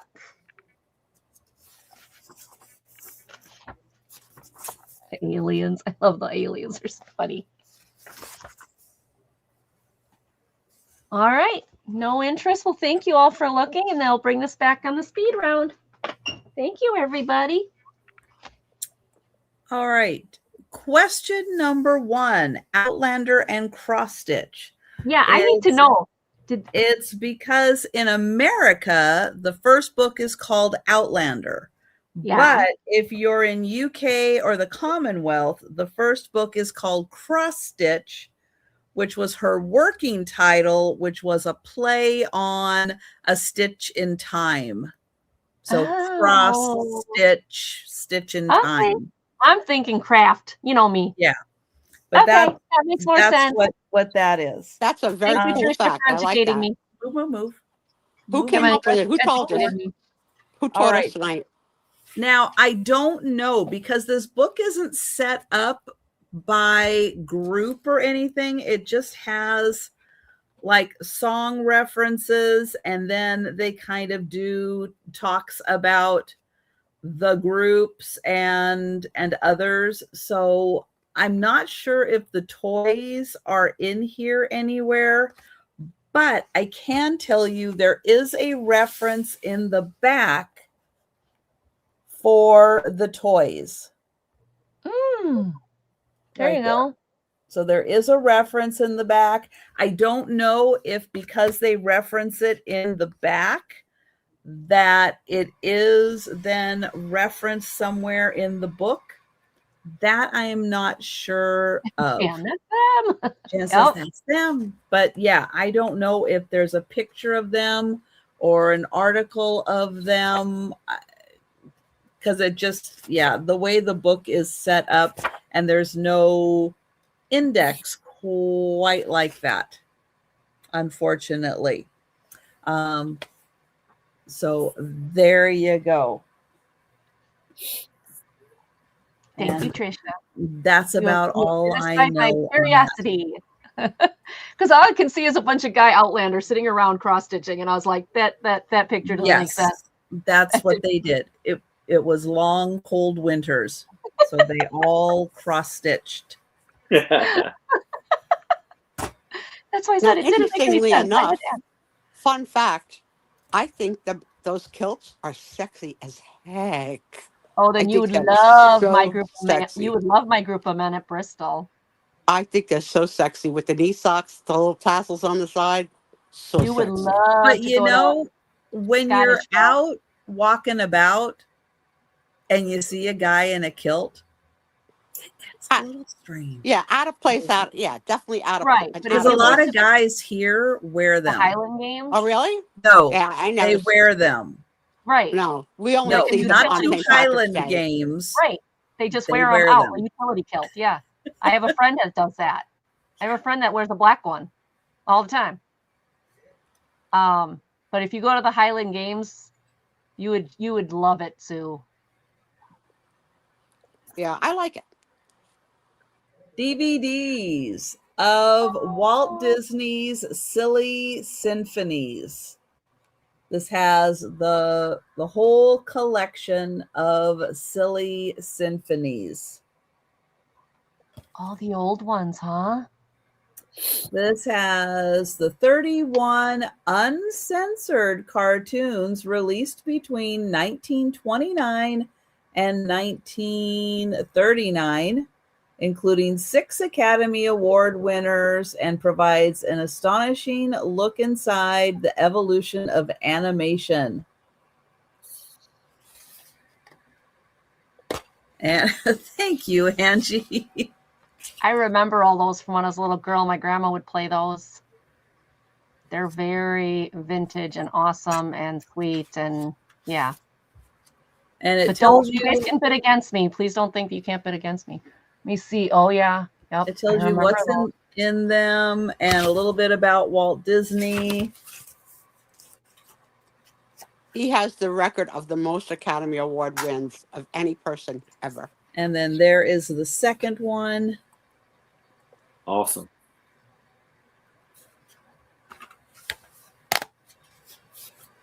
So yeah, all those weird cartoons, and you're like, that's Disney? Yeah. They're the Silly Symphonies, because they're play those they're out kids. there. They're very, very different. Thank you, Angie. They're very different. They're not just Mickey Mouse or something. They're a lot of really different creative musical pieces. I remember those from Grandma. I'm not a Disney fanatic like some people are, but that I remember being at Grandma's house. And we'll count that down for Angie. All right, thank you. Going once. Going twice.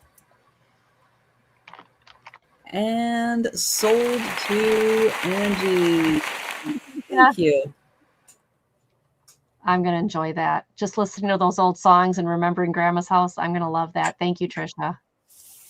That's on 15, right? There's a speed round? Or? I'm on 14. What are you on, Angie? Angie's muted, so we have no idea. This will be my 14. No, okay. I just did this one. No, this one will be my 15. Okay. This one will be 15? I have one left. All right. I must Nope. have missed. Nope, two. I have two left. I have two left. I have Two two left? left. So this one upcoming will be my 14. I have two Okay, left. because I have two left, but that doesn't mean I didn't miscount somewhere. Nope, I have Okay. two All left. Two left. So Aaron, you've got one more after this. For this. All right. So here I have a Thomas Kincaid Dang. picture. It's going to be for $8. And this was the art is called Stone Heart Hutch, and it's by only at Hallmark, and it takes batteries, but you can hit it, but the batteries don't work. I don't know if it's batteries in there or it may have died, but you're supposed to be able to push a button right here, and the music is supposed to come on. And it was made in China, and it is 10 by 8. Good night, Jan. Night, Jan. And you have it you can have it like a regular picture, like sitting on a counter, or you can hang it up on the wall. And as you can see, it's a winter Christmas scene. And the snow has covered the ground in the house.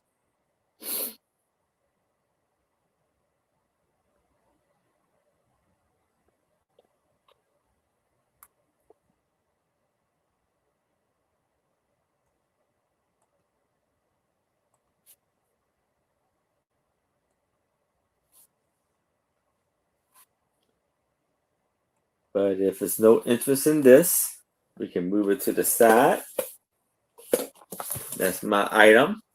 Next week, if you're good, we'll bring it back to you as a puzzle. Yeah. Okay, there we go. It wouldn't. I kept clicking it. It wouldn't go. Aaron's gonna cut it into pieces.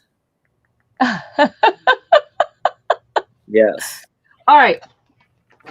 My next one. 2 cabinet cards. Sue, these are too young to say if they've got mustaches or beards in the future, so they're younger boys, but who knows? I love the chair in this one. This is a gentleman standing next to a chair. Look at that. Isn't that beautiful? He's got a book in his hand. He's in a nice suit.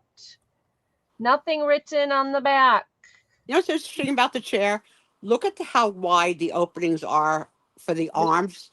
I'm thinking like the big bustles of your skirt could fit through those holes so that you could sit comfortably. It's probably like a design that you don't see made after that period of clothing. Yeah, I mean, the chairs nowadays it's are just much visually tighter. distorted. It looks like it's purposely made with big openings. Big. It does look like that. Does look like that, but it is. I mean, he's handsome young man. Yeah. Beautiful chair. I like this one. This one, oh, these are starting at $5. I'm sorry, I didn't say that. Choice. These are 6.5 Oh. by Is it 4.5. choice? Yes, choice. 6.5 Thank you. by 4.5. Sorry about that. I missed that. But nothing said on the bottom about like who the maker is or where it came from or anything. But I love the chair. Your second choice. Now this guy has got shorts and tights on, Sue, so buckle up. So he is, I love the frame around it, this embossed frame.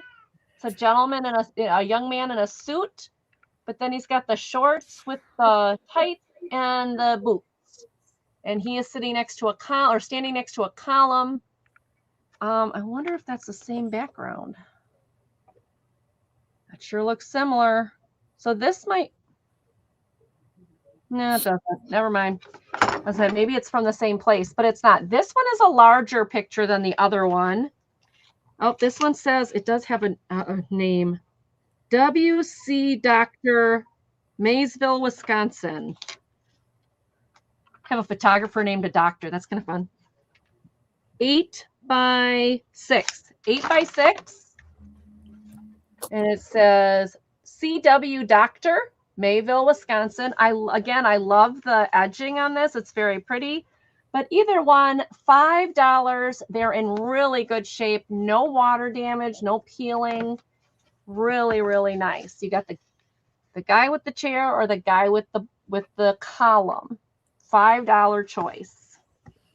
I would call him the guy with the letter I. There you go. Yeah, does that look like a letter I to you? Yeah. Yeah, okay. That works. That works. No interest? All right, we'll take a pass on these, but thank you so much, everybody, for looking. We're going to Trisha. Okay.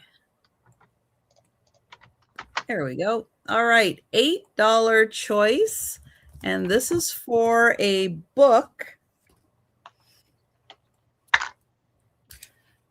And it's called it's called The Merlin Mystery.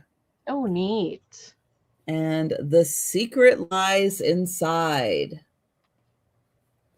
And this book, Who on Earth Will Win? The prize hidden in the enchanting illustrations and story of Merlin and the water sprite Nemus is the most intricate puzzle ever created. All you need to solve the Merlin mystery is in the book, and the solution is as likely to be found by a bright and determined child as by an expert puzzler. And let's see. It was an actual contest. The book was published simultaneously, and I don't know what the outcome is, but I thought it was a really cool idea and thought it would still be fun to see if you could figure out what the mystery was and how to solve it. And the illustrations are pretty cool. There's Izzy. Oh my gosh. And then you have more story with really cool illustrations all around. Oh, look at that. Look at those. Wow. That was Millie in her younger years. I don't know. It just says The Mystery. It says hidden in here is the most intricate puzzle ever created. And I don't know. I don't know if there's more than one mystery to solve. I have no idea. But it looked like a really interesting story. And I loved the graphics. I thought they were really cool.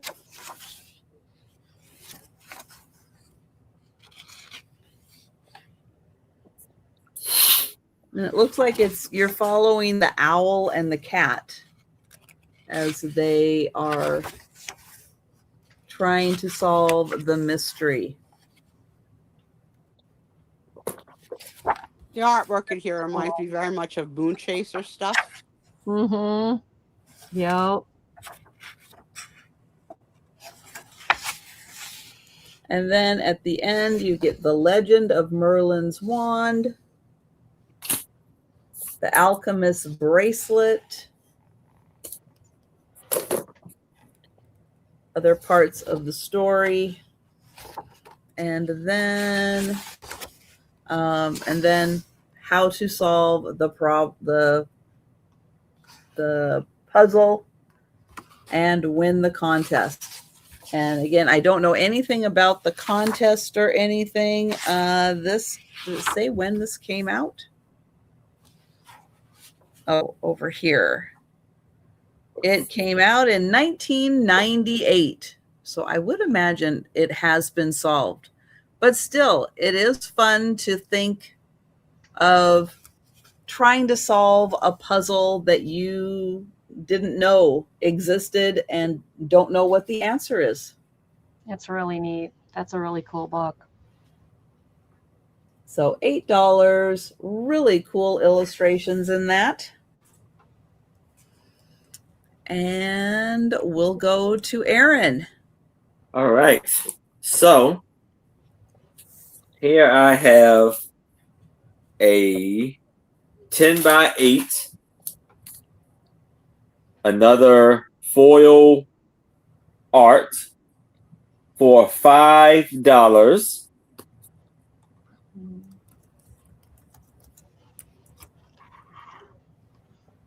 You have this beautiful snow scene with the big, beautiful house here.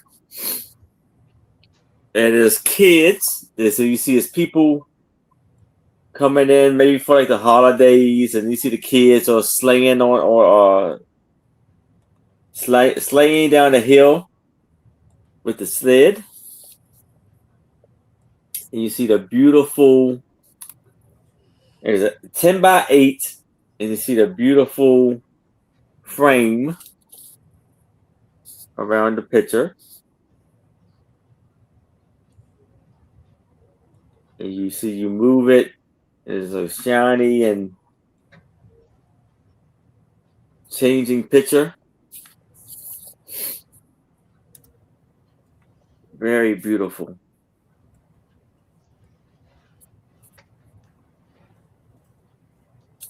And that's the back.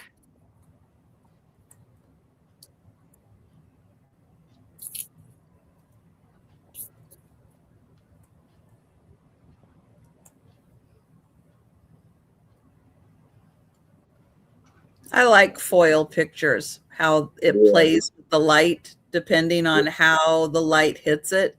They're so pretty in person. Yeah.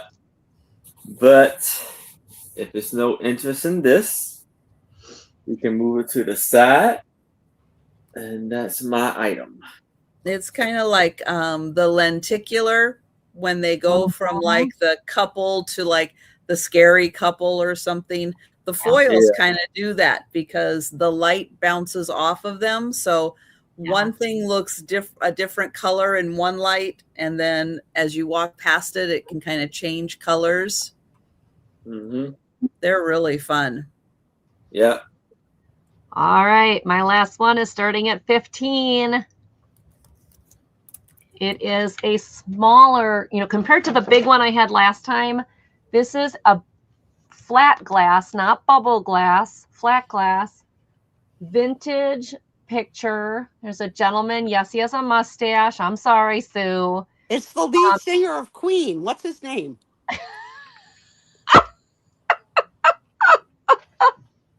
What is his name now? I can see him. Freddie Mercury. Freddie Mercury. It's his ancestor for sure. It's identical. Holy crapola.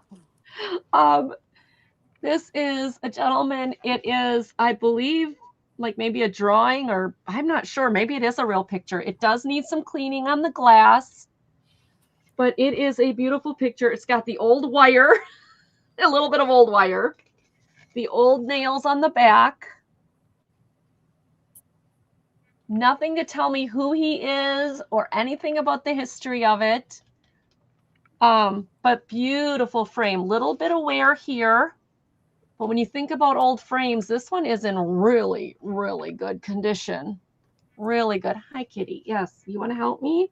Let's not show that side of you. Let's put this down here.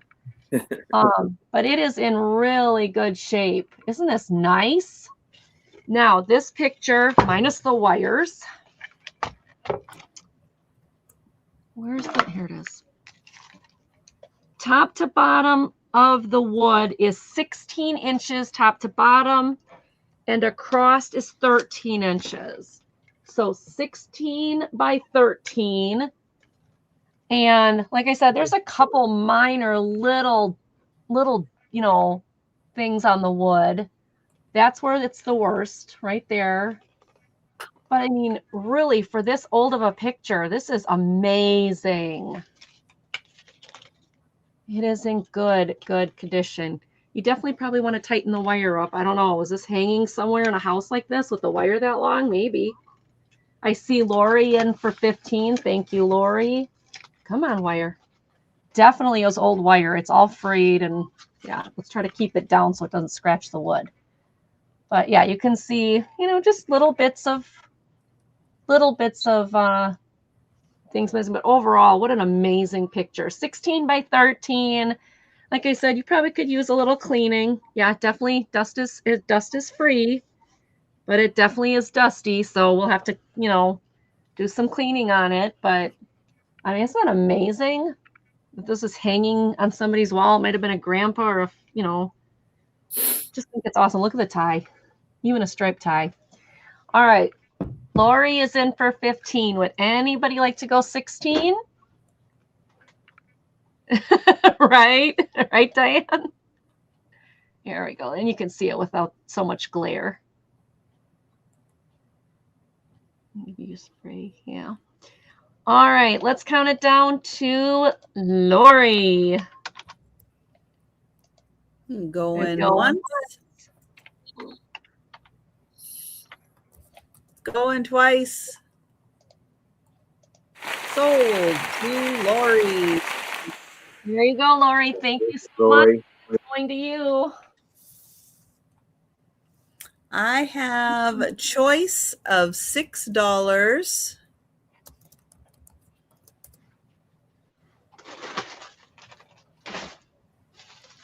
And choice number 1, coloring book that is Be Fearless in the Pursuit of What Sets Your Soul on Fire. An inspirational coloring book for everyone. And it has great little inspirational sayings that you get to color in. I'll kind of go through the whole thing and then I'll show you a couple individually just so you have an idea of what it looks like. So let's see. Randomly, always believe that something wonderful is about to happen.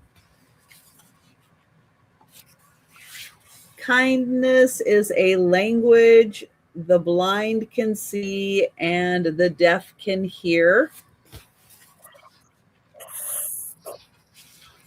Don't judge me for my past. I don't live there anymore. That one. Yes. Wish some family members. I wish some of my family members would learn that. Ooh, I like that one. The second one, everyday faith, mindful coloring. You're okay. You're okay. Hold still. So this one side you have coloring, and the other side you have your inspirational saying. And again, I'll show you the whole thing. And then we'll pick a couple pages by random. Let's see. This one, The Gift of Water. Ooh.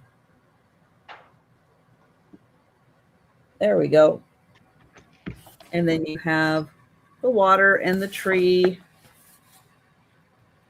Let's see. The Best of Creation. Oh, get that to focus.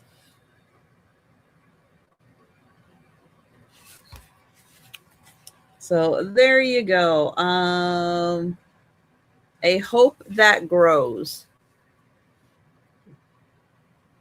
It just doesn't want to focus on that. There you go. So your choice, $6. They are really both very thick coloring books. Nice. It's good. All right. So that is the last item of the sale, but stay with us because we're going to do the speed round. we're going to do the races. We're going to have the Sue Spiezio show, and we're going to have our discussion on the movie. Yay!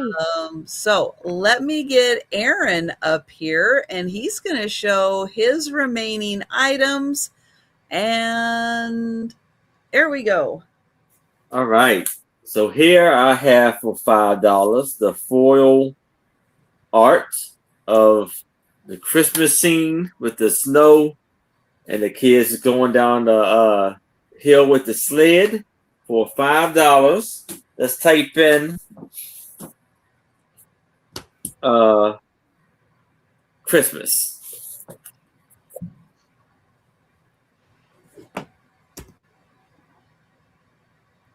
Oh, Sherry wants the last book you just showed. Yes. Okay. That is this one, right, Sherry? The coloring book. Okay. 6. Yeah. Thank you, Sherry. Yay, Congratulations, Sherry. Sherry.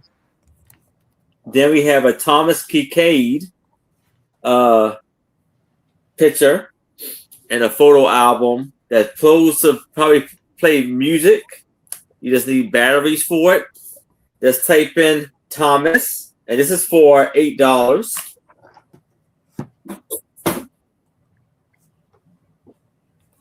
Now we have the puzzle from Made in Italy of the beautiful mountain, 1,000-piece puzzle still sealed. We can do this for $8. Just type in Italy.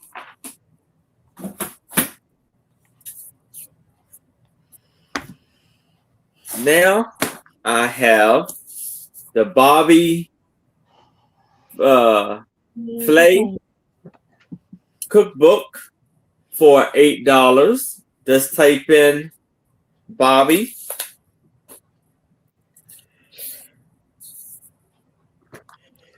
Now we have the 1,000-piece still sealed, factory sealed Kodak colored puzzle for $8. Just type in Kodak. Now we have this 1,000-piece still sealed puzzle of a great outdoors. Just type in outdoor.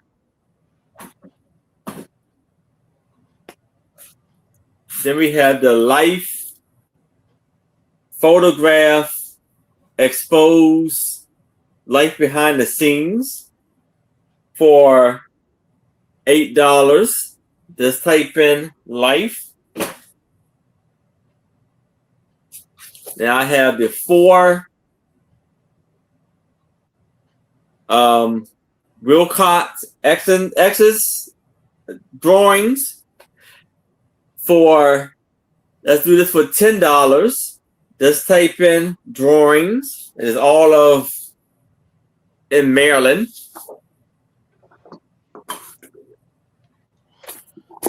Then we have, hello. Hi, Moon Chaser. Moon Chaser. We had this beautiful picture of a music box, and open it up, and it does play music. It's a jewelry box also for $8. Just type in jewelry box. Then for $8, we have Bob Hope.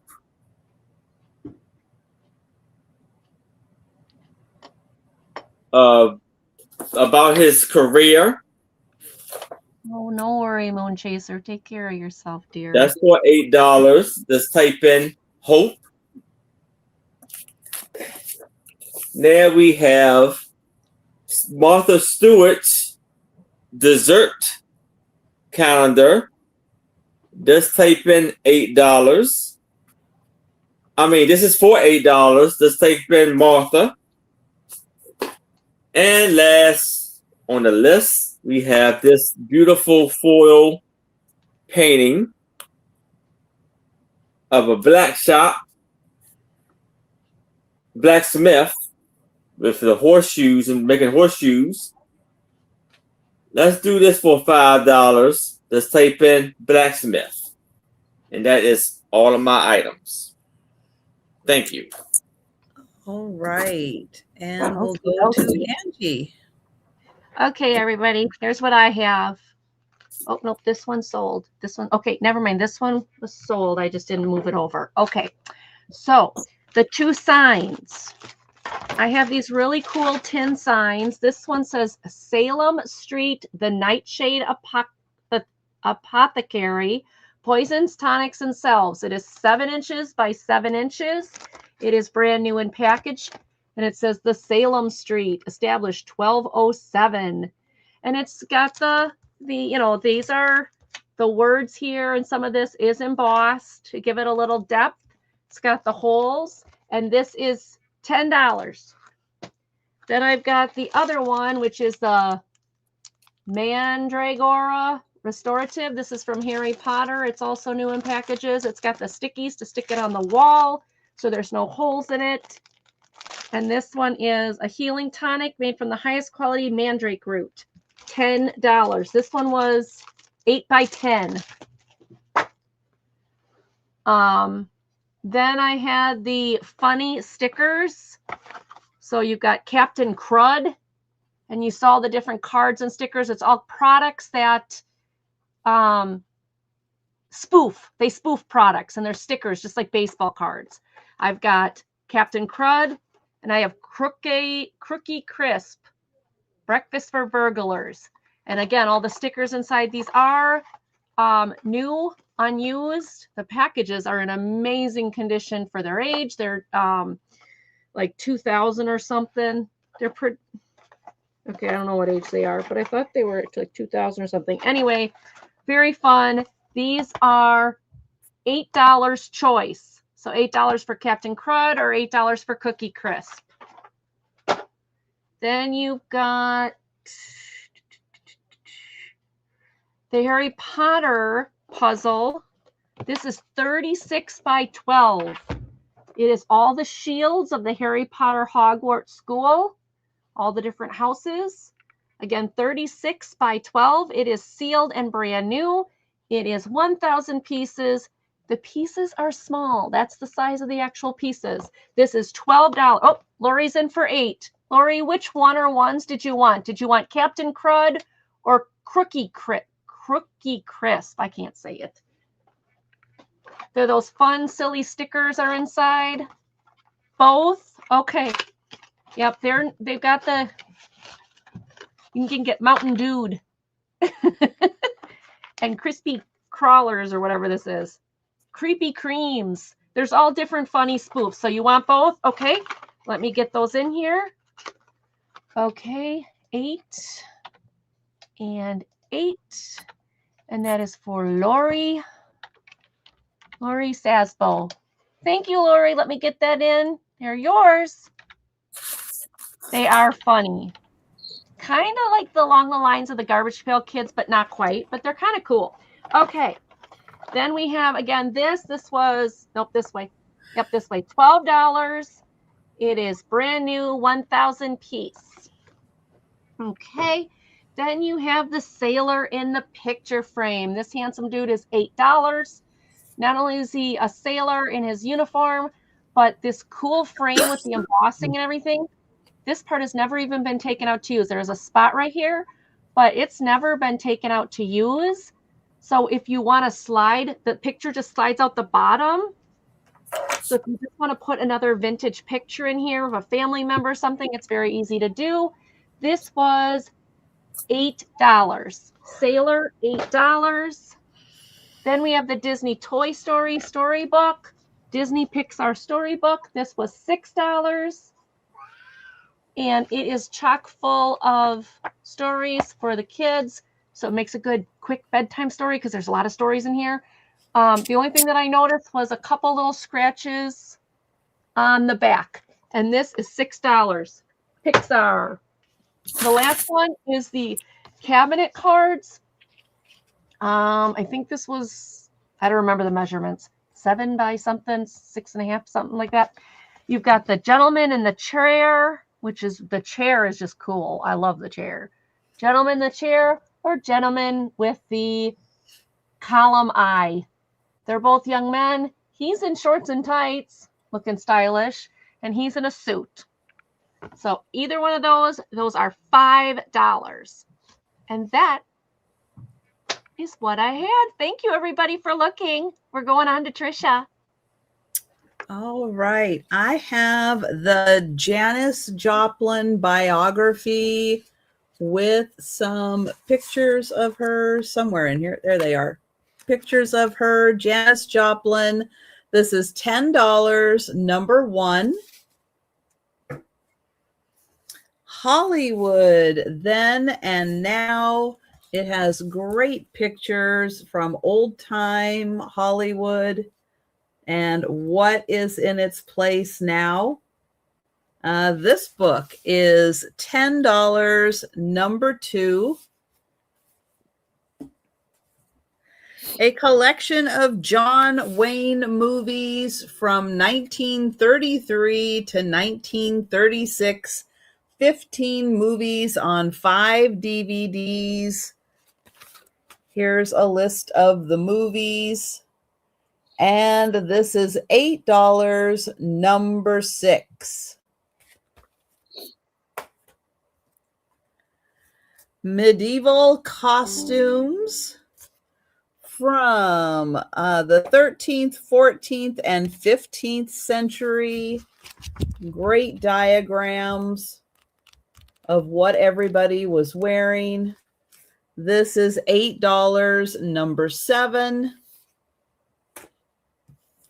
The Women Who Tamed the Wild West. Stories about them, and there's some pictures in here also of the women.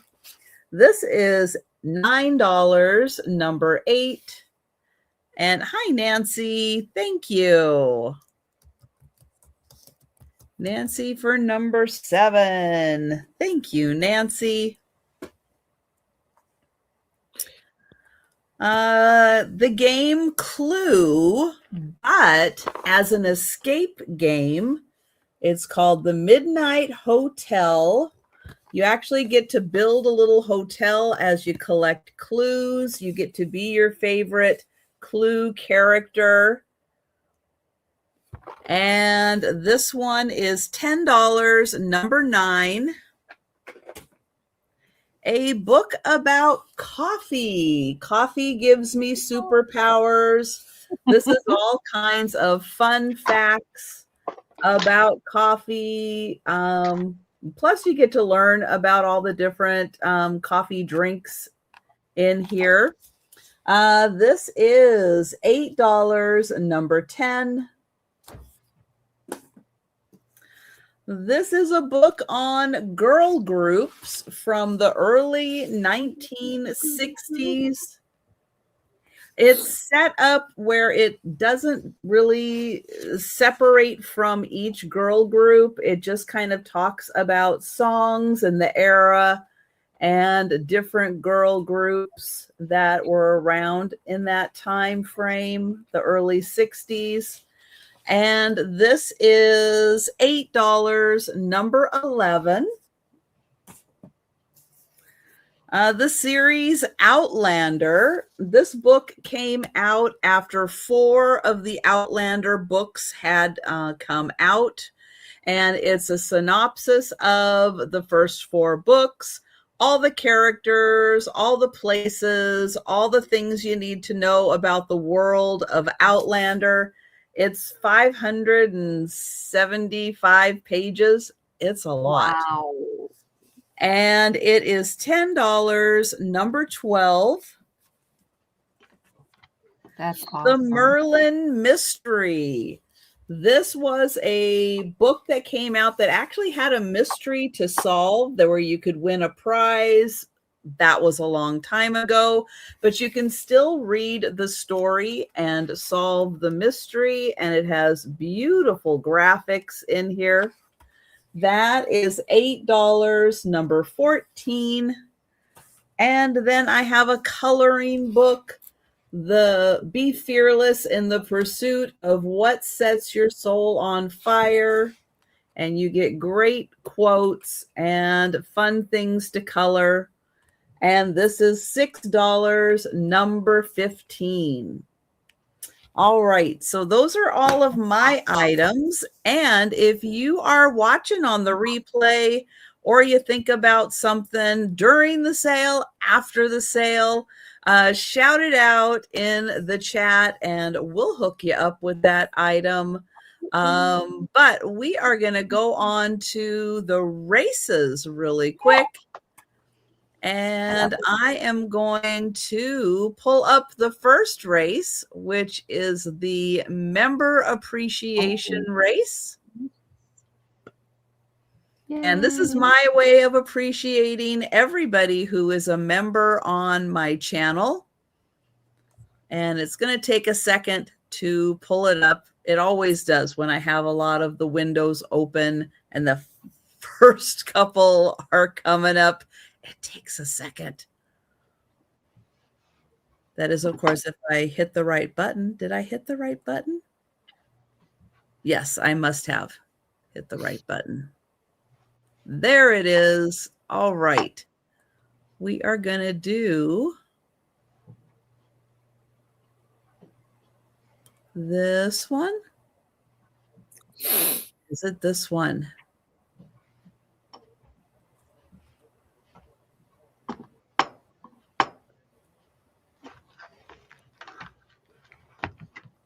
Come out wherever you are, duckies. Don't give Trisha a hard time.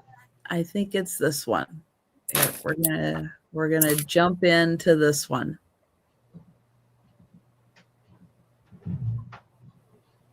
I know it's thinking about it.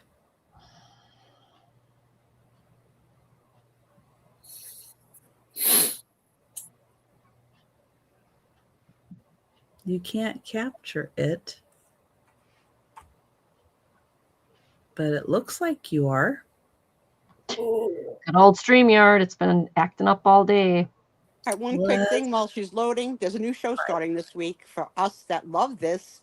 Lara Spencer, That Thrifting Show. It's going to be on Hulu. What? And if you've ever seen Lara Spencer, she's done many thrifting and flea market flips and all of that. So you can put it into the YouTube to add, and put it in. You can see her little clips all on all the talk shows this week promoting it. It looks like a show that we would all love. Lara Spencer, That Thrifting Show. And Trisha's ready. All right. Cool. I'll have to look that up. That's right up my alley. That'd be fun. There they go. Wow, a lot of them. Go, Better late than never. You love that. I can't do it like Sue does it. Sue's really good at making that noise.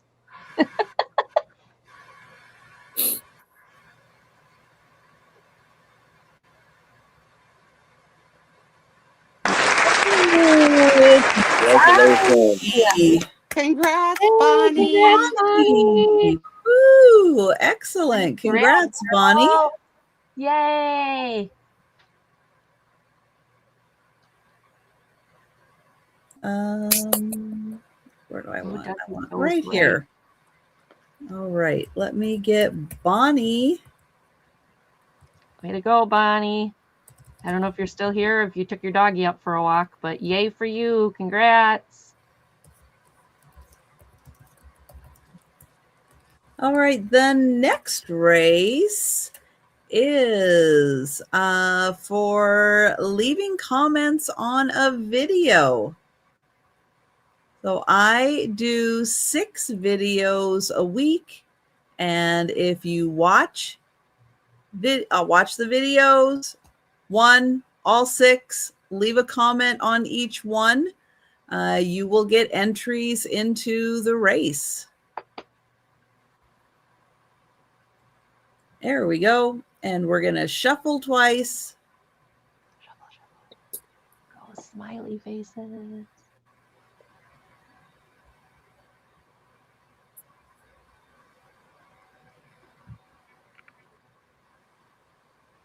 Let's go. Let's go. Let's go. Let's go. Let's go. Here's once, here's twice.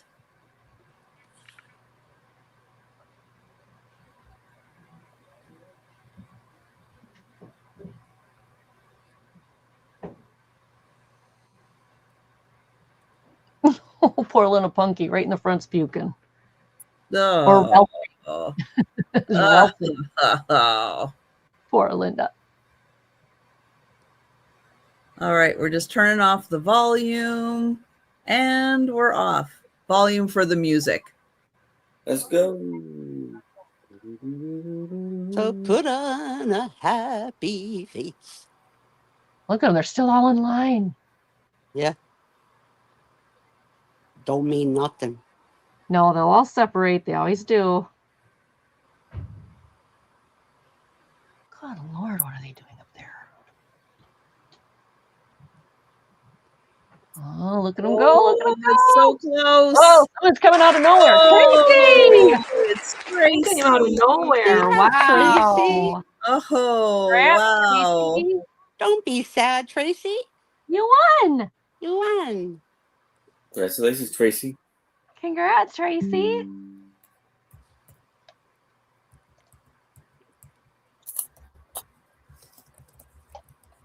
All right, the next race is for leaving comments on a live sale.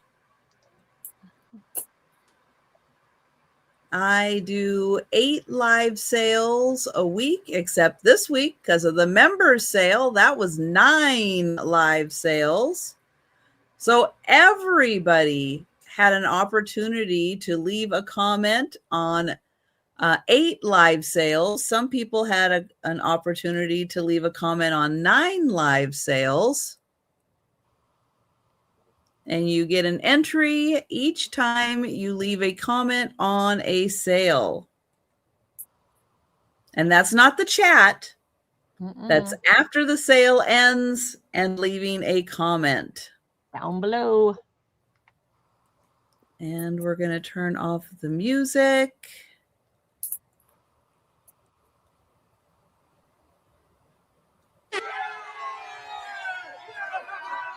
And there go the leprechauns. Woo! Very hungover still from last week's activities. True. That's right. We're And trying full our of best to run cabbage. today. But boy, was that dinner good that he made. Oh, it was so good. Yeah. It was delicious. Good, good, good. I'm glad you got to enjoy And, that. oh my goodness, it's Kim. Oh my vintage. Congrats, Kim. Congrats, Kim. New Jersey for the win.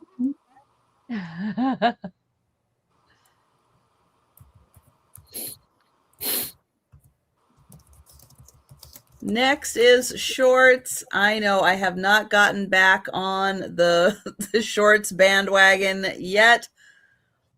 I'm getting there. He's working on it. I'm getting there. It's you can only do so much in a day. You can. Yes. It's and you true. do a lot in a day, Trish. Give yourself some grace. You work your tail off, so you don't get a short done. It's like me not getting an invoice done. It'll get there. It'll get there. That's right. We're gonna shuffle Sometimes, twice. Eventually.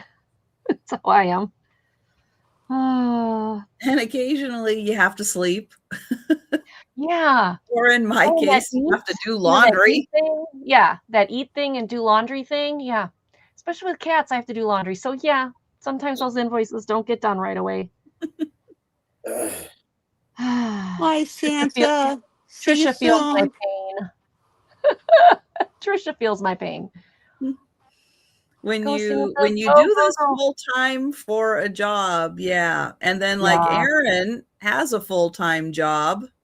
Yeah. I know. Working on my paint by numbers. I know, Patty. Yeah. And it's Monica, you did it again. Here. Congrats, honey. Monica. Way to go, girlfriend.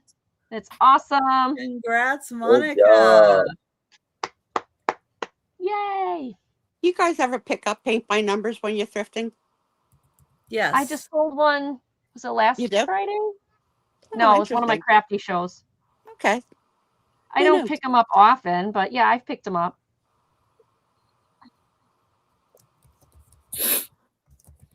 It depends. Some of them are worth it. Some of them not so much.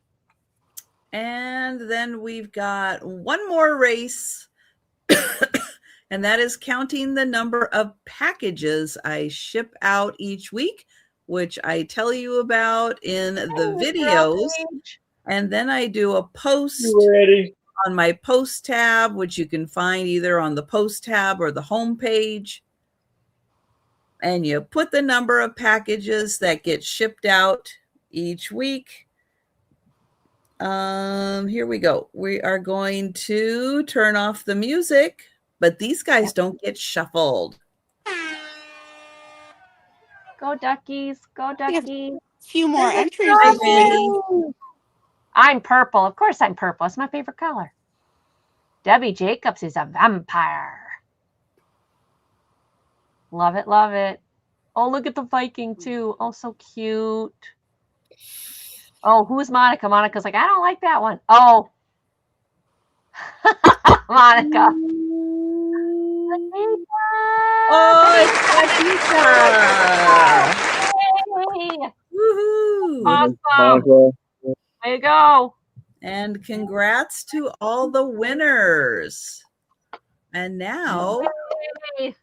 the Sue Spiezio Show. Spiezio Show. And welcome in, Randy. Welcome to the party. So here's how we're going to do it because we've got a lot tonight. So we're going to do my weekend review, what shows I watched, and then we're going to end with the conversation about 12 Angry Men, which I will open with a little bit, and then I'll give it to group discussion, and then I'll close with my comments, and then we will end the show. So without further ado, what is interesting that happened to me this week? Well, the boy that I gave my first ever French kiss to at age 11 passed away this week. Oh my gosh. Yeah. And, like, you don't think you'd get that upset over it because it was, 55 years ago. But you don't forget, like, your first kiss. Like, you don't forget. So I had actually It's young to pass away. Yeah, 66. Yeah. And I have to say that, unfortunately, more often than not, I'm getting notices of other classmates passing. And some are not as relevant except for their age, because I may not have had I graduated with like 600 kids, so like I didn't have a relationship with all of them. But he was my first ever French kiss, and he had a little buck tooth at the time. I loved it. I think I still like buck teeth because of him. So rest in peace, Donald. Thank you for the good times. Okay. Tom. Over 100 cookbooks in his house. Okay, over 100. What does he decide to make this week's mission? I think I'm gonna make pickles. Oh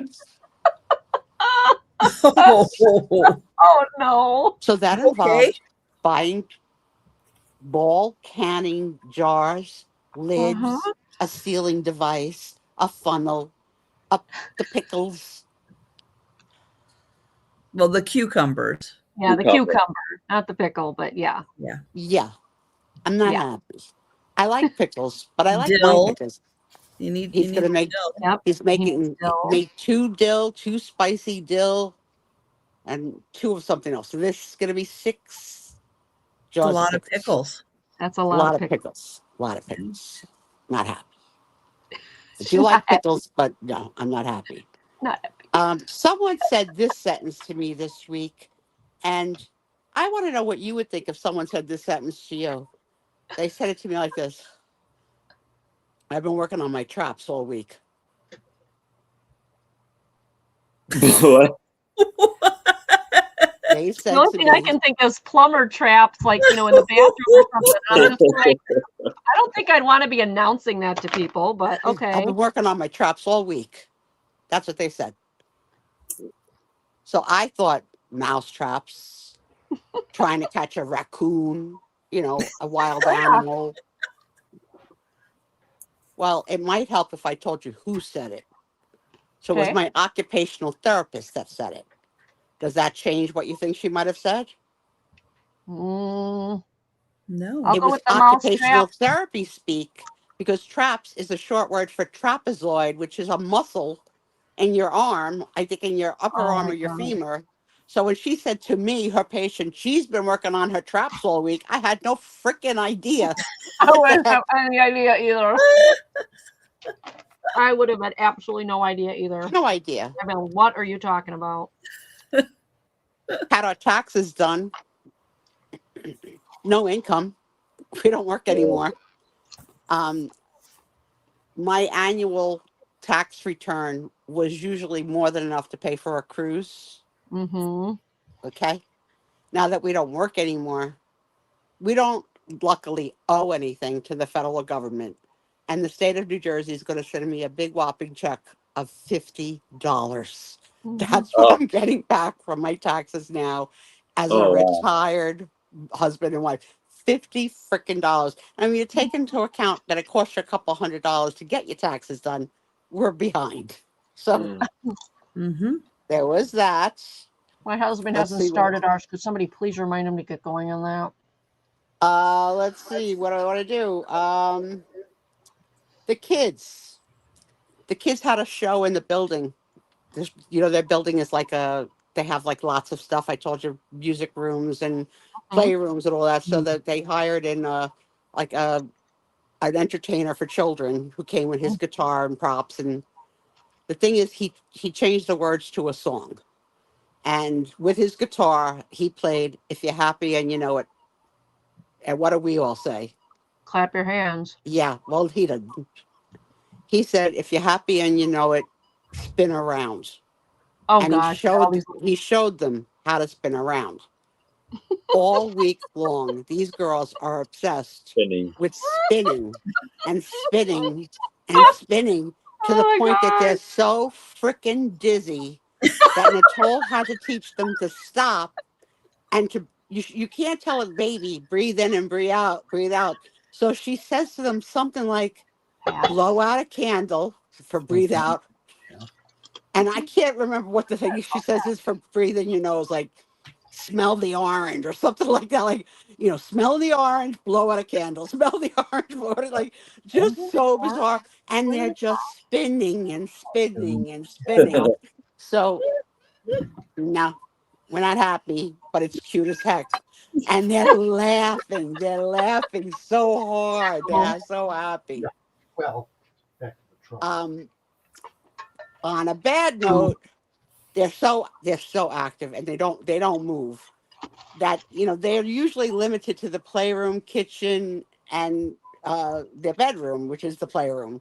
But they've been getting them more and more like to obviously the bathroom, but now in the living room.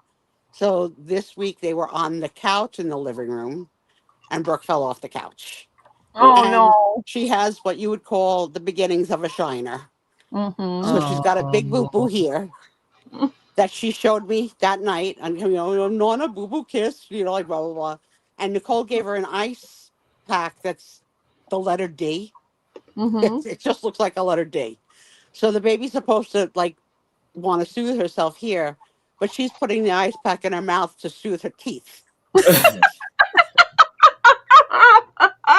So it's a lot of confusion over. Okay, that's the kids. Let's see. I wrote the black eye twice. I was really excited about it, I guess. And the other problem is I don't know if this is a problem so much as that when they teach children their colors, they teach them primary colors. So they're very confused by shades of colors. So if something is powder blue, they're not understanding that it's blue. So Mm-hmm. there's that. This is the week of the learning curve of learning shades of primary colors, and they're really quite confused over the whole situation because they learned the primaries. They got that down. They got Right. that down. The rainbow colors, sure. Yeah, the rainbow colors. I started to notice on a lot of the movies that I'm watching, because I watch a lot of old movies. Do you notice this in movies that in the old days, in movies at least, and I don't know if people do this at home, when their Chinese food was delivered, it came in paper cartons that folded more than these plastic lidded containers, and that in Yeah. movies, people are eating the Chinese food right out of the paper containers with Oh, really? chopsticks. With Yeah. chopsticks. Yeah. Mhm. Nobody does that. Who does that? Unless you live alone. That's I do. disgusting. I live alone, so yeah. So, Like, so what? You're supposed to take it out of the container and what? well, Put it on a plate? here's the thing. In the old days, it was more likely that people shared dishes. So you would get a fuyang, a lo mein, fried rice, like 5 things for the family of 5. Okay, I'm an eat it out of the container person because I'm a solo. You're Yeah, alone and me you're too. ordering an item I'm for a solo, yourself. so I'm Right, eating it out of the right. container. But back in these movies, We eat it out of the container too, and we're not solo. but do you share? Are you eating each No, other's? Okay, no, so Okay, we you're then don't. that's a ordering food. problem. Yeah. Yeah, so I'm Yeah. talking about in a world where people are sharing And she's and they're like, eating no, out of the we're not container and sharing. passing the containers You across ain't the getting my table Chinese. and picking up a forkful, not a forkful, a chopstick full of a thing, No. eating it, having no, this is not etiquette. And I'm glad it's changed over time. But you'll be surprised as we watch these movies over time, if Chinese food is ordered, what you'll see. Hmm. Why would I Well, I be Okay. always order the surprised if combo. I'm We an just eat want it the out combo. of the container person? I would think that was totally normal. Yeah, But when because you people have get a what you party like of and 5 at eat the it. table and you're sharing, it's not normal to pass a container No. Yeah. No, yeah, and then eat that out makes of sense. it and not transfer what you're putting out of the container into your own Okay, dish. are they It's the weird. same family or are they Yeah, different people? they're the same family. Sometimes they're friends. Sometimes they're friends, but mostly family. Well, But no, I don't okay, like it. No, I'm not I cool with don't it. like okay. it. Okay, so then the next thing is I got really duped on something. So I shared with you in a week or so about this couple that I've been watching on a channel called The Love Architect, and they're both off, like just two people that are really off. And the love architect is trying to find them love matches as she puts them together. And we watch them meet each other over the Zoom call with the love architect, moderating the call and, having separate sessions with each of them about what happened and what they could do better and like, because they both want to find love. Okay. There must have been a Okay. dozen episodes. I'm telling you, you are rooting for this couple because they're so, well, she's the most bizarre. The last episode, Punk, it's a skit. She's a comedian. The guy playing the boy is her real life husband. The love architect is real. And they did this as a way to try and teach people who are awkward how to find love. But now it's going to be followed up by another series of real life ones, okay, that the love architect is going to do. And then the couple that were actors are going to continue in the journey as actors with the audience now knowing. So the comments, I can't even tell you how mad people were. That's just It stupid. was, I gotta tell you, I have mixed feelings, but I enjoyed it. I enjoyed that series. I was really rooting for. This was the girl. Remember, I told you the story about she was upset that he dunked his soup. He dunked his bread in soup. Yeah. This is that girl. So I was in, and I had no idea I was being duped. It was so real. So would I recommend Did, it did we still? not talk about how this is the way all reality TV is? She is. This was different than reality TV. Reality TV is told to you as reality TV. This was Sure, shared with you Sue. as a Sure. therapist trying to help these and that is her real job. She was not an actress. That was her real job. So they made a collaboration. So the girl is a past attorney who gave it up to be a writer. And she's a comedian, and she's created these characters, sort of like people create characters on Saturday Night Live that they, like Debbie Downer or whatever.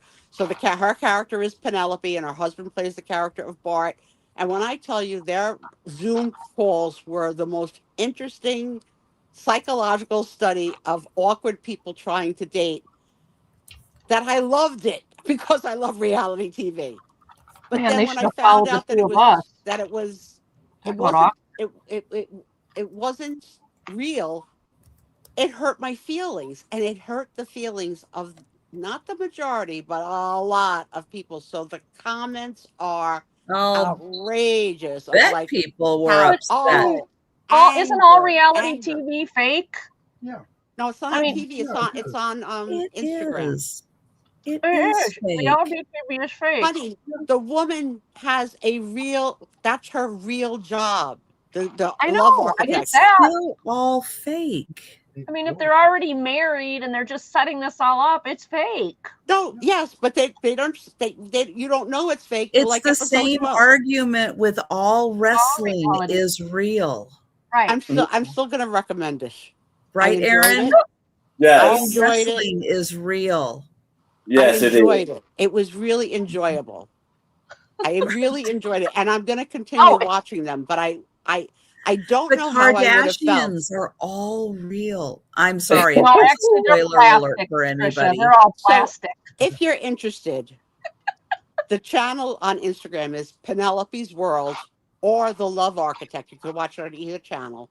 Okay. The Love Architect will continue doing now real people going forward and helping real people. And Penelope's Do World we have will to continue. put a wink in there when we say real? No, it's going to be real. Going forward, her channel is going to be real. That's what she really does for a living. They collaborated to do this as a team. I'm going to kill you. Trisha, I have a little bit of level of cynical cynicism. Okay. I'm up to my reality. My last 2 points on my week in review require photographs that I sent to Trisha. Do the photograph that is alphabetical only first, and I'll explain, and then we'll do the other photograph last. Sorry, I'm not trying to. I was not prepared. Give me 1 sec. Okay, I only sent you the one picture today, and then the other one I sent you the other day, just to you. I just sent it to you. If you ask some of these reality TV people, when the reality TV shows on, they'll admit that. So you sent me a picture and you sent me a link to Instagram. Do you want the link to Instagram first? Yeah. Okay. Is it letters? Let me double check. Yes. Okay, that's the one I want to show first. Okay. So Trisha, go big. I don't going to tell you what this is. Go big or go home, Trisha. Go big. Go big or go home, Trisha. And Denise, if you're still here, say here. Oh, I just gave you a heart. Okay. So these are like on a Letterman's jacket, right? Those letters that would be put on like the Letterman's jacket. And Denise came across these, and they are Sue Tom. So she's gifted them to me. Probably 9 months ago. I think I was still sitting up, maybe even longer, that Denise gifted them to me. So they've been in my Instagram. This picture was in my Instagram for a very long time with, thank you, Denise, for the Sue and Tom. For whatever reason, this picture is being reposted all over the world. And I don't know why. I don't know why. What? Because when you post something, I didn't know that other people, when they repost it, you get a notification that it was. So nothing of mine has ever been reposted since I've been on Instagram. And now this silly picture has been reposted so many times. So I started to look at Google to see, like, maybe it means something dirty. Like maybe it's like, I have a disease or like, LOL. Like, I can't find any reason. So if anybody knows any reason why my this gosh. picture of all my pictures and of all the things in the world is getting reposted worldwide. Let me know. Let me know. Okay. All right, hold. You can get the That's other picture weird. ready, but don't show it yet. Okay, Very yes, weird. get That's it ready. weird. Very weird. Isn't that I weird? didn't have anything go viral. I did have one that got 20,000 hits, though. Yeah, but that goes on your channel when it gets a lot of hits. When it gets reposted, you don't know. Like I've been Right. going to their channels, and a lot of them are like private or like I want to say like, who are you? But all I can tell is where they are in the world. It's like so weird. Okay, so before she shows this picture, the last part of the story is my physical therapy journey for this week. So I did share on Friday's show last week that I was able to stand up for 5 seconds. Mhm. But something huge happened on Monday. On Monday, my occupational therapist and my physical therapist came with the new wheelchair, and we attempted to move me into the wheelchair again and show the picture now.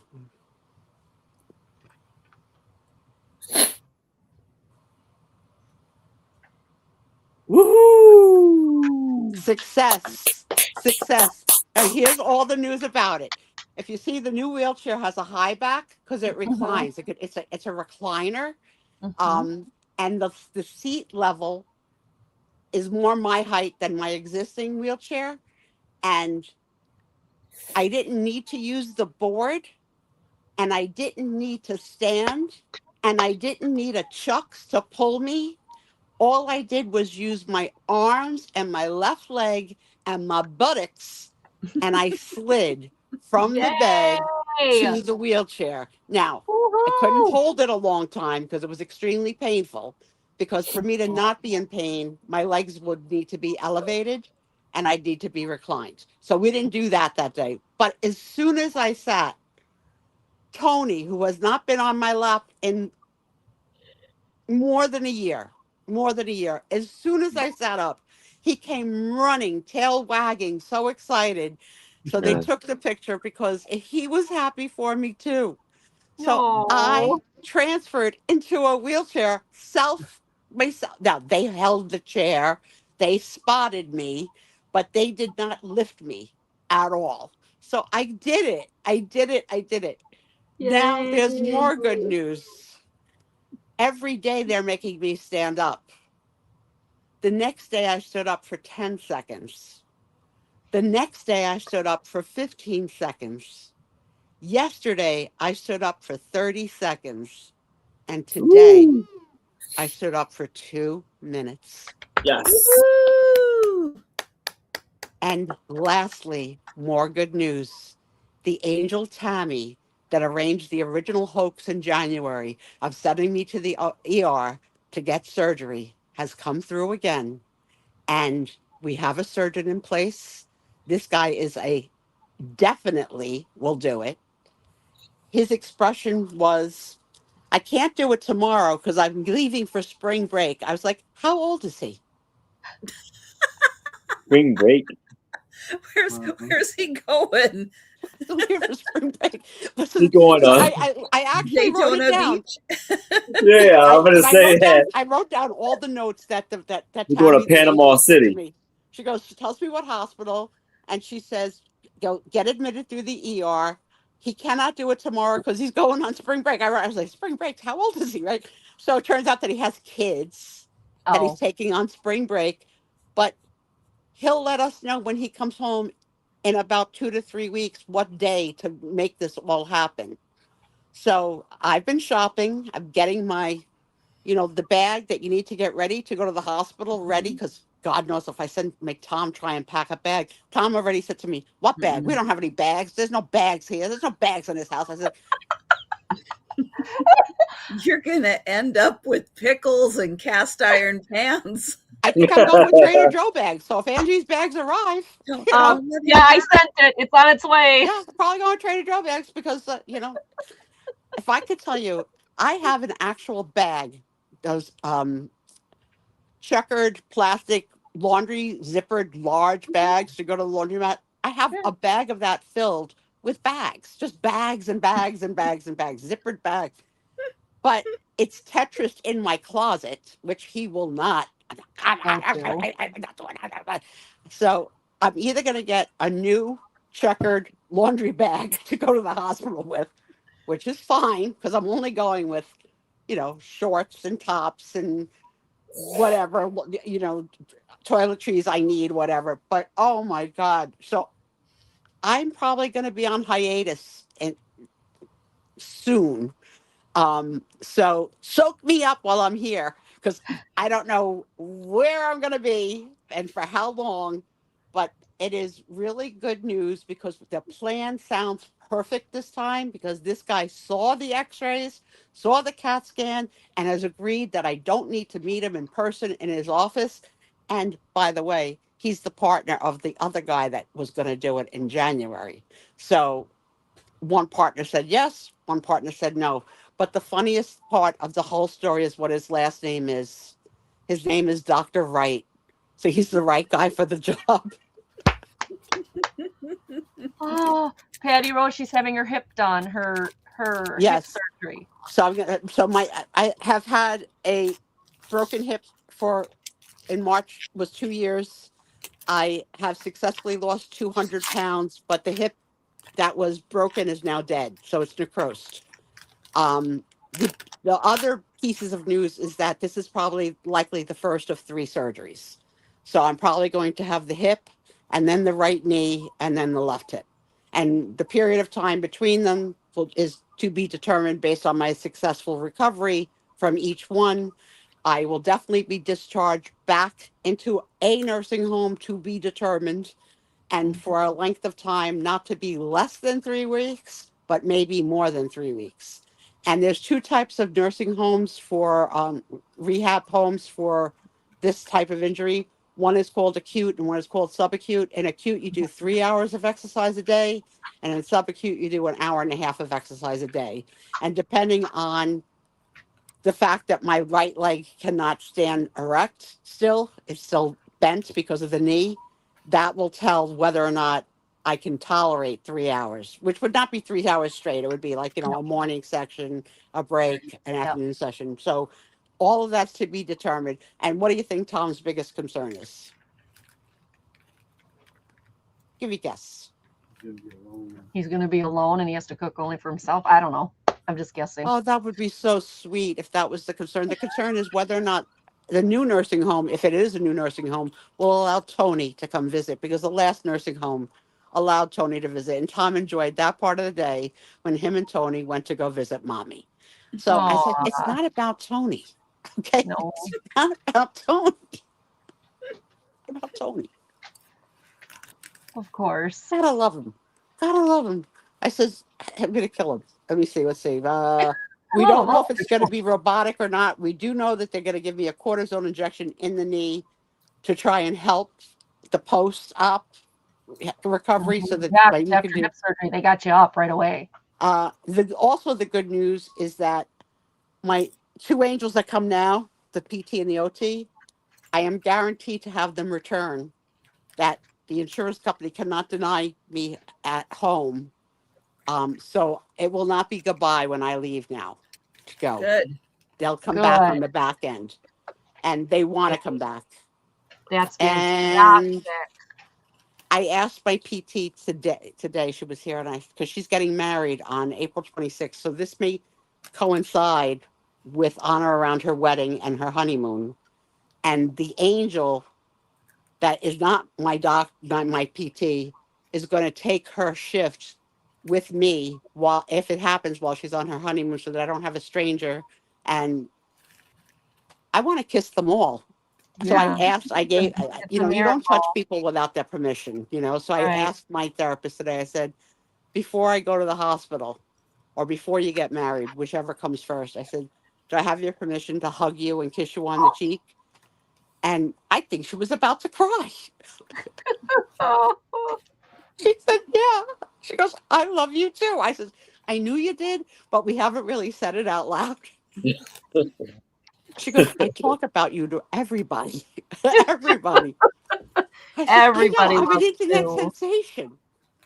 All right, We so all that love was my week in review. Any questions on that? Otherwise, we will move to what the heck did Sue Spiezio watch this week? And I'm going to go fast because we got 12 Angry Men to talk about. But I am going to shock you with on AMC. Trisha, you may not want to have any food in your mouth for this. Uh-oh. Tell me when you've swallowed. Okay, I'm good. I've watched the first 4 episodes of season 1 of Dark Winds. you. See? I didn't want anything in her mouth. Yay! Didn't Good want anything in for her mouth. you. Okay, so how did it come to be? Because I was opposed to the cowboy hats. Mhm. It's not cowboys. It's Indians, which you can't say Indians anymore. You got to say Native Americans, Native or they Americans. call Yeah. themselves Navajo, or they also call themselves Deans or Dinnies or something like that. Danae. But Yeah. yeah, Danaes. But it's not riding horses and like rustling up. It's not that. No, Right. So, It's not. it's not. and it's also a predominantly Native American cast, which I've never seen anything as a whole Native, like a whole Native American cast. It's also not so much about cattle or the ranch. It's about people and crimes, and the cops are the big, stars of the show, All right. and it's good. So I figured, this is what I figured. The girl tells me that she's watching it and she loves it. She has led me in the right direction a few times, right? Second, Robert Redford passed, and I watched the Robert Redford special where I learned that he was an executive producer on Dark Winds, who I love Robert Redford. So I says, let me give this thing a try. Yeah. So I'm in. And Lemmy Lemon's daughter. I got to wait till season 4. I'll get there. Well, she's in the last episode of season 3. Okay. Very When I briefly. get closer, you'll have to But- tell me what her character is. So Yeah. I watched 4 episodes this week, so that's a lot. Ooh, That's a lot. That's great. Because they're hour-long I episodes. really, really, really, really loved it. Now, what was concerning to me, and I have to say this word because I can. Okay, season 1, episode 3 involves a terrible spider bite. How the heck did you get through that? Oh, I probably went like this. Oh my God! Because I said to Well, and myself, she probably fast forwarded through it. Can't you fast forward through? well, you don't know streaming? you don't know what's coming. You know what I mean? Right. Like you don't, and you don't know it's coming until you see it, and it's Oh, a really big one. And I'm like, how the heck did my girl survive this episode to go on? right. Because you don't know if you're gonna have more. But it was a significant. Moon, it's on Netflix and AMC. Yeah. Dark Winds really, really, and the beauty of that land is great It's because you're beautiful, getting isn't it? mountains. You're not just getting like the prairie. You're getting the mountain. It's beautiful. It's beautiful. Yeah. I don't know what state it takes care of, and I don't know what period of time. I think it's 60s, 70s. It's seems. 70s. 70s. Yeah, it looks it based 70s, on yeah. the wardrobes.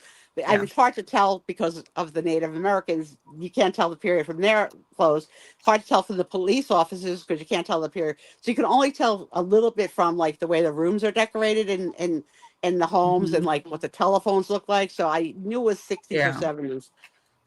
And I already know that there's a dirty, no good priest. And there's nothing like a dirty, no good priest because I have the experience of dating an ex-priest. So this has got me. I'm in now. So Trisha, I'm in. I'm going to catch up. So that was a lot. That was a lot on that one. On Bravo, I'll go quickly. Summer House, Vanderpump Rules, Reunion Part 2, Real Housewives of Beverly Hills, and The Ladies of London.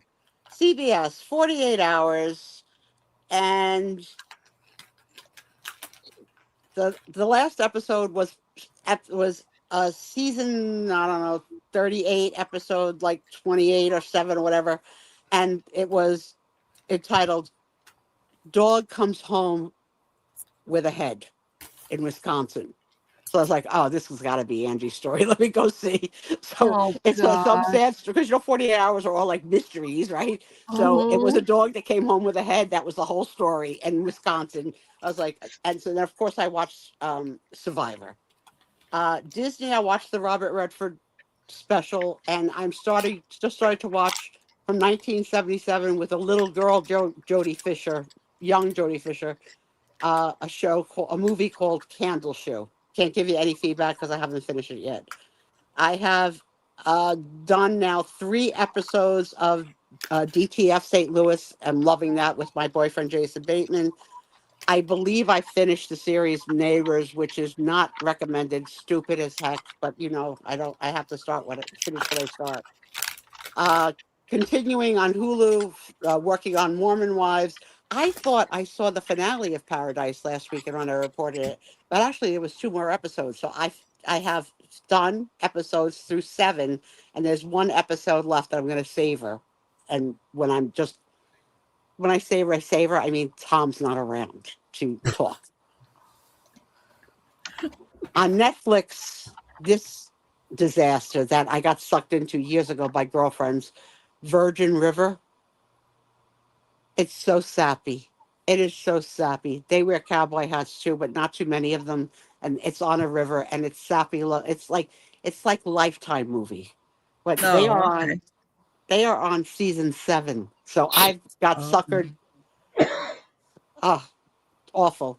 I don't watch that. Paramount, The Madison, which I shared with you last week, and I said was a combination of A River Runs Through It and Devil Wears Prada. I'm now 3 episodes in.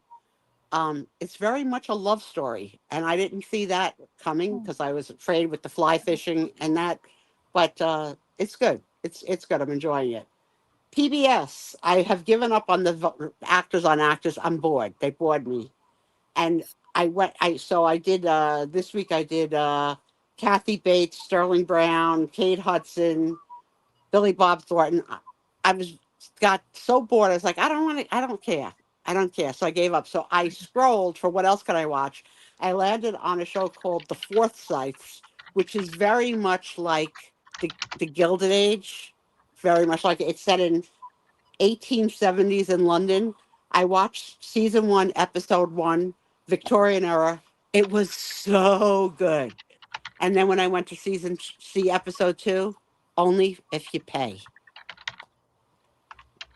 And if I would have known that, I would have never watched these episode 1. And this is the second time I got suckered by that. So I'm now, if that ever happens to me again, that something looks good, I'm going to look to see if all the episodes are free before I start something and get mad. Because I got very mad. On Peacock, I finished Hamnet. It was very, very good. Very good. And William Shakespeare saying to be or not to be, which is something that, you've said your whole life, blah, blah, blah, you get it, you don't really get it till you see it in the movie of William Shakespeare saying it and why he's saying it and where he's saying it and the emotion as he's saying it was a heart-tugging, beautifully sad, hopeful scene. Really, really good. And now, what's here? The second Wicked for Good. So I just started that. But I find myself fast forwarding through the songs because I don't want to, What? I don't. What? Just don't want the song. Just want the story. Oh, On Pluto, I finished Room at the Top, the British 1959 black and white. It has a very, very sad ending. So when I have a sad ending, I usually need a little bit of time to recover before I go for another, tearjerker. It was sad. Outlander, I'm all in. Finishing up the last couple of episodes of last season before I start savoring the very last season. On TLC, Before the 90 Days and Unexpected. On Tubi, Savage Grace and 12 Angry Men. On Wii, Mama June, and a sequel to Life After Life, Lockup called Life Goes On, which tells you what happened to these characters years later. And since I saw all the seasons of Life After Lockup, I'm enjoying that. And on YouTube, I'm in the middle of a 1945 black and white free, The Affairs of Susan. So obviously the narcissist in me was called by the title. So that was my week of what I watched. And so it was good. So entering into 12 Angry Men, I'll do the intro. So 12 Angry Men was an original black and white movie starring Henry Fonda, who also produced it, Lee J. Cobb, Jack Klugman, Jack Lemmon, and many other character actors that you will recognize, that you may Yes. not know them by their big names because they may not have been primary At that stars in their time. later lives, but almost everybody on the screen will be somebody you recognize. And unfortunately, Tubi also had the colorized version. So I don't know what you all picked to watch. I'm hoping you picked the black and white original, but they had the colorized version, which is from 1997 with Tony Danza and Tony Soprano as 12, one of the 12 Angry Men. Oh, It weird. is, Yeah. it no, I is didn't. leaving, Tubi this week. So if you have any interest in watching Oh, darn. yeah, if you have any Yeah. interest in watching that. No, I'll So skip that one. that Thanks. is the only other thing I will say about it before I open up for discussion is that it did receive 3 Academy Award nominations. It didn't win, but it was nominated for Best Picture, and it lost to this hot mess, Bridge Over the River Kwai, which, Oh, oh my wow. God, that was so graphically awful, but impressive for that time when you think about the time that it was made. So It would have been hard to beat that movie. yeah, the Bridge Over the River Kwai is. I mean, 12 Angry Men, very emotional, but Yeah, but that in movie, comparison, not against that. yeah, It couldn't win against that. Okay, that is my last in the opening. So I'm opening the panel. First, tell us, did you watch it? And did you not watch it? Let's start with that. No, I did my homework. I'm a good girl. And I you did watched- watch the black and white version. I did contact Sue and say, Sue, there's 2 of these. Which one am I watching? And she told me the black and white. So thank you, Lori. So Aaron you We have was any- we know busy. Aaron didn't participate. Aaron had a busy month. Yeah. It's okay, Aaron. It's all Yeah, right. I'm just picking on Not, Aaron. it's not mandatory. It's optional. No, I it's will. not. I will do this month. I will do in April. I'm going to do it. What about people in the chat who watched it before I start giving Anybody opinions? 'Cause with I don't want to like. us? Yeah, if you're like like you don't want like what is that called? When you, spoiler alert. Thank you, dear. I don't want to give a spoiler alert, but Spoiler alert. but so Yeah, you guys know you're going to get a spoiler alert because that's the whole point, right? We're Yeah. going to talk about the whole movie. The whole point of a discussion is that Yeah. a little bit of a So- spoiler. So I don't watch many movies, as you all know. And I really thought last month's Run Lola was okay. This one I liked. There's so many reasons why I liked it. And one is that it gave all these men perspective. Like we all have our own biases and we all have our own beliefs. And this was taking. Well, do you want to, really like, for anybody who hasn't watched it, do you want to give a summary of the plot? Sure. Or you can, or Sue can. I don't care who gives it. Yeah. Okay. So this young gentleman, this young kid, was charged with murdering his father. And these 12 jurors had to go into the jury room and discuss whether he was guilty or not guilty. And at the beginning, they voted well, out of 12, 11 of them voted guilty. And then the one man who I think is this, what was his name? Henry Fonda. Henry Fonda. Okay, that's what I thought. Yeah. So this one man was like, well, not guilty. And they all looked at him like, are you out of your mind? But his comment was really touching. He said, I don't know if he's guilty or not guilty, but I'm not going to send a man to the electric chair because if he would have been found guilty, he would have been put on death row. Mm-hmm. He says, I don't want to do that until we've had a discussion, until we've discussed it.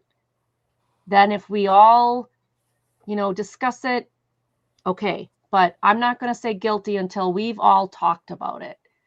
And little by little, first the men were very upset with him. Like, how could you do this? We all want to go.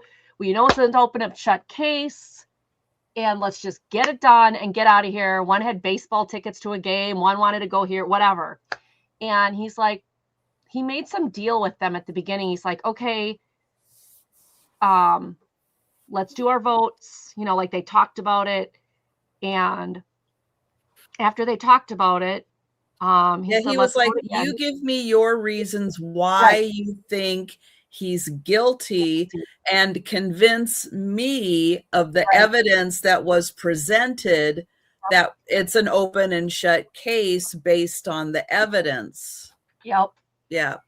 And the second round that they voted, another person voted not guilty. So now you have two.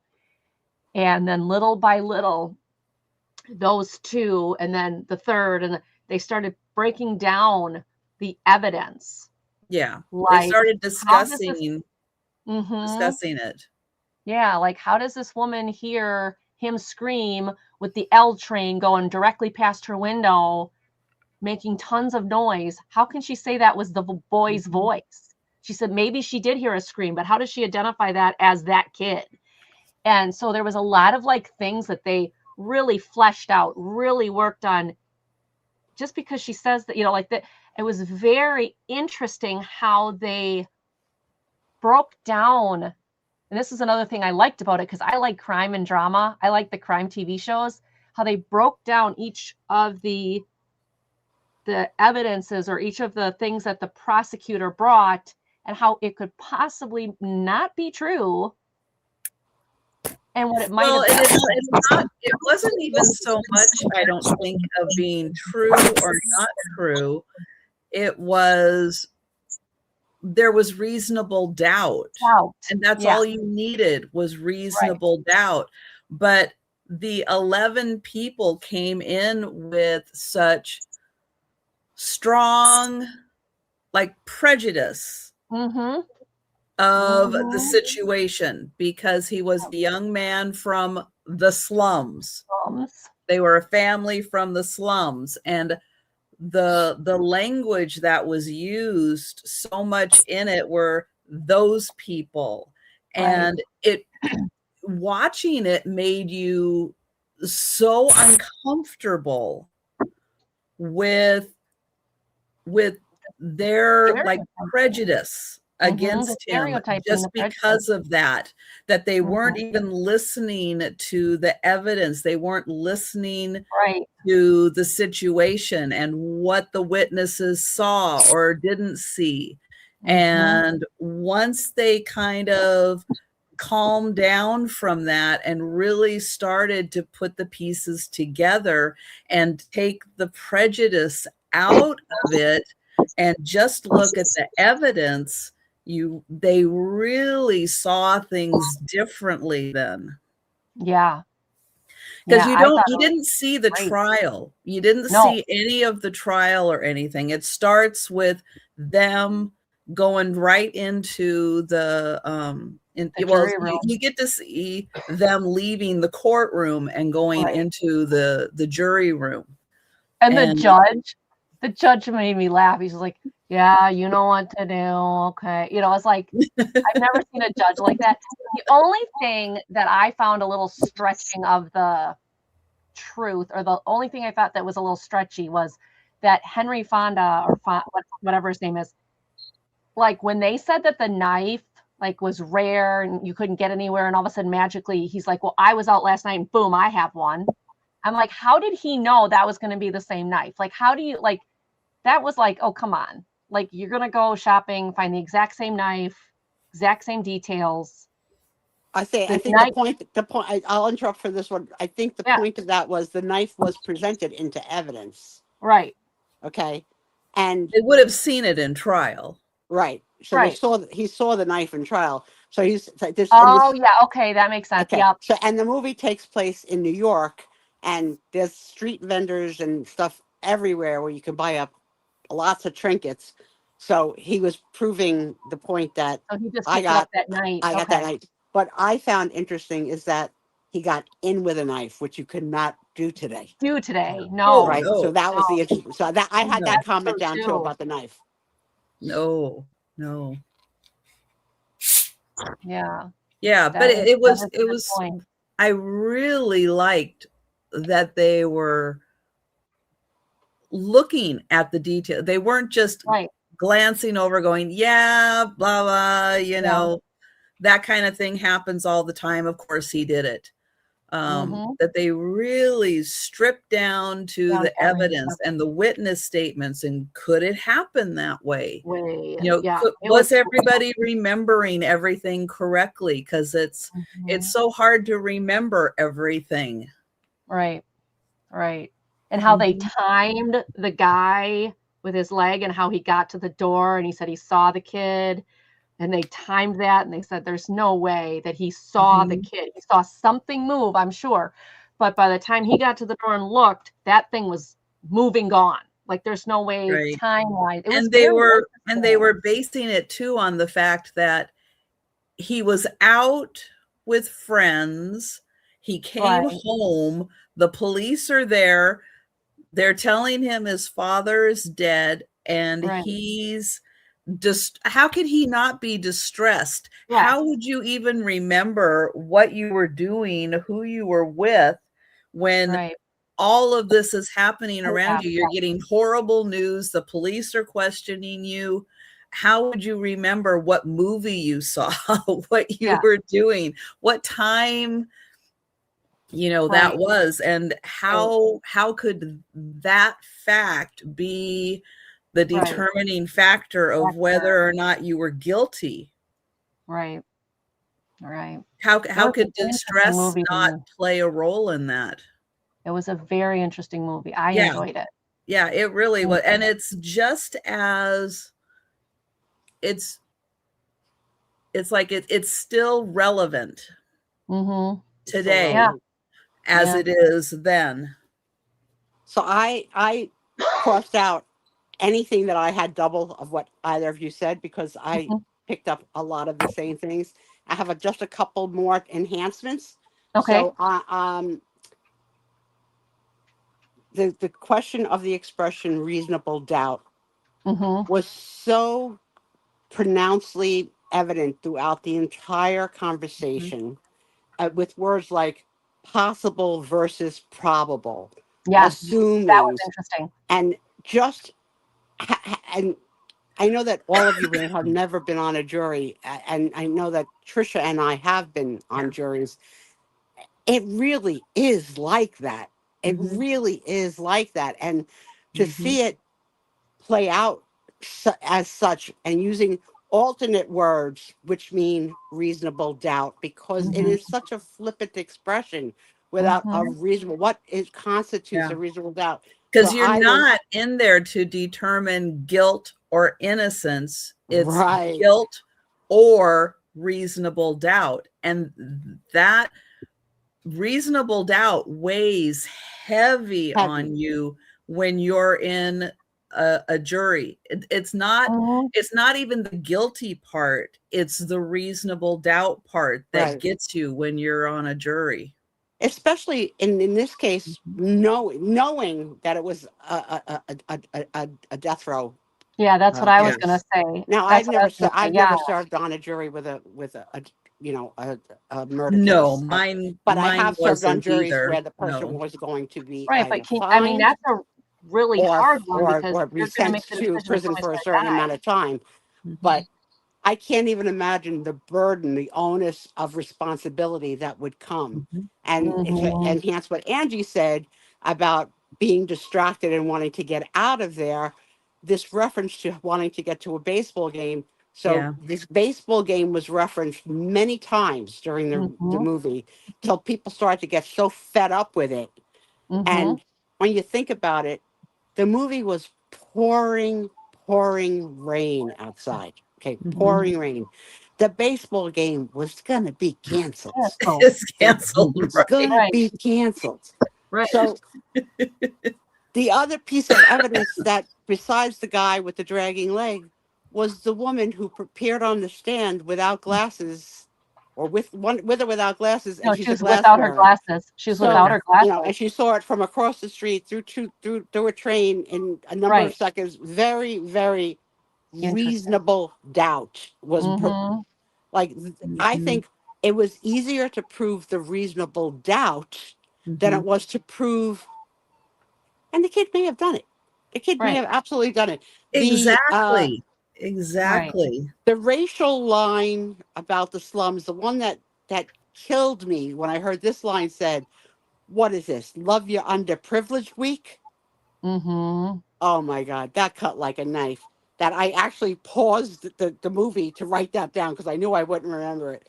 And Mhm. like, you can't get any like more like, what is this? Love the underprivileged week? Yeah, when they would be like, "Oh, you bleeding hearts. You guys are all Yeah. bleeding hearts." Yeah. It's like, Yeah. but you Let's have see. to be very careful because you're putting a kid on death row. You're gonna, you And have to make a just decision if the because guy's they gonna die. argue does not Right. mean that that is the next step.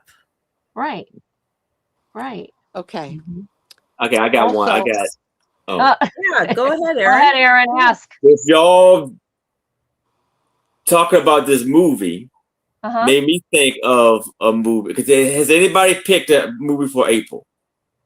a No. lot Not of people yet. have given We've got a suggestions. lot of lists. have We're We're gonna suggestions. pick next week. So give your suggestion. Yeah. Well, it's a movie called Blind Faith. Okay, so check it out. It's If it's kind of free, like and the what? movie. Find out if it's It's free. yeah. Okay, Gotta find out if it's free, but find okay. out if it's free and what It says platform. free. It's on Tubi. It's on Oh, YouTube free too. I just Okay. checked. So next week we've got about half a dozen suggestions that we'll Yes. run through. So Mhm. I'll try and cut my part of the show. I'll still be here next week, so I'll try and cut my Okay. part of the show shorter so we can spend more time reviewing before we what we want to decide. do next week. Yeah, Okay. maybe Sounds I'll good. just do the Sue Spiezio week in review, and I won't do what I saw during the week unless there's something I really got to tell you. So I said this line on purpose to Trisha tonight to see if anybody caught it because it was in the jury room. They got so mad at each other that one guy said to the other, "I'm going to kill you." Uh-huh. So during my fake banter Yeah, with Trisha tonight, I that's why I purposely laughed. said, on purpose, "I'm going to Yeah. kill you." Yeah. And Because just, you said, "I love you, Trisha, but I'm gonna kill you." And I was I'm going like to kill you. laughing because I'm like, yeah, You she knew. loves her, but she's gonna kill her. Yeah, uh-huh. Yeah. That's why I was So, laughing. Uh-huh. so because that was such a point for the Mm-hmm. prosecution that saying, Right. "I'm going to kill you" was premeditation. And how often today, I mean, and if you live with Tom, I mean, it's I've said hourly. it. It's hourly. We've all said it. Like, Yeah, we we've don't all really said it. mean we're gonna do anything, but No, Uh, exactly. some other nods Exactly. to the past. I've had Lots of family members take that out of proportion and have a fit over it. lots of cigarettes and lots of ashtrays. Yeah. Lots. Yeah. Wasn't that? I mean, can you imagine that in a jury room Well, nowadays? you can't smoke or vape in a courthouse today. That's not No. happening. No. No, you can't. Now, they went to the bathroom. Remember those old-fashioned hand dryers that were fabric that were on a roll? Mm-hmm. And he actually, not only did he wash his hands, he washed his face and he used the roll to dry his face. Yep. Mm-hmm. Can you imagine? Mm-hmm. And I think I have two more things. Let's see. Oh, the dress code. All the men were dressed in suits. Yep. Some of them kept the suits on and ties while the room was incredibly hot. Incredibly hot. And they were all sweating. They were Yep. purposely showing you, the photographer, the Mhm. director was showing you sweat. Oh And yeah. showing you sweating and to make you realize what a hot box it was. So that everything that was produced and directed was definitely on purpose for you to really feel the sense of the stress of the room. Yep. Right. I felt the foreman had no control over the room. He just was a really poor foreman.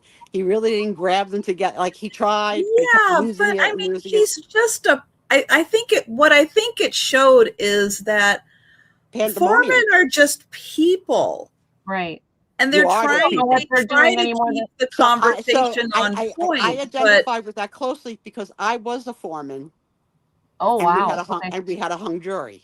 So Wow. I was really upset as the foreman to not be able to bring the unity, and I didn't badger them, but I was like, we gotta, come on, let's talk it out. But the people that stood in their position stood firm But I Mhm. definitely had decorum in the room. People were not shouting at each other. But I did Right. have a couple of jurors that were elderly that fell asleep in the jury room.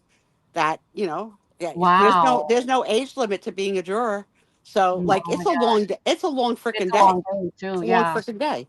So I thought Well, he and when could. you're in the courtroom, you're so attentive to what's going on, the proceeding, what everybody's saying, that you're so focused in that it is very draining, Mm-hmm. and you do need breaks When you to think about how kind of stressful it was, relax how your hot it mind. was, Yeah, and they how were angry they hungry. were getting at each other, I And can't they were imagine. hungry. They were Right. debating what And time they were hungry. They were going to wait till 7 to get Mm-hmm. dinner. And mhm. Yeah, and Yeah. it's not like today where the judge sends you home and you come back the next day. Like Right. No. if it's not a Yeah. sequestered case, you stay. Right. Right. So Right. yeah, they were hungry, and Right. so it was very very hot. It was a hot box It with was a hot hot box. Yep. tempers. Yeah. Yeah. Um, It was very, very did you good all movie. notice this is very very poignant that Henry Fonda wore a white suit? So like very interesting Yes. that it's symbolic of the white horse, Mm. the white Mhm. cowboy hat. So he had on a white suit, which was really foreshadowing what his character was going to be. Right. And then I have two more points, which was my favorite point, my favorite part of the movie, and then how the movie ended. So my favorite Oh, moment the in the ending. movie was when the jurors at the end stood up and turned their backs Yes. on the lone juror when it Yeah. became And how 11 to angry he 1 the was. opposite way. Yeah. They didn't Mm-hmm. argue anymore. They Mm-mm. stood and one by one stood and turned, which was so much louder than Yes. talking. Yes. Right. So much louder than That talking. was. And I thought that was fantastic. I thought that was a Right. great part of the movie. And then the movie ends. So here's the spoiler. The movie ends with the one lone juror who was the last holdout ripping a picture of him and his son, realizing that he can't always be right Yep. and that maybe he could be mistaken, and his relationship with his own son was pertinent to that. And it Right. was just like he ripped the picture, and it was like rip your heart out. Yep. And so I just thought it was fantastic. So Yeah, who do I we need to really give? Do felt we need at to that give kudos? Do point. we know who recommended it? I think it was Jan Goodwin who did. Yep. We'll have to Yeah. remember to thank John But Goodwin I next I week. really felt at that point when he was arguing and when he did end up ripping the picture, was that he was really projecting Yes. him and his son's relationship onto his feelings, his prejudices, his Because remember, he said his son preconceptions. hadn't talked to him in how long? Yeah, Couple it He had said, years. he been said a 2 couple years. years or Yeah, a something. couple years. He hadn't talked to But his I son. also I agree wonder that why. it Yeah. was very, very Exactly. smart in this movie to not have us see the trial at all. Mm-hmm. Right. That was Right. So we had brilliant. no idea. No Right. idea. We came in with no opinion. We knew Right. nothing. It was Right. so smart, so brilliantly written, Right. and I may go watch Tony Soprano and Tony Dance before it leaves. I may I Go don't know if watch I'll the watch the other whole thing, but version. But the interesting thing is I felt at the end that when you circle back, you really did feel like Henry Fonda's character, in that I don't know if he's guilty. I don't know if he's innocent, but the prosecution did not give the evidence to prove the case. Right. Well, yeah, well, the line was, we don't need to prove that he's innocent. They needed to prove that he's It's guilt. guilty. right, Right. That was the line. exactly, That's a good line. and I did feel like, yeah, I felt like how he felt at the beginning. There was reasonable doubt, Wow. and there probably still needed to be more discussion about it, but I don't think they were ever going to get to guilty once they got called it. Well, they had too many questions. Right. Too many questions about And it. how They many they never would have gotten to guilty. How many other people, like, when you heard, like, when they started and they said guilty, how many of us were like, okay, what's this going to be about then? Because they're all agreeing it's guilty but one. And then as the thing goes and goes and goes, how many of us were like, oh yeah, oh yeah, oh yeah, oh yeah. How and many people would have just gone, yeah, okay. Yeah. You guys Right. really think it's guilty. Okay, I'll say guilty. I'll cave and we'll just do guilty, and because it was only one. And the jury that I was a foreman on, the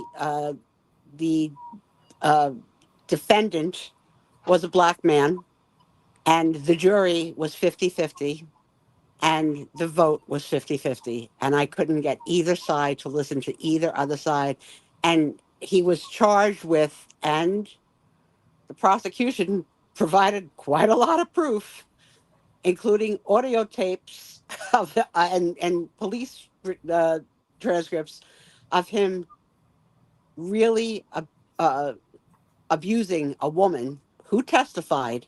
But the problem was she was flirting with him while she was on the stand, which was very bizarre. So yeah, they were flirting with each other. So like, maybe we'll get back together. See, I told you I do this kind of, like, it was very bizarre. So in the jury room, the white people in the room could not get that was even possible, that they were flirting. And the black people in the room was like, oh yeah, that's flirting. That they were flirting. And once that decision and division was made, I couldn't get anyone on either side. And it was sad. It was sad.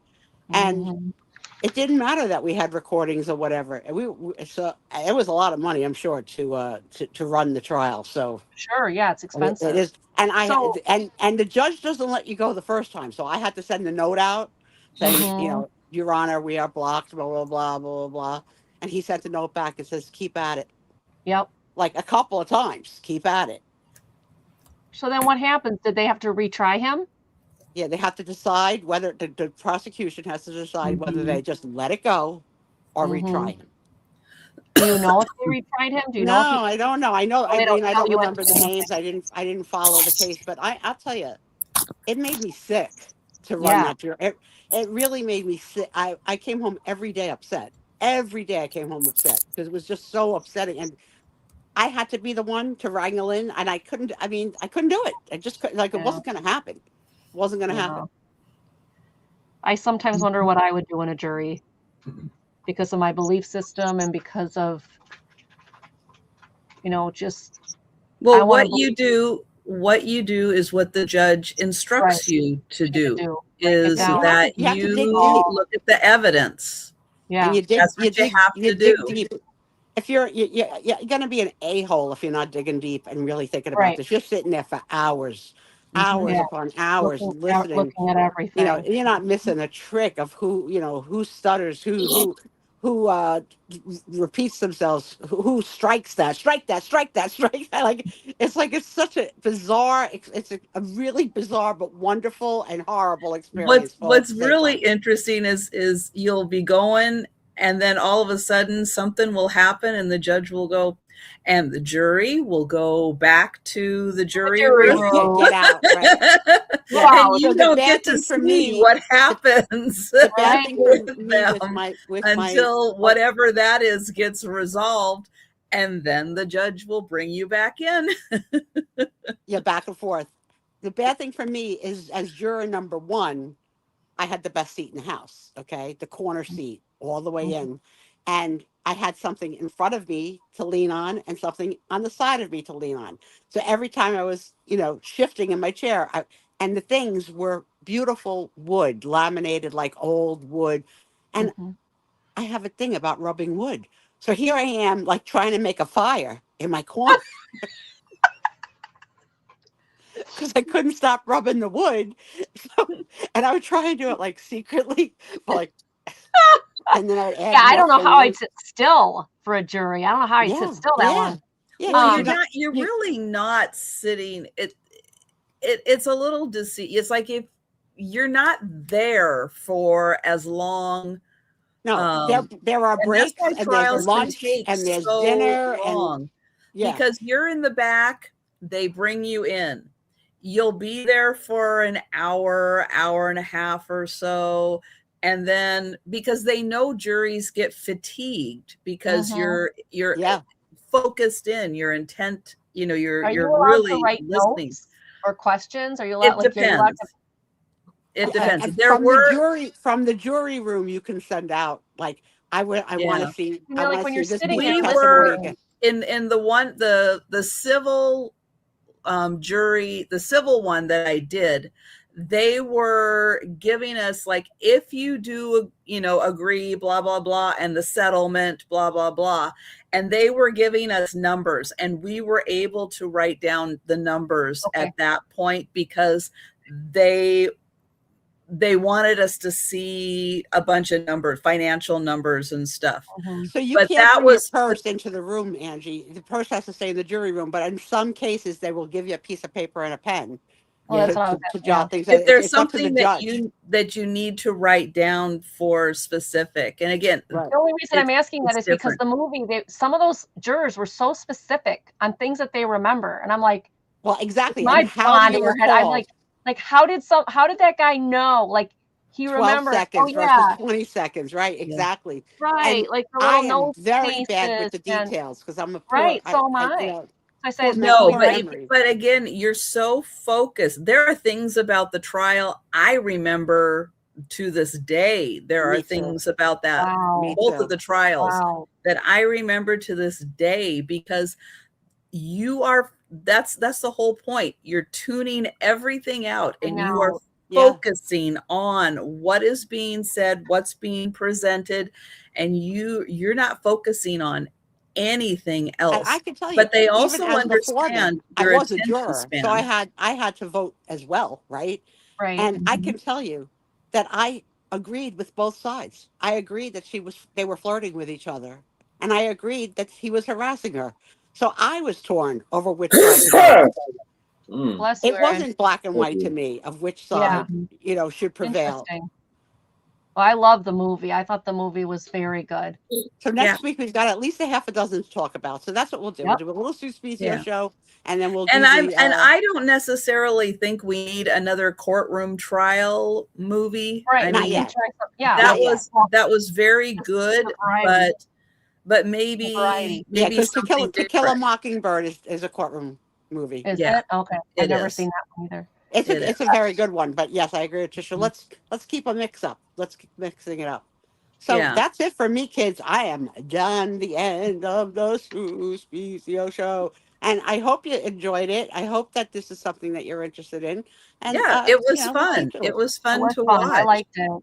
I hadn't seen it for decades. Years. Yeah, me too. Decades. I had not seen that movie. So yeah, and some movies, they don't have to be current to still be relevant. And this is a great example of a movie that could have been done. Yeah, it was 1957. It was 1957. So it was made before I was born. Mm-hmm. Yeah, but it's so neat. It was so interesting. I really, I liked it. Cool. Liked it. We got it. Cool beans. Yeah. You guys are making me watch movies. I don't even watch TV. This is very good for me. I'm cool. Yeah. Well, thank you for coming, everybody. Thank you, everybody. Show, kids. Thank you. Yes, thank you. And don't forget, Aaron's going to be having a sale tomorrow at 6 p.m. Eastern with Becky and Toochman. And then Becky and Aaron, not Tooch, sorry, are going to be joining Denise and myself for the Saturday night sale. Yes. So that's going to be great. And then Angie will be back on Monday, right? I'll be on Sunday at noon with Becky's Vintage and More. That's right. And Monday afternoon on Monday Market at 5:30 on my channel with Becky's Vintage and More. So and you're then gonna Becky go will be joining Denise and I on Wednesday. It is the total weekend week of Becky. Becky's going to be come join us, guys. Come join us. All right. So thank you, everyone. Thank you, Angie and Aaron and Sue. everybody. And have a great weekend, everybody. And we'll be seeing you on YouTube.